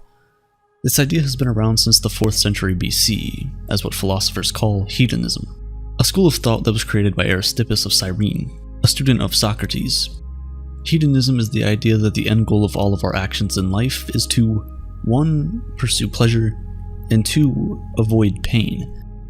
Aristippus believed that the only good cause worth pursuing was one that will ultimately bring you pleasure. In today's society, we're taught that the way to succeed is to suffer today so you can enjoy tomorrow, to save for the rainy day. Once we get out of college, we're encouraged to find a job and work hard at a 9-to-5 for many years, live modestly, and save as much as possible so we can enjoy our retirement 50 years later. Aristippus didn't believe in any of that. He didn't believe in the idea of delayed gratification, and he always advocated for people to simply get pleasure from what is present and available. He was completely against the idea of suffering in the present in order to get something that only might be pleasurable in the future. So instead of telling students in college to study hard for their exams so they can land a good job after school, for example, Aristippus would encourage them to fraternize, drink, and party lavishly, because these are the pleasures that are readily available to them. On the one hand, you can see him as stupid and lacking foresight. After all, if you squander everything you have on the pleasures of today, you'll quickly run out of resources, and all of that pleasure will turn to pain. From people losing everything they had because of an addiction, to people living in poverty as a result of their own laziness, we've seen the results of solely focusing on the present pleasures. But on the other hand, there's some wisdom to this school of thought, because truly, tomorrow isn't promised to any one of us. What's the point in working hard at a 9-to-5 for 50 years, ignoring all of the pleasures of the time, only to die a few years before retirement? And let's say you do make it to retirement. The sad reality is that 1 in 4 people will have a disability by the age of 60, and the older you get, the chances of that happening increase drastically. Knowing all of this, is it still foolish to think that we are all better off just enjoying the pleasures that we do have in the present? Socrates and other philosophers at the time certainly believed so. A lot of philosophers hated the idea of hedonism, because saying that the end goal of the entire human existence is simply to pursue pleasure and avoid pain just sounded vain. This opposition, combined with the rise of Christianity in ancient Greece at the time, meant that this extremely rash idea of hedonism died with Aristippus. Many years later, Epicurus, who is considered the father of modern-day hedonism, redefined what hedonism was. And to do that, he had to start by redefining a certain word: pleasure. For Aristippus, pleasure was a state of ecstasy and excitement, that amazing feeling you have after biting into your favorite food or after that first sip of coffee in the morning. And for most of us, this is how we define pleasure. But not Epicurus. For Epicurus, pleasure was a state of tranquility. Instead of encouraging people to indulge themselves in constant gratification, Epicurus believed that the true meaning of pleasure was to kill the fear of both death and God, because only then would you truly be able to fully enjoy what this life has to offer. While Aristippus simply encouraged people to pursue pleasure, Epicurus believed that all human beings do everything to gain pleasure and absorb pain. He didn't encourage it, because according to him, that was our natural state anyway. To defend this point, Epicurus asks everyone to look at how babies view the world around them. They don't really understand how the world works yet, but they do understand 2 things: when something feels good, and when something feels bad. When something feels good, the baby is joyful and happy. When something feels bad, the baby cries because it wants that pain to stop, and it wants to return to said pleasurable state. I'm sure at this point you're wondering, if we're all solely pursuing pleasure, then what about selfless acts? Acts that are done solely because they are virtuous or valuable for other people and not ourselves. How do we describe those? Well, in hedonistic ideas, it's simply because those things make people feel heroic, which ends up being processed in your brain as a pleasurable feeling. So, at the core, it is still pleasure they're chasing, just not the kind we might be thinking about. According to hedonistic teachings, there are 2 types of pleasure. There's moving pleasure and there's static pleasure. Moving pleasure is when you're in the process of satisfying a desire. When you're hungry, you eat. When you're thirsty, you have a drink. When you need a timeout, you take a nap. Static pleasure is the tranquility you feel once you're done satisfying those needs. At this point, the adrenaline has finished coursing through your veins and you're left with a sweet feeling of satisfaction. In that moment, you feel a sense of tranquility and you keep feeling it until it is sadly replaced by pain. Because according to Epicurus, there is no in-between. The absence of pain is pleasure, and vice versa. But even with this more modest way of explaining hedonism, a lot of people still disagree and even frown at the idea. And this is because of one thing: the idea that pleasure is the only source of intrinsic value. Think about it for a second. If pleasure is the only intrinsic value, then what do we make of things like finding meaning in life, achieving great things, building and maintaining long-lasting relationships, becoming a legend in a particular field, or even something as simple as living religiously or upholding a set of moral beliefs that we hold dear to our hearts? Hedonists might try to argue that all of those things do not hold any value themselves, and that they're only valuable because we get pleasure from them. But something like upholding religious beliefs isn't always pleasurable. In fact, most times it restricts the kind of pleasure you can get. But still, it gives people a sense of fulfillment that for them is better than the pleasure they're forsaking. If self-pleasure alone is the aim of human existence, then people who benefit from the wrong that happens in our society will never fight against it. People would never fight for the common good when it might affect them negatively. But yet, every day, we see people put their own desires on the side to help other people. People get excommunicated from their families, rejected by those they love because they chose to speak up and fight for what's right, even if the issues don't affect them directly. If we're all chasing our own pleasures, that would never happen. We'll all be too busy enjoying our broken society because it benefits us and not worrying about trying to change it for someone else. Another huge stumbling block that hedonists face when trying to argue their beliefs is the worth of reality. If pleasure is the ultimate goal, then it shouldn't matter whether that pleasure is real or imagined, right? If we say that people always intrinsically pursue things that are pleasurable, then if there is an option for unlimited pleasure, they should never choose anything else, right? To answer these questions, Robert Nozick created a thought experiment. Giving people two options, he asked them to choose between being plugged into a pleasure-giving machine for the rest of their lives and living their current reality with the pain that exists in our world. People always picked this reality, because in the end, living a life that's not real is pointless and meaningless. And even with the option of the most pleasurable thing in the world, people would rather have pain that's real, whatever real means. As I've said previously, the best memories are the ones you remember with both pleasure and pain. 20 years after he left his childhood home, Abraham Lincoln came back only to see the entire place in ruin. As he looked at it with tears in his eyes, he said, "My childhood home I see again, and am saddened with the view. And still, as memories cloud my brain, there's pleasure in it too." This beautiful mix of pleasure and pain is something that the hedonistic view of the world simply does not account for. When you're graduating high school, you're excited for the adventures that await you in college. You'll probably be leaving home for the first time, and you'll finally be alone, able to enjoy what the world has to offer. That feeling is pleasurable. But the feeling is also painful. You'll miss your high school friends and the simplicity of childhood. You'll miss your parents, your siblings, and the community that you grew up in. And though these painful thoughts cloud your brain, there will be pleasure in it too. Hedonism is frowned upon in modern-day society because it opens the door for a trap that you can easily fall into. Pleasure is an insatiable desire. If you get hungry and fill your belly, it only takes a few hours and you're looking for something else to eat. It's an unending pursuit. So if that becomes the entire reason for your existence, it can quickly become difficult to control. This is how most people become addicted. It starts out as just a fleeting pleasure, and before you know it, the reason you're doing those things stops being the pursuit of pleasure and starts being an unquenchable and uncontrollable thirst for those things. A trap that's very difficult to come out of, one that many people get stuck in for the rest of their lives. But this isn't to say that we can't learn some things from hedonistic principles, because as much as we might not like to think about it, it's true that tomorrow is not promised. So, we might as well make the best of today. Things like making a conscious decision to enjoy the little everyday pleasures can help us lead a happier life. If your car breaks down and you have to walk to school, Don't be in haste. Embrace the journey. Walk with a friend, make jokes with them, and always leave each other on a good note. Craving a cup of coffee? Head out to your favorite coffee shop and order your favorite drink. You've earned it. You don't have to wait until you're retired before you can start reaping the fruit of your labor.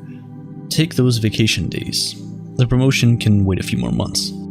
Stay on that call with your friends for an extra hour. Missing an hour of study probably won't make you fail. Because even if seeking pleasure might not be the ultimate goal of human existence, it's certainly a worthwhile pursuit. You are a chicken. Yes, you. You look around and sometimes wonder why your owner takes such good care of you. At first, you're not sure. You're skeptical. What if he sends you to the slaughterhouse? You've never been there, but you know very well none of your friends have ever come out of that place. You remain on high alert for when that fateful day might arrive. But it never does. Days go by, and then weeks, months, even years. You are now convinced your owner loves you more than any of these other chickens, and he would never do anything bad to you. Each passing day is additional evidence to say that you will live for the next. 1,000 days go by like this. 1,000 beautiful days. Until, of course, the 1,001st day, when the illusion of safety breaks, and you end up on someone's dinner plate. You should have never crossed the road. Now imagine how betrayed the chicken must have felt when it was being taken to that terrifying part of the farm. Given the 1,000 days worth of evidence, the chicken's trust in its owner was ironically at its highest level when it was eventually slaughtered. Perhaps, if it wasn't so foolish to believe that it was special or unique, maybe it would have at least been spared the feelings of betrayal. That one final day completely changed the outlook of the chicken's life. That one piece of evidence outweighed the previous 1,000 days. And it's not even a contest. This is something known as a black swan, a single event or observation that comes as a surprise with disproportionate consequences, radically changing our outlook about something. People used to think that swans could only be white, until they saw a black swan, which basically reshaped the way people thought about what is out there. Nassim Nicholas Taleb wrote a book called The Black Swan, The Impact of the Highly Improbable, to study this very phenomenon and shine light on how vulnerable we are to black swans, and how we are only becoming increasingly more vulnerable with each passing day. In his book, he talks about some fundamentals of epistemology that limit our ability to understand the black swans before they happen. But first, let's talk about why our modern society, as technologically advanced as it is the perfect nesting place for a black swan event. Let's say we're going to weigh a few thousand people, and at the extreme end of that sample contains the heaviest person in the world. So long as that person is subject to biological constraints like the rest of us, it doesn't really matter how much he or she weighs. Let's say 2,000 pounds. Now, how much do you think that accounts for in the total weight of all the people we weighed? The answer is probably less than 0.5%. It shows that even a crazy outlier like a 2,000 pound person doesn't really overwhelm the average. Taleb calls this ecosystem mediocristan, to refer to how the mediocre measurements of the average person do mostly represent all measurements quite well. Now, let's conduct the same experiment, but with wealth. Let's gather a few people and include just one of the 3,000 or so billionaires in that list. How much do you think that billionaire accounts for in the total wealth of all the people in that sample? An overwhelming majority, almost always close to 99%. Contrary to the first scenario, here the outlier overwhelms everything else. Taleb calls this world extremistan, as it rewards a few people extremely well, but leaves basically nothing for the others. Taleb says that the modern world is composed of circumstances that are geared towards extremistan, not mediocristan, because money, for all intents and purposes, is just a number in someone's book. The vast majority of money is completely digital. It's not subject to physics laws or biology to constrain it to minimal variance. Sure, most people don't make that much money, but a few people can make a lot of money. Similarly, if you want to consider musicians, most musicians don't sell that many albums, but a few artists sell quite a few. You can conduct the same thought experiment with book sales, scientific publications, shoe brands, and so on. Point is, the modern economy is very much a winner-take-all system that rewards a very small number of people with a disproportionately large portion of the pie. If it was more like the weight example we just talked about, you wouldn't expect the outliers to be so wild. but the fact that they really are indeed so wild just goes to show how unpredictable the environment we're living in really is. The forecasts we take for granted today often fail to take into account the true nature of this unpredictability, these black swan events. You might be inclined to say that, no, these billionaires put in the work day in and day out, and therefore they can enjoy the fruits of their labor. Indeed, most of them probably worked really hard. Some of their innovations might later pave the way for a better future for all of us. I'm not discounting that. However, the system is not rewarding them proportionately. More importantly, it's hard to say how much of their efforts are the fruits of their labor and how much of it is due to pure chance. If you were to run a few simulations with extremist and type circumstances, you would inevitably have a few Jeff Bezos-like outliers. We may be biased into thinking that we understand what causes Bezos-like outliers in our society. You know, the usual. Think out of the box, start a revolutionary company, work extremely hard for a few years, and then smell the roses. Happily ever after. We've all read the autobiographies. We've all watched the documentaries. However, when was the last time you read about a person who did all of those things and failed? When was the last time you saw shelves of books about people who failed? Chances are, probably never. These stories just never really quite make it. There is an epistemic bias in all of this. Taleb says, now take a look at the cemetery. It is quite difficult to do so, because people who fail don't seem to write memoirs, and if they did, those business publishers I know would not even consider giving them the courtesy of a returned phone call. This is despite the fact that, often, advice about what not to do is more useful than what to do. But that's just the economy. That's just one facet of society. We also don't understand the socio-political aspects. Take 9/11 for example, which is certainly a black swan event. After it happened, you had tons of experts come out and say that they had known for years that it was about to happen. Well, why didn't they say anything? This retrospective distortion of the understanding of a problem is one of the hallmarks of a black swan event. None of them really knew. If they did, cockpit doors would have been bulletproof long ago, pocket knives would have never been allowed into cabins, and the TSA would have been invented much earlier. But these things were only instituted after 9/11. If you were to suggest such policies in 1991, for example, you would probably not be taken too seriously, or would have been shown a spreadsheet that suggested airlines don't have the money for bulletproof doors. But inevitably, they did. Thankfully, the likelihood of a 9/11 style event is much lower now than it used to be. Countries around the world are more prepared, more vigilant. However, that also makes these precautions somewhat lose their relevance. Yuval Noah Harari, in his book Homo Deus, cites a paradox about knowledge. He says, knowledge that does not change behavior is useless, but knowledge that changes behavior loses its relevance. The more data we have and the better we understand history, the faster history alters its course, and the faster our knowledge becomes outdated. Despite the measures we have taken for a black swan event like 9/11, that does nothing to improve our odds against a future black swan. If anything, it might lure us into a false sense of security, and in fact worsen our chances of coping with the impacts of the next highly improbable event. We tend to convince ourselves that we understand risks once we have understood a game of dice or blackjack. However, trying to approximate the risks in real life with the same methods used in a closed-loop artificial game is simply oversimplification, a mistake that we commit daily. This, Taleb calls, is the ludic fallacy.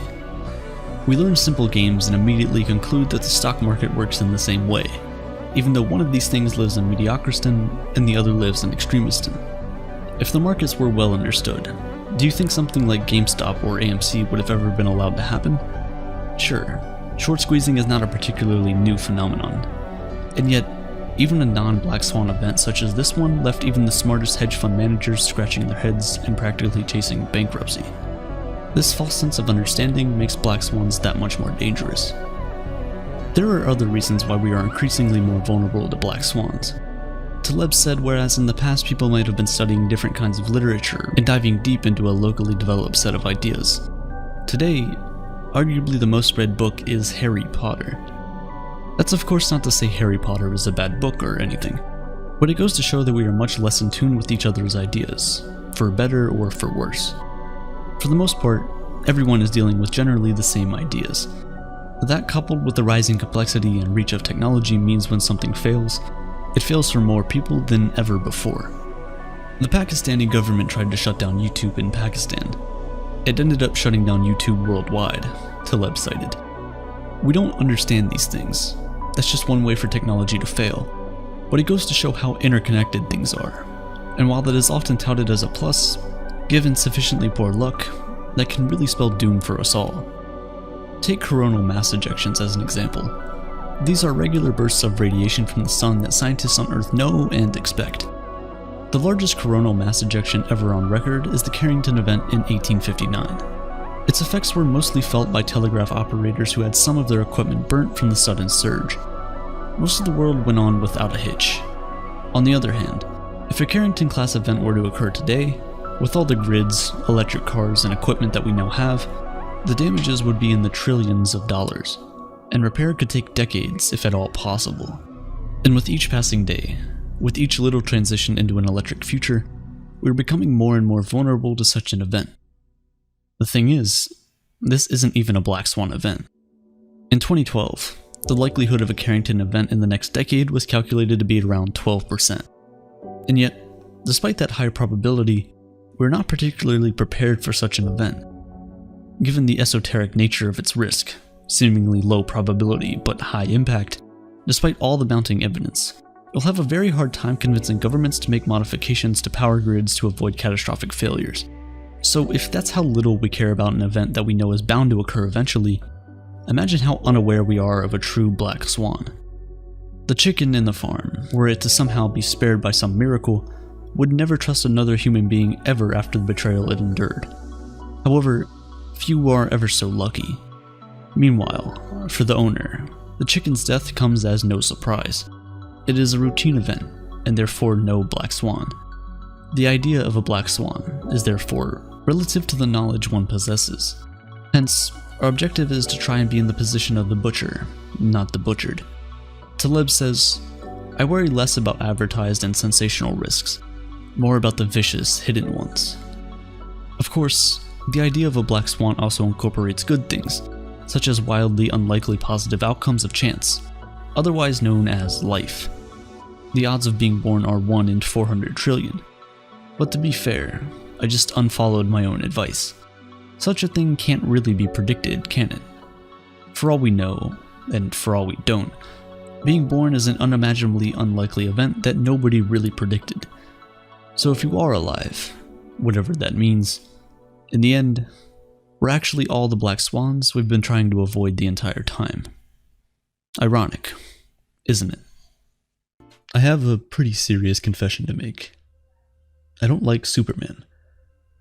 Before you destroy me in the comments, I know it's an unpopular opinion, but the Man of Steel has just never resonated with me. The problem for me has always been that he's too strong. I mean, one of his primary powers is invulnerability. Talk about a tension killer. The conflict is never if Superman will save the day, only how.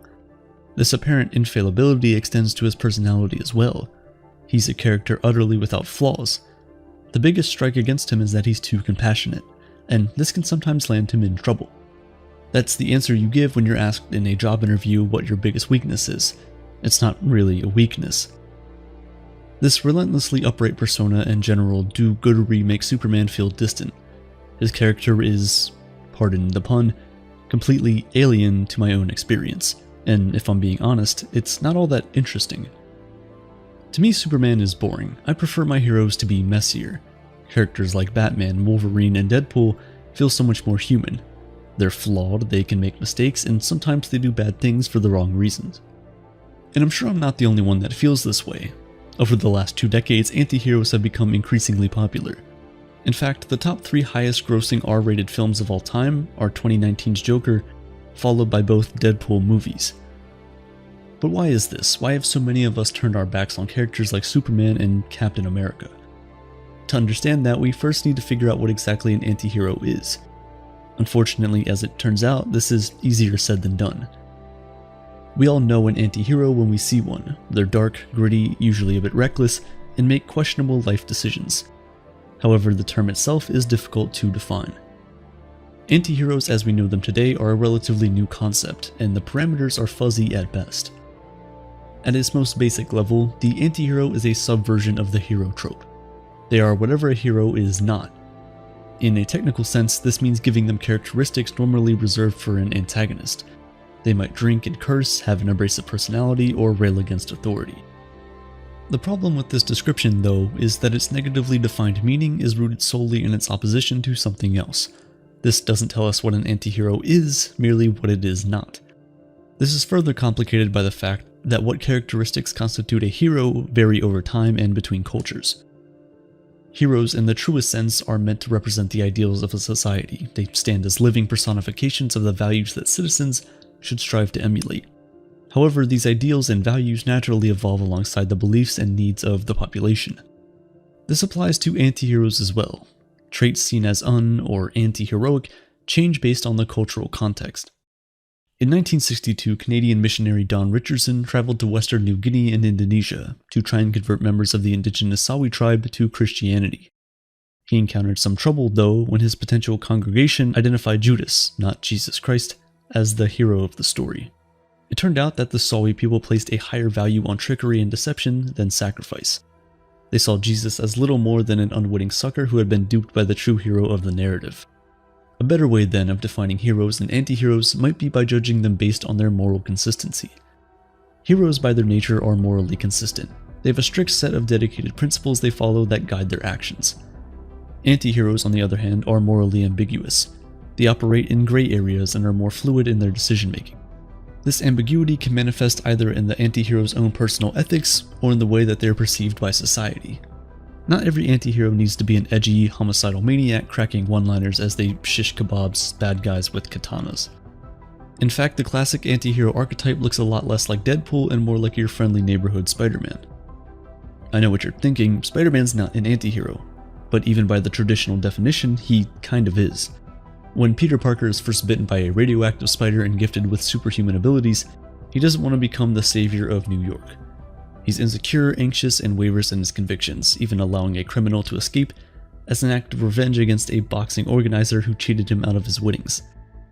Over the course of his career, Peter quits multiple times, always questioning whether or not he's capable of overcoming the challenges given to him and living up to his responsibilities. None of these are qualities that we normally associate with heroes. Peter isn't consistent, and our perception of him doesn't align with the image that we've built up in our heads. On the other end of the spectrum, there are anti-heroes like Wade Wilson's alter ego Deadpool, who we normally associate more with the term. These are heroes who do the right thing for the wrong reason or the wrong thing for the right reason.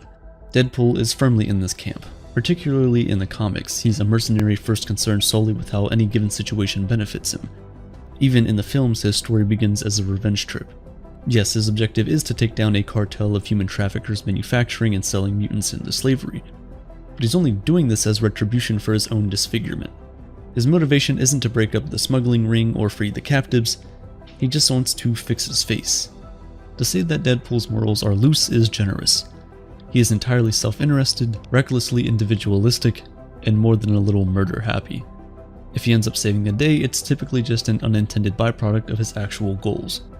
The key takeaway from this is that anti-heroes are hard to pin down when it comes to assigning moral judgments, either because their own ethical code is so nebulous, or because we as a society have difficulty reconciling their personal traits with our own expectations of what a hero should be. So why do we like these characters so much? Why are we attracted to moral ambiguity? Perhaps it's because we find it reflective of our own experiences. Very few of us live in a world of simple black and white morality. We recognize that life is more complex than good versus evil or right versus wrong, hero versus villain. People are complicated, our decisions are nuanced and subject to interpretation. No one is purely a villain or even a hero for that matter. And yet, our culture is dominated by institutions built on the foundation of moral absolutism. This philosophy maintains that human action is inherently right or wrong regardless of intention or consequence. The justification for this is a belief in an all-encompassing and objective morality. Every individual's behavior is judged according to the standard and determined to be moral based on how closely they conform. Political and religious institutions are the clearest example of this. They create extensive sets of laws and regulations by appealing to the authority of a higher power, whether that power is a divine being or a constitution. The benefit is that this creates consistent standards which can be broadly and reliably applied to any situation. This helps maintain societal order while safeguarding institutional power. However, when these laws are violated, it necessitates punishment regardless of individual circumstances. Take, for example, a man who steals medicine in order to care for his sick child. Although his motivation is pure and the act itself noble, theft is still illegal. If he's caught, he faces imprisonment, if not worse depending on who's in charge. While creating a reliable and predictable framework by which behaviors can be evaluated, the problem with moral absolutism is that it's inflexible and doesn't allow for subjective interpretation. Instead, it promotes the idea that there's an objective morality by which every act can be judged. In becoming symbols of societal ideals, traditional heroes serve as the physical embodiment of these absolutist systems. More than that, they act as enforcers, ready to use violence in order to combat perceived evils and protect the established moral order. This is why I don't like Superman. Ironically enough, the Man of Tomorrow is a champion of the status quo. He, Captain America, and others like them defend social and political structures as they already exist, regardless of their flaws. To his credit, I don't think Superman would punish someone for stealing medicine for their sick child, but he definitely will protect the systems that originally put that person in that position. By intention, moral absolutism creates a societal binary: those who conform and those who do not. Anti-heroes are a part of this second group. Their innate moral ambiguity naturally places them in opposition to mainstream culture, landing them in the realm of the outsider. These individuals find themselves shunned or even outcast due to character flaws or other traits seen as deviant. It's not surprising then that most anti-heroes come from marginalized backgrounds. Deadpool is widely considered to be pansexual. Wolverine suffers from PTSD and alcoholism. Spider-Man comes from a poor family and was a nerd before being a nerd was cool. These characteristics place the anti-hero in direct conflict with normative culture, forcing them to make a choice: either conform or face the consequences. Because of this, anti-heroes often find themselves battling for the right to simply exist as they are. This, in turn, leads them to seek wider societal change. Whereas regular heroes are inherently change-resistant, willing to violently uphold moral norms and standards, anti-heroes by their very existence demand change. They function as living rebuttals to the predominant philosophy created by institutional authorities. This is a convention that actually began not with superheroes, but with cowboys. In the 1960s and 70s, a new type of Western called the post-Western began capturing the attention of global audiences. These movies featured morally ambiguous protagonists who were largely distrustful of existing institutions and set out to buck the system. This stood in stark contrast to classic Westerns, which featured simple moral narratives where a handsome, white-hatted stranger wandered into town to defeat the black-hatted outlaw and win the affection of the local schoolteacher. Post-Westerns turned conventions like these on their head, challenging the traditional values put forth by earlier films. This was reflective of a larger cultural shift happening in America and Europe. The rise of the counterculture movement, along with the chaos of the Vietnam War and other global crises, were contributing to a mass feeling of uncertainty, and many people began to question whether or not the ideals of previous generations were still valid. Post-Westerns captured these sentiments and served as a form of social criticism. By featuring flawed, conflicted characters struggling to find their place in the world, they presented a more realistic depiction of the lives of everyday people. If all of this is sounding a bit familiar, well, it's because we're in a very similar place right now. Distrust in our political and social institutions is at an all-time high. Very few of us have any confidence that our leaders are capable of solving complex problems like economic instability, food scarcity, or climate change. This has produced a collective sense of doubt and unease that has increasingly been reflected in our heroes. Or should I say, anti-heroes.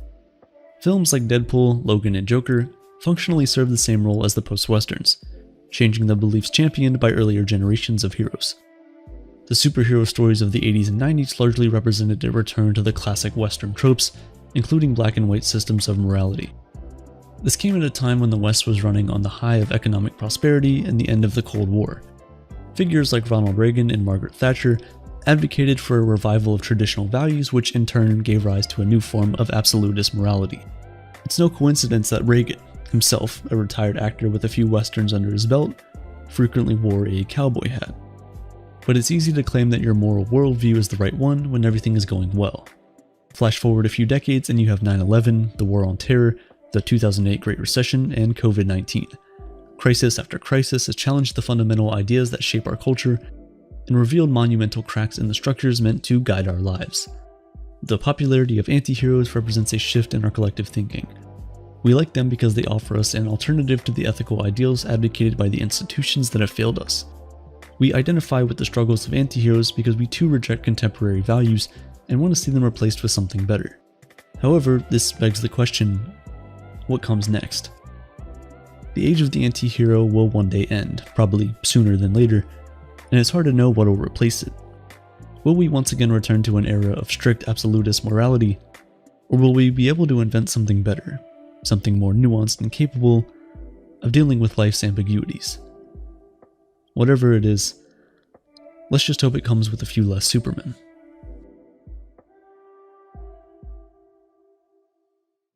I love a lot of things. Some people love sunshine and rainbows. Some love the warmth of summer and the chill of winter. Others love the smell of hot coffee in the morning and the coziness of their bed at night. Some love to travel and go on crazy adventures. According to the dictionary, love is a mix of emotions, behaviors, and beliefs associated with strong feelings of affection, protectiveness, warmth, and respect for a person, or a thing, or even an idea. But can we really define love? How do we explain a word that you can use to describe what you feel for everything, from people to cars to intangible ideas? To fully understand what love is, we have to look at the ancient Greeks. Instead of one all-encompassing word, the ancient Greeks used 7 different words to explain love in its many different forms. Eros, which means passionate love, is the most common type of love we see in our world today. It's fueled by a desire for pleasure. It's love at first sight, seeing someone's physical appearance and immediately getting attracted to them, even without knowing their first name. Most romantic relationships start like this. It's passionate. It can even be a bit obsessive. But love like this is confusing. It's the age-old question of love versus lust. Both lust and eros come with intense physical attraction and a strong desire to be close to the person, even if you just met them. Some people like to differentiate them by the length of time they stay around. If it was a fleeting emotion, it was lust. But then, if it lingered around like the best man at a wedding, then it was definitely love. But is that really true? And if it is, then is love simply lust that has stayed around for long enough? If lust simply becomes love, how long does it take for the switch to happen? At what point does lust become love? It's a complex question, and you don't normally give it much thought, so I'll do it for you. According to science and human biology, there are 3 stages to falling in love, and it all starts with stage 1, lust. It's driven by testosterone for men and estrogen in women. So when does lust become love? Well, that's stage 2. When we start feeling a sense of a high when we see them or speak to them or even just think about them. A high similar to the feeling you'd get from drugs or alcohol. When we start to feel a sense of euphoria when we're around them. When testosterone and estrogen are replaced by dopamine, making us happy and excited. Adrenaline triggering our fight or flight, and norepinephrine keeping us alert. This is why falling in love feels like an addictive rush. Like you're driving at 120 miles per hour with no brakes in your car. Your palms are sweaty, your knees are weak, and your arms are heavy. Your heart is racing. Love is this feeling. Sometimes love doesn't start with lust. It starts with friendship. Knowing someone well enough that you can predict their reaction to every situation. Love is intimacy. It's authentic, it's kind, it's warm, it's encouraging. Love is the best friend you've known since you were a child. It's always wanting the best for the other person, selfless goodwill. In today's world, philia is dying. We have millions of followers and subscribers, but very few friends. We have a multitude of people seeing the perfect view of our lives, everything we want them to see, but no one who is welcome to see what's behind the curtains. Philia is a sense of camaraderie. It's calling someone brother or sister, even when they're not related to you by blood. Love is loyalty, sacrifice, and vulnerability. Love is a choice. Love is not always serious. Love is not always permanent. And when it's fleeting, love is not always lust. Ludus describes a love that is built on infatuation, flirtation, and fun. Sometimes love is simply having a crush on someone and acting on it. It's going out for drinks with a friend and acting like a romantic couple for the night only. It's random kids pushing each other on swings in the playground, basking in that joy that their friends are having alongside them.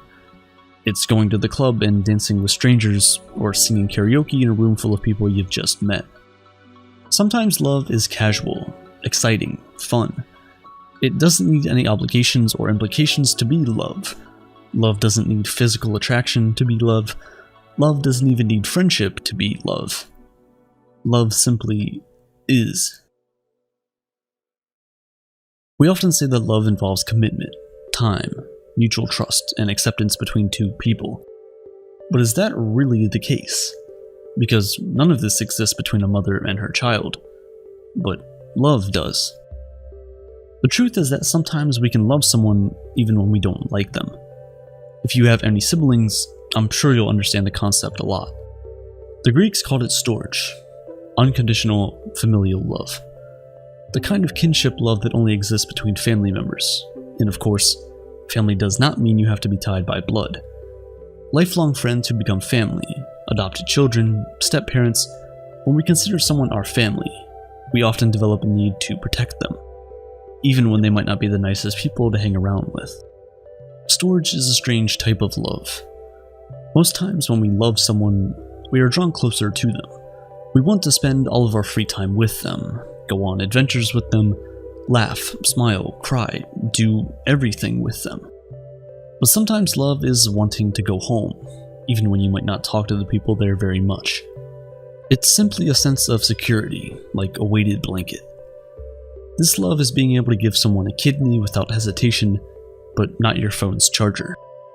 Even when in truth, only one of those is easily replaceable. And this strange feeling is not only towards people, it's the same for sports teams and fans. Every year you cheer for your team, every year they break your heart.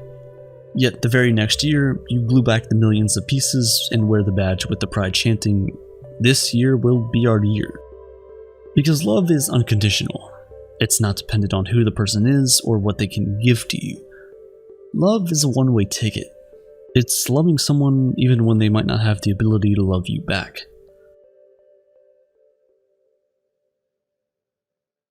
Aristotle once said, "All friendly feelings for others are an extension of a man's feelings for himself." If you don't love yourself, you can never truly love others. This is why philautia, the love of oneself, is something we shouldn't take for granted. Love is not just what you can do for others, it's also what you can do for you. So go out and give yourself a treat once in a while. You don't have to have achieved anything or crossed any milestone before you celebrate yourself. Just like others don't necessarily have to do anything before you love them, you don't either. Love is when you can stop comparing yourself to others, when you forgive yourself for your past mistakes and stop judging yourself for things that are beyond your control. Love is when you wake up in the morning, look in the mirror, and be proud of the person staring right back at you. Love is leaving toxic relationships and not feeling obligated to stay no matter who they are or how important they've been to you in the past. It's choosing yourself over and over again and protecting yourself the way you would protect anyone else. Love is being kind to yourself, in your thoughts, in your words, and in your actions. Because only when we truly love ourselves can we be able to love others. Love lasts for a lifetime. Love is to have and to hold, for better, for worse, for richer, for poorer, in sickness and in health, to love and to cherish, till death do you part. Love is committed and compassionate. It's accepting each other's differences and learning to compromise. Love is taking out all the broken pieces and putting them together again, instead of throwing them all out. Love is everlasting, rooted in romantic feelings and compassion. So is love a feeling or a choice? If love is a choice, why do we never know we're falling in love with someone until we are? Why can't we ever say to ourselves, "I want to fall in love with this person," and just do it? On the other hand, if love is a feeling, then there is no basis for wedding vows. There is no basis for the promise that we'll love each other forever. Because feelings come and go, and usually they are beyond our control. The only way we can judge that love will remain forever is when we decide that it will. Is love a feeling or a choice? Well, it's both. Falling in love is a feeling, but staying in love is a decision. It's telling them you love them even on the worst days. It's saying to them, I don't know how we'll get through this, except that it'll be together. Love is being vulnerable even when we don't feel like it. Love is holding the roses without being scared of getting pricked by its thorns. Love is an amazing feeling in the beginning, but for love to last a lifetime, it has to evolve into a commitment of never letting this person go for as long as they let you. Love is giving to charity and helping strangers in need. Love is empathy towards humanity. It's fighting for change even when you might not be directly affected by the issues. Love is altruistic, selflessly caring for humans, animals, and even Mother Earth itself. Love doesn't expect anything in return for its actions. Love itself is the reward. Love serves as the foundation for societies and communities, without which we cannot thrive. Scientists have always battled with the concept of love. Some believe that love is a basic human emotion, like anger or sadness or joy. However, some others believe that love is simply a cultural phenomenon, something we are drawn towards as a result of societal expectations and pressures. But nothing could be further from the truth. If love is simply a cultural phenomenon, it wouldn't exist in all cultures of the world, and the fact that it does suggests that, in truth, there is something innate about love, something biological about its experience. If love is fundamental to the human experience, then we must ask, what is the point of love? Why do we love? Is it for parents to be able to bear with their kids long enough for them to attain maturity? Or perhaps it's for mates to remain together for as long as is necessary to raise the next generation of humans. Does love exist to create a sense of community and camaraderie that is necessary for a herd community like ours to exist? We might never know why love exists or what ultimate purpose it serves, but we do know how important it is. The longest study on happiness showed that the people who end their life happy are not the ones who are the richest, or the ones who are the most healthy, or the ones who never made a mistake in their lives. The happiest people are those who are surrounded by the most love. Love from spouses, love from children and grandchildren, love from friends, love from religious organizations and communities. To fully understand just how important love is, we need to juxtapose its experience with the pain of loneliness. Not having that someone to share your inner monologue with because your thoughts are too petty or intense, random or full of anxiety, or too scary to share with just anyone. You can't rant, you can't scream, you can't fully express your feelings of obsession over your favorite passions, or rage about your most heartbreaking moments. Constantly having to filter our thoughts through the lenses of politeness and political correctness. Being looked at but not being seen. Being heard but not being listened to. It's dreadful. We've all been there. If love is so important, why do we not make it the center of our lives? Why do we chase everything else, but to love we say, stop searching and it'll find you? You see, the truth is that love doesn't always find you, and sometimes you have to search it out. So to those chasing love, listen. In Plato's dialogue, The Symposium, Aristophanes the playwright explains love the way many of us chasing love think of it. In the beginning, humans were all androgynous, with double the parts we have now, including two faces turned in opposite directions. This physical form made humans so powerful that they became a threat to the gods. So Zeus cut them in two, one male and one female. And since every human has longed to be rejoined with their other half, like two pieces of a puzzle, two halves of a whole. Although this is just a myth, it opens up the curtain to why we love the way we do. We often fall in love with people who think would complete us, people who so perfectly fit together the pieces of our heart's puzzle, people who complement our shortcomings and give us hope for the things we are most insecure about. We love in part with the hope of completion. We all have a deep-rooted need to blossom, and we can only hope this person is the rain at the end of summer. But the truth is, we're already complete. In us are the two parts of a whole. So when people say, stop searching for love, don't take that as a message to stop trying. Take that as a lesson to stop searching for completion in another person.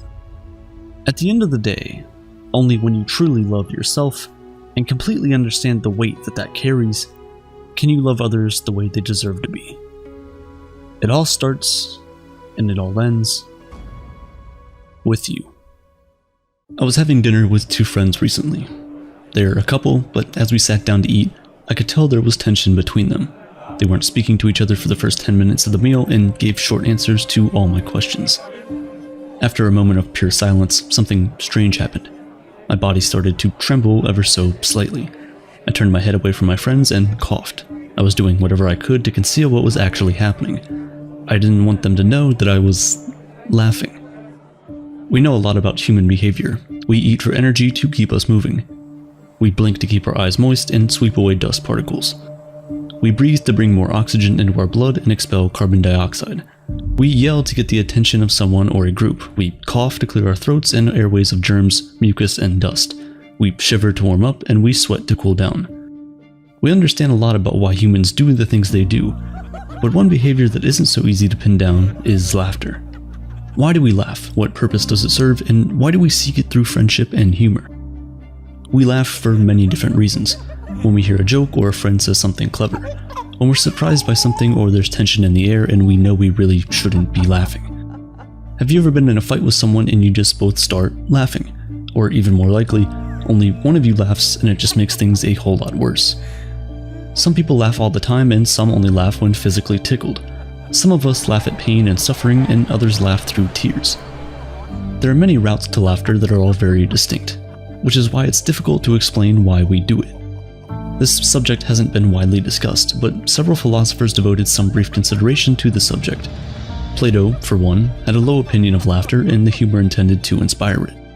In fact, he narrowly interpreted it as a malicious act. We laugh at those who think they're greater than they really are. In this interpretation, laughter serves as a way to point out the self-ignorance of others. This is why Plato described laughter as a form of scorn. You can see this variety of humor online when people mock famous CEOs such as Elon Musk or Jeff Bezos. Like pointing out how the self-made genius Elon started his business with nothing but $20 in his pocket and the rest of his family's jewel mine fortune, or how Jeff Bezos risked it all to start Amazon, and by all, I mean his parents' life savings. Underlying these jokes is the suggestion that these CEOs aren't as great as they think they are, that they had a big head start in life and so don't deserve to think so highly of themselves.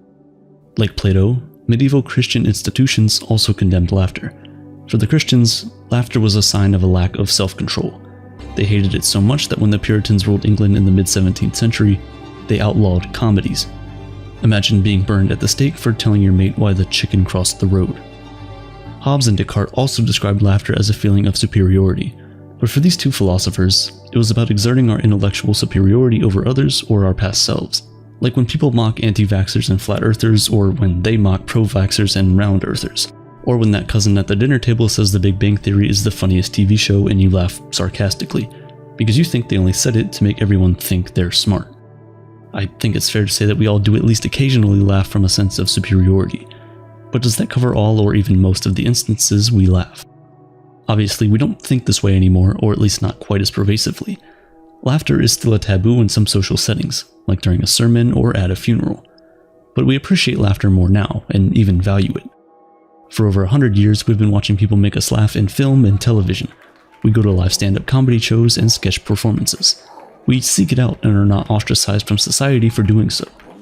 But why do we appreciate it now? What does it do to us that we find satisfying in some way? At the turn of the century, the father of modern psychology, Sigmund Freud, helped establish relief theory to explain why we laugh. With this, Freud proposed that we laugh as a way to release nervous tension. All the energy we use to repress emotion becomes pent up and is released in the form of a laugh. This would help explain why I laughed nervously at a tense dinner with my friends, or why a joke about a sensitive topic can have us rolling on the floor.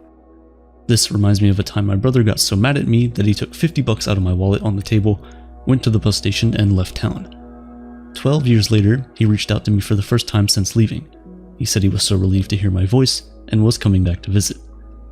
With tears in my eyes, I said I was so relieved to finally be getting my $50 back. Admittedly, that wasn't a true story. It was a joke intended to demonstrate relief theory. I set up an emotional experience by establishing that my brother was returning home for the first time in 12 years. That energy was then released when I revealed my biggest concern was me getting back my money. Freud believed that this also explains why we find humor about sex funny, because of how much we, as a society, repress our sexual desires. The release of repressive energy is so intense with the sex joke that they often get the best results, a room full of laughter. But then there's still something missing from relief theory. If we laugh from a release of repressive energy, then wouldn't the most repressed individuals love humor? Shouldn't people who practice abstinence be really tickled by a raunchy innuendo? Or what about parents of a 4-year-old? Shouldn't they find their child's potty humor hysterical? In reality, people who enjoy sexual and aggressive humor the most are those who are the most expressive about sex and violence. If that's the case, then what makes us laugh doesn't have a strong or necessary connection to what we repress. Those of us that mouth nice under our breath when we see this number probably enjoy an indecent joke or two. You know who you are. And you don't have to dig into a study to notice that many jokes that make us laugh have little to do with repressed emotions. Take this conversation from the late Mitch Hedberg, for example. I like the escalator man, because the escalator cannot break, it just becomes stairs. This joke doesn't release any repressed emotions. We typically don't have any strong emotions built up in relation to escalators. Well, unless your shoe has gotten stuck in one. But for the rest of us, why is this joke funny? One of the dominant theories today that has been pushed by numerous philosophers over the past 200 years is incongruity theory. Simply put, this theory explains humor as something perceived that deviates from an established expectation. Basic joke structure works in this way. You have a setup to establish an expectation, and then the punchline deviates from that expectation. Incongruity theory does seem to explain most instances of laughter, like the time I saw a LARPer in line at the bank or a squirrel put its head through a bagel hole. However, there are many instances in my life that were incongruous but not funny at all. I was once walking near a cute-looking chained-up dog. As I passed by, I felt a sharp pain in my leg. Confused, I looked down to notice the chained-up dog was biting my ankle. The dog let go and my leg was bleeding. The situation was technically an example of incongruity, but I wasn't laughing, I was horrified. Kierkegaard explains this by saying that the tragic violates our expectations as well as the comic, so for something to be funny, it also can't be painful or destructive. Incongruity theory was modified further by philosopher Michael Clark to include the condition that the person must enjoy perceiving it for it to be funny. The problem with this modification is that the theory is still too inclusive. We enjoy many deviations from our expectations that don't make us laugh. Sometimes they're simply bizarre or grotesque in a manner we enjoy, like when we watch a horror film or the way the Romans enjoyed the gruesome spectacle of the Colosseum. With many finding incongruity theory to be less than satisfying, a new general theory of humor was conceived in 2010. The authors of the benign violation theory contend that all instances of humor must contain a violation that is benign or harmless. But what does that mean exactly? Violations in this theory can be both physical and cognitive. Physical violations are things like being tickled or threats to our physical body. The cognitive are things that violate our personal dignity, societal norms, linguistic norms, and moral norms. When these cognitive thoughts or ideas are violated and we realize that the violation is harmless. It reminds me of when a friend came over for dinner the other day. I was roasting vegetables in the oven and my friend asked if the vegetables were burning. That's when the fire alarm went off and we both laughed. So why was this funny to us in that moment? The fire alarm alerts us to a physical violation, a possibility of fire. We know that in light of our previous conversation, the violation is benign. Our vegetables have just been in the oven for too long, and there's no actual fire. Benign violation theory can account for most instances of humor, but can it account for all things that make us laugh?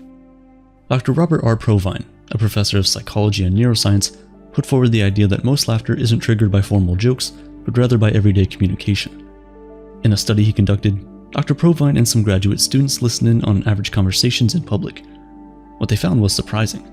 Only 10 to 20% of laughter came from anything resembling jokes, the rest came from everyday conversation. We have to conclude then that most laughter isn't triggered by things that are funny. Most of the time, laughter can be separated from humor. What's largely missing in the previous theoretical approaches to explaining laughter is the social element. We're 30 times more likely to laugh with other people than we are alone. How many times have you watched a sitcom with people around you and laughed, and then watched that same show alone in near silence? Love it or hate it, it's because of this exact reason that sitcoms throughout television's comedy history had laugh tracks.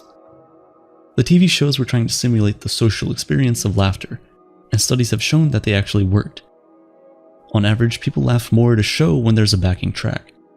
So the next time your cousin brings up Big Bang Theory for the umpteenth time, tell them to watch the show again without the laugh track, so the producers aren't telling them when to laugh, just so they can feel smart. Dr. Provine also thinks that laughter has an evolutionary purpose that is social. Laughter eases the tension in a group with the purpose of bringing about unity. When I was at the tense dinner with my friends, it makes sense that my instinct was to laugh. More than anything, I wanted to unify the three of us as we sat in silence. Further to this point, studies have outlined that in close relationships, laughter makes people feel closer, more connected, and more satisfied.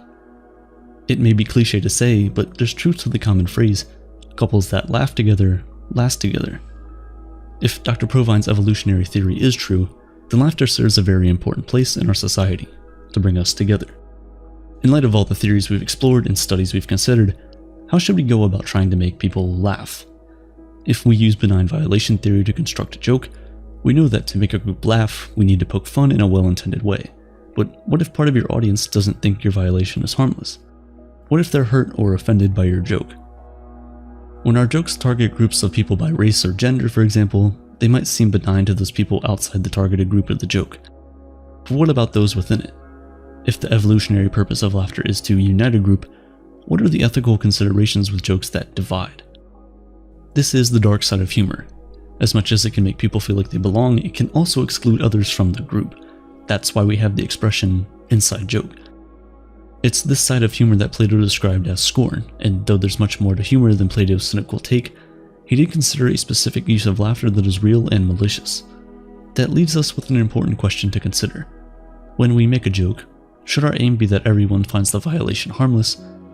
And is that even possible? In the end, all we can do is ask ourselves whether our aim is to unite people for the greater good, or to exclude others. And if the latter is the case, is it really worth it? This reminds me of a time I felt excluded by my peers. Out of nowhere, they started mocking me for wearing jeans and a coffee-stained sweater. They were suddenly put off by me yelling, "That's what she said," when the mood called for it. And they really couldn't stand the way I whistled when I thought someone was hot. Worst funeral ever. Who is your favorite superhero?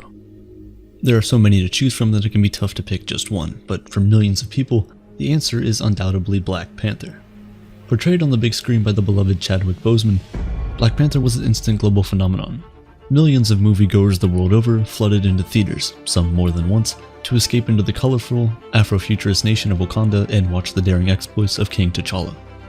It was, at the time, the most successful solo superhero movie to ever be released, beating out classics like Christopher Nolan's The Dark Knight. Today it remains one of the most celebrated cinematic achievements in the entire Marvel franchise. It's undeniable, we love the King of Wakanda. So much so that I'm sure many of us have found ourselves wishing that both he and the nation of Wakanda were real. How exciting would it be to live in a world where superheroes actually existed, where a rich and powerful African nation possessed technology light years ahead of anything currently available. Sorry to burst your bubble, but the reality would likely be much different than anything depicted in the MCU. We love T'Challa because we see his journey. We go with him from his lowest point when he loses his father, to him becoming king, tracking down a group of international arms dealers, and battling his long-lost cousin, Eric Killmonger, for the heart of his nation. But how would you feel if a foreign king you've never heard of suddenly revealed that he had superhuman abilities?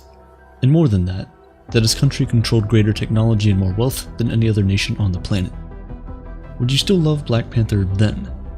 The question is more complicated than a simple yes or no, especially given the complex issues of race, colonialism, and cultural identity surrounding Wakanda. Black Panther tackled these issues head-on, offering audiences a candid examination of some of history's greatest injustices. The central conflict of the narrative itself deals with the tensions created by the specters of racism and colonization. At the start of the film, the Wakandans are adamant about maintaining their isolationist politics, believing it to be the best way of protecting their nation from the chaos of the outside world. However, this view is challenged by the arrival of Killmonger, who seeks to upend the status quo. After defeating T'Challa in ritual combat and assuming control of the throne, Killmonger delivers a speech to the tribal council in which he recounts the struggles of Black Americans and asks, pointedly, where was Wakanda? According to Marvel lore, while the rest of the African continent was swallowed whole by Europe during the Age of Imperialism, Wakanda stood idly by. It was watched as neighbor after neighbor fell to foreign invaders and did nothing as entire populations were enslaved and their land plundered for its resources. Wakanda continued to hide in the shadows as further injustices were committed against black communities in the form of policies like segregation and apartheid, and offered no assistance when it came to overthrowing these repressive systems.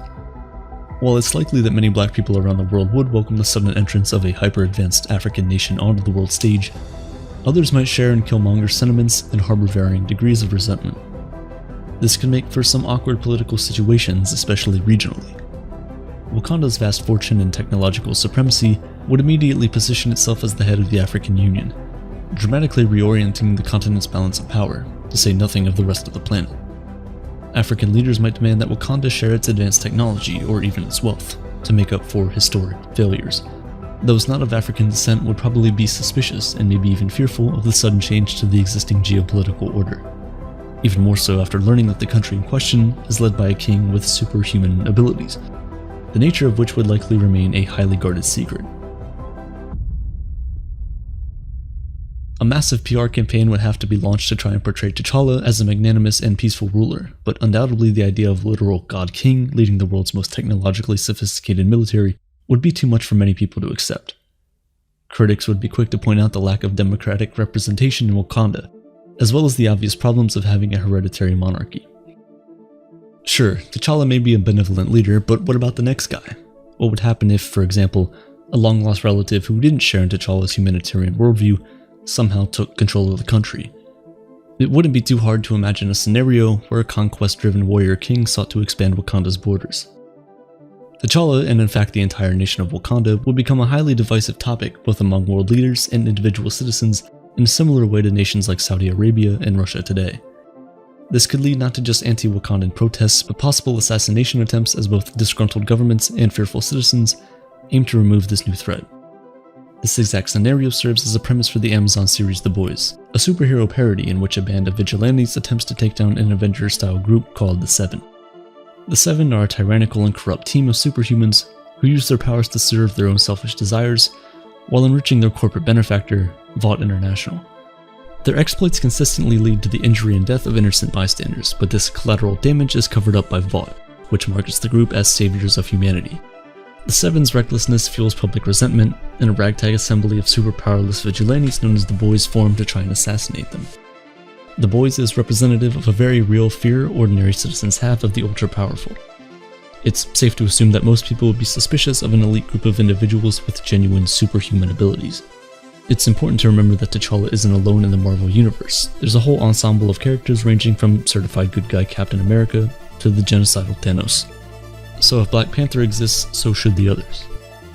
With this comes a whole slew of new problems. By their very nature, superhumans create an imbalance in society. There's them, people capable of flying faster than fighter jets or chucking cars like they were wiffle balls, and then there's the rest of us, barely able to make it through our morning commute. This inequality of ability would lead to widespread feelings of fear and resentment. Chief among people's worries would be the belief that these individuals might use their powers to establish a new social and political order. To help prevent this, we'd likely see the formation of anti-superhuman organizations. These factions would push for legislation that might help level the playing field, or at least establish a legal framework to protect ordinary citizens. Marvel's 2016 film Captain America: Civil War uses this idea as the central conflict of its plot. Following the disastrous fallout from Avengers: The Age of Ultron, the United Nations attempts to rein in Captain America, Iron Man, and the rest of the crew in the form of the Sokovia Accords. This legislation places the Avengers family under the control of the UN and effectively ends any form of independent autonomy. This leads to a rift in the group, as half support the independent oversight while the rest believe it to be a potentially dangerous obstruction. The film concludes with the Sokovia Accords still in place and half the team being forced into hiding. Civil War explores the anxiety felt by many people regarding the recent rise of powerful, extra-governmental organizations. What do we do when entities like the Avengers impose their will on a country and its citizens? Who is responsible for the repercussions when the Hulk accidentally takes down an entire skyscraper? It's not a question with easy answers, but the Sokovia Accords are an example of how real-life governments might attempt to create safeguards against potential catastrophes caused by superhumans. It also clearly displays the impulse of international leaders to try and control this power as they would with biological weapons or nuclear technology, which, of course, would not stop merely at legislation. In a world with superheroes, militaries, governments, and even private entities would attempt to either recruit or manufacture armies of their own superpowered soldiers. Entire industries could develop in the rush to create the next Hulk or Captain America. Sadly, the sudden rush for superhuman superiority would trigger a new global arms race as geopolitical rivals seek to fill their ranks with the strongest, smartest, and deadliest individuals that science can create. It would be the Cold War all over again, but this time with superpowers instead of nuclear power. It's honestly a terrifying notion and one that we may soon be forced to contend with. Advances in gene therapy, robotics, and other cutting-edge fields have begun to open the door to a new world of human enhancement. In the next few decades, we may become capable of giving individuals abilities previously reserved for the realm of fiction. Superhero stories may one day be viewed not as far-out fantasies, but instead foretellings of our very own real future. The problem with these kinds of technologies is that they rewrite the rules of what is possible. Societies operate based on the assumption that human beings have certain limitations. If these limitations are surpassed, it'll force us to reevaluate how our civilization functions on a fundamental level. It might benefit us then to try and understand why exactly we're so obsessed with superheroes in the first place. While modern incarnations stem largely from the realm of 20th century science fiction, the idea of powerful champions battling monsters and saving innocents dates back to the very beginning of human history. The Epic of Gilgamesh is one of the oldest surviving pieces of recorded literature, and it's basically a superhero story.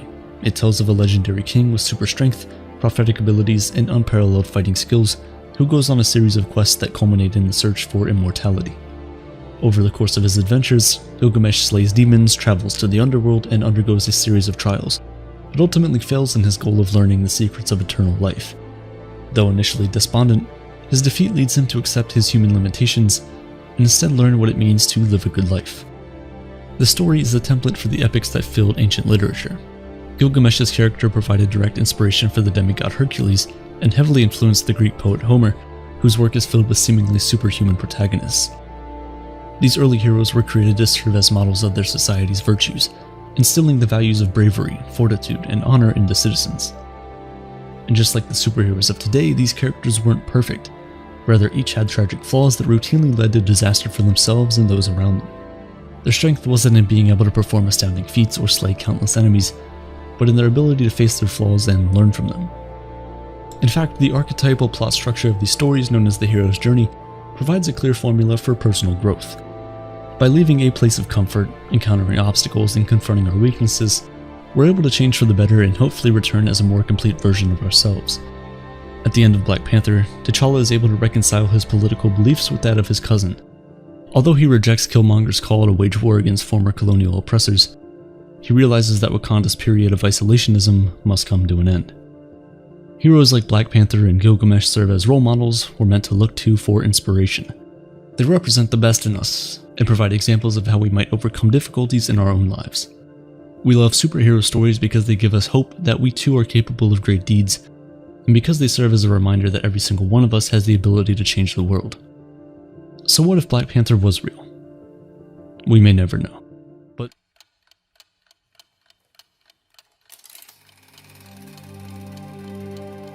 you look out the window into the empty streets.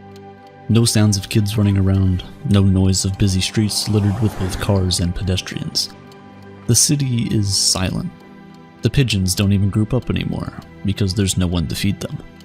You ask yourself, where am I?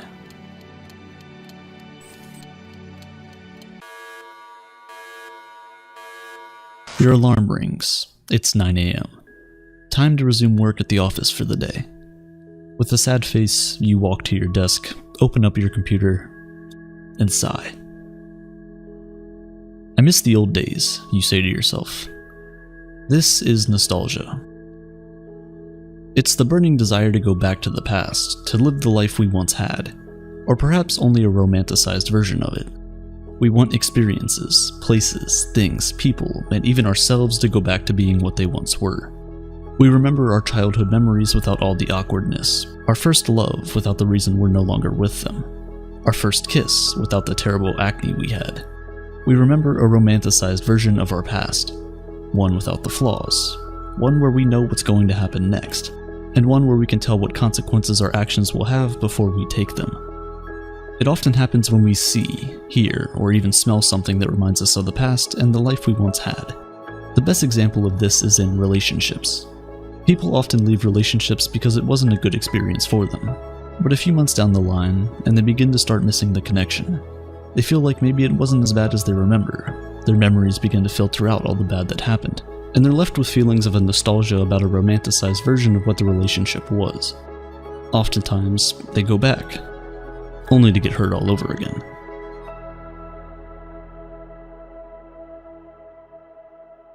Nostalgia can be pleasant, but as we've seen, it can also often cause us a lot of emotional distress.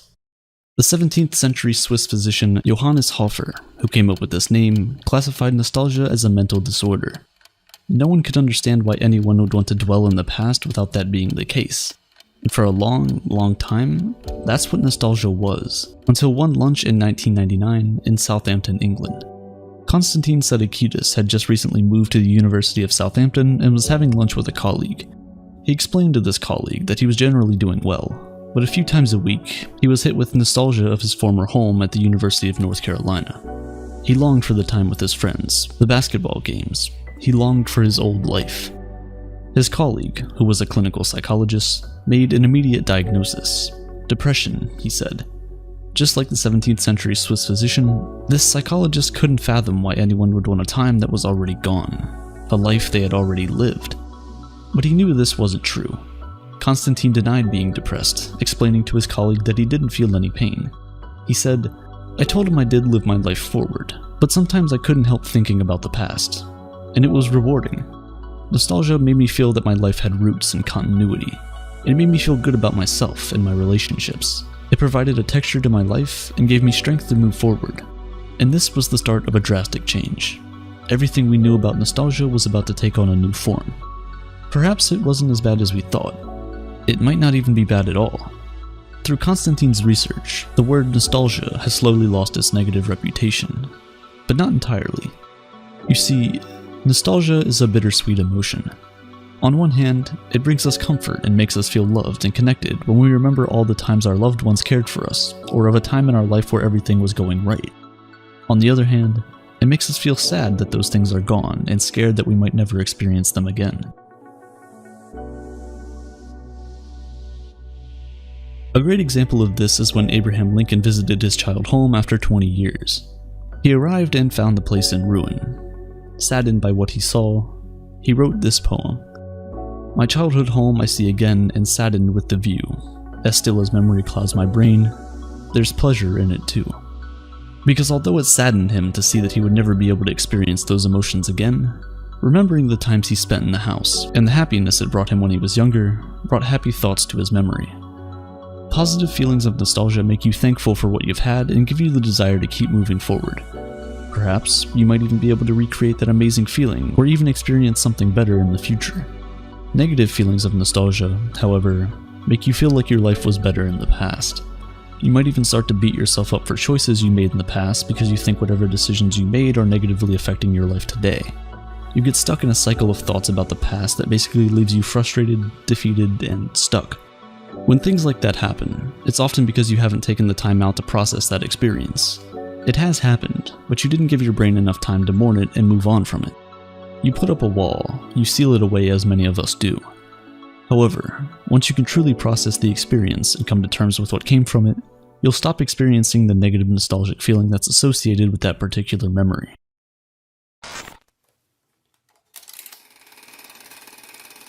One of the best things about the feeling of nostalgia is that it's all about you, and people love themselves more than anything else. Most human emotions we feel are felt as a result of external forces. We get sad when something doesn't go our way. We get disappointed in people when they do something unexpected that we'd rather they didn't. We get angry at people when they do something to agitate us. But nostalgia, nobody does anything to us. In fact, oftentimes, we can't pinpoint the trigger for our nostalgia. All we know is that a few times a week, we remember our old life with friends, family, and times we shared with loved ones. And as memories cloud our brain, there's pleasure in it too. Now, this does not mean that outside forces can't trigger nostalgia. As we all know, advertisers have discovered the power of nostalgia, and they use it to their advantage all the time. That's why you have Disney remaking all of their best cartoons. They're trying to make people nostalgic so they flock to the cinemas, trying to recapture a moment of their previous lives. But unlike trying to make someone feel happy or sad for a character in a movie, Trying to make someone feel nostalgic is very tricky and can often backfire. Like, just look at the Lion King live-action movie, the first Sonic the Hedgehog trailer, and more recently, Tom and Jerry. All three of these movies tried to make people nostalgic, but they failed completely in their goal. Why? Because nostalgia is a very complex emotion. The question, who am I, has plagued humanity for millennia. Every 5 years, every single atom in your body will have been replaced by a different atom. Your thoughts, opinions, and feelings about things will have also changed. Sometimes where you live and your friends may have even changed. So who are you? Is there one true aspect to your being that stamps you as being one of one? What part of us acts as the random seed hash that is tied to our existence? The best philosophers, scientists, and psychologists have had a go at the question, but all to no avail. And while nostalgia certainly doesn't answer the question, it helps us calm the anxiety it causes. We can say that what makes you you are your specific memories about the past, all of which tell you about how you've changed and become the person you are today. They tell you that you are a continuous being, one whose existence grows linearly with time. When we're feeling like a failure, like we don't have any purpose in life, like we have no value or any meaning, we can often tap into our nostalgic memories for comfort, to calm our worrying minds and to remind us that we do have intrinsic value, that we are not failures with no purpose. We have friends, family, and healthy experiences we can cling on to.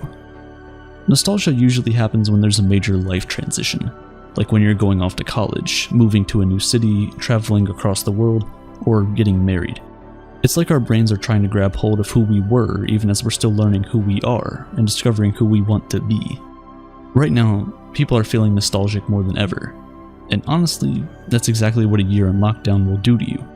We begin to feel nostalgic when we see live performances we went to in the past, large family gatherings we used to detest, and even little things like the noise of a busy grocery store or kids screaming on airplanes. Maybe not the last one. Because we're limited in our ability to go out and create new experiences, our brain is rerunning the old ones again and again and again to give us that sense of warmth and connection that many of us are missing in our daily lives right now. The internet has modified everything we used to do as a society. Mobs have morphed into cancel culture. We no longer have to be physically present at work or school, and we now even have a dedicated day to feel nostalgic. Social media calls it TBT, or Throwback Thursday. Every Thursday, people post nostalgic photos of both themselves and of a time period to sit back and reflect on what once was. We also have things like Snapchat, Facebook, and Google Photos, bringing us memories of pictures we've taken from a few years ago. Having all of these memories flood not just our minds, but also our phone screens, without having the ability to make new ones, and you can see why people are feeling nostalgic now more than ever before. We also see nostalgia in sports. For years, there's been the very heated debate of who's the GOAT, who is the greatest athlete of all time. In the NBA, you often hear of LeBron versus Jordan. But in reality, even if LeBron James ends his career with more titles than Michael Jordan, MJ will always still have the nostalgia factor on his side. He's many people's childhood, and no one will ever argue that their sports idol, the one who they watched while they were growing up, isn't the GOAT. However, with enough time, the modern day GOATs turn into old legends, and slowly but surely get outshined by new and rising talent. The arguments we have today will be the same arguments we have in the future, only with different people and different nostalgic factors. Nostalgia is a very interesting emotion, because we all in some way want to feel it, even if it brings us both happiness and pain. Oftentimes, the best memories are the ones we remember with both happiness and sadness. On days when we feel our worst, it makes us feel sad, angry, and even scared that we might never get those things, those feelings again. But even on those days, nostalgia has the power to bring us hope, and make us realize that we all have a story that is still being written. Why do we remember the past and not the future? Do we exist in time, or does time exist in us? What does it really mean to say time passes? Wonder is the source of our desire for knowledge, and nostalgia helps us remember how far our curiosity can take us. From where we were, to where we are, to where we will be, nostalgia will be there all along the way.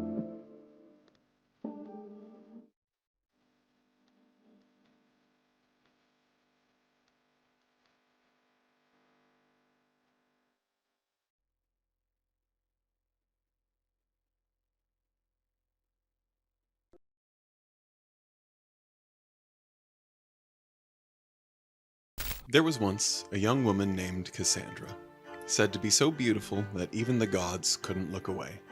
Apollo himself fell in love with her. Some stories say that he desired her.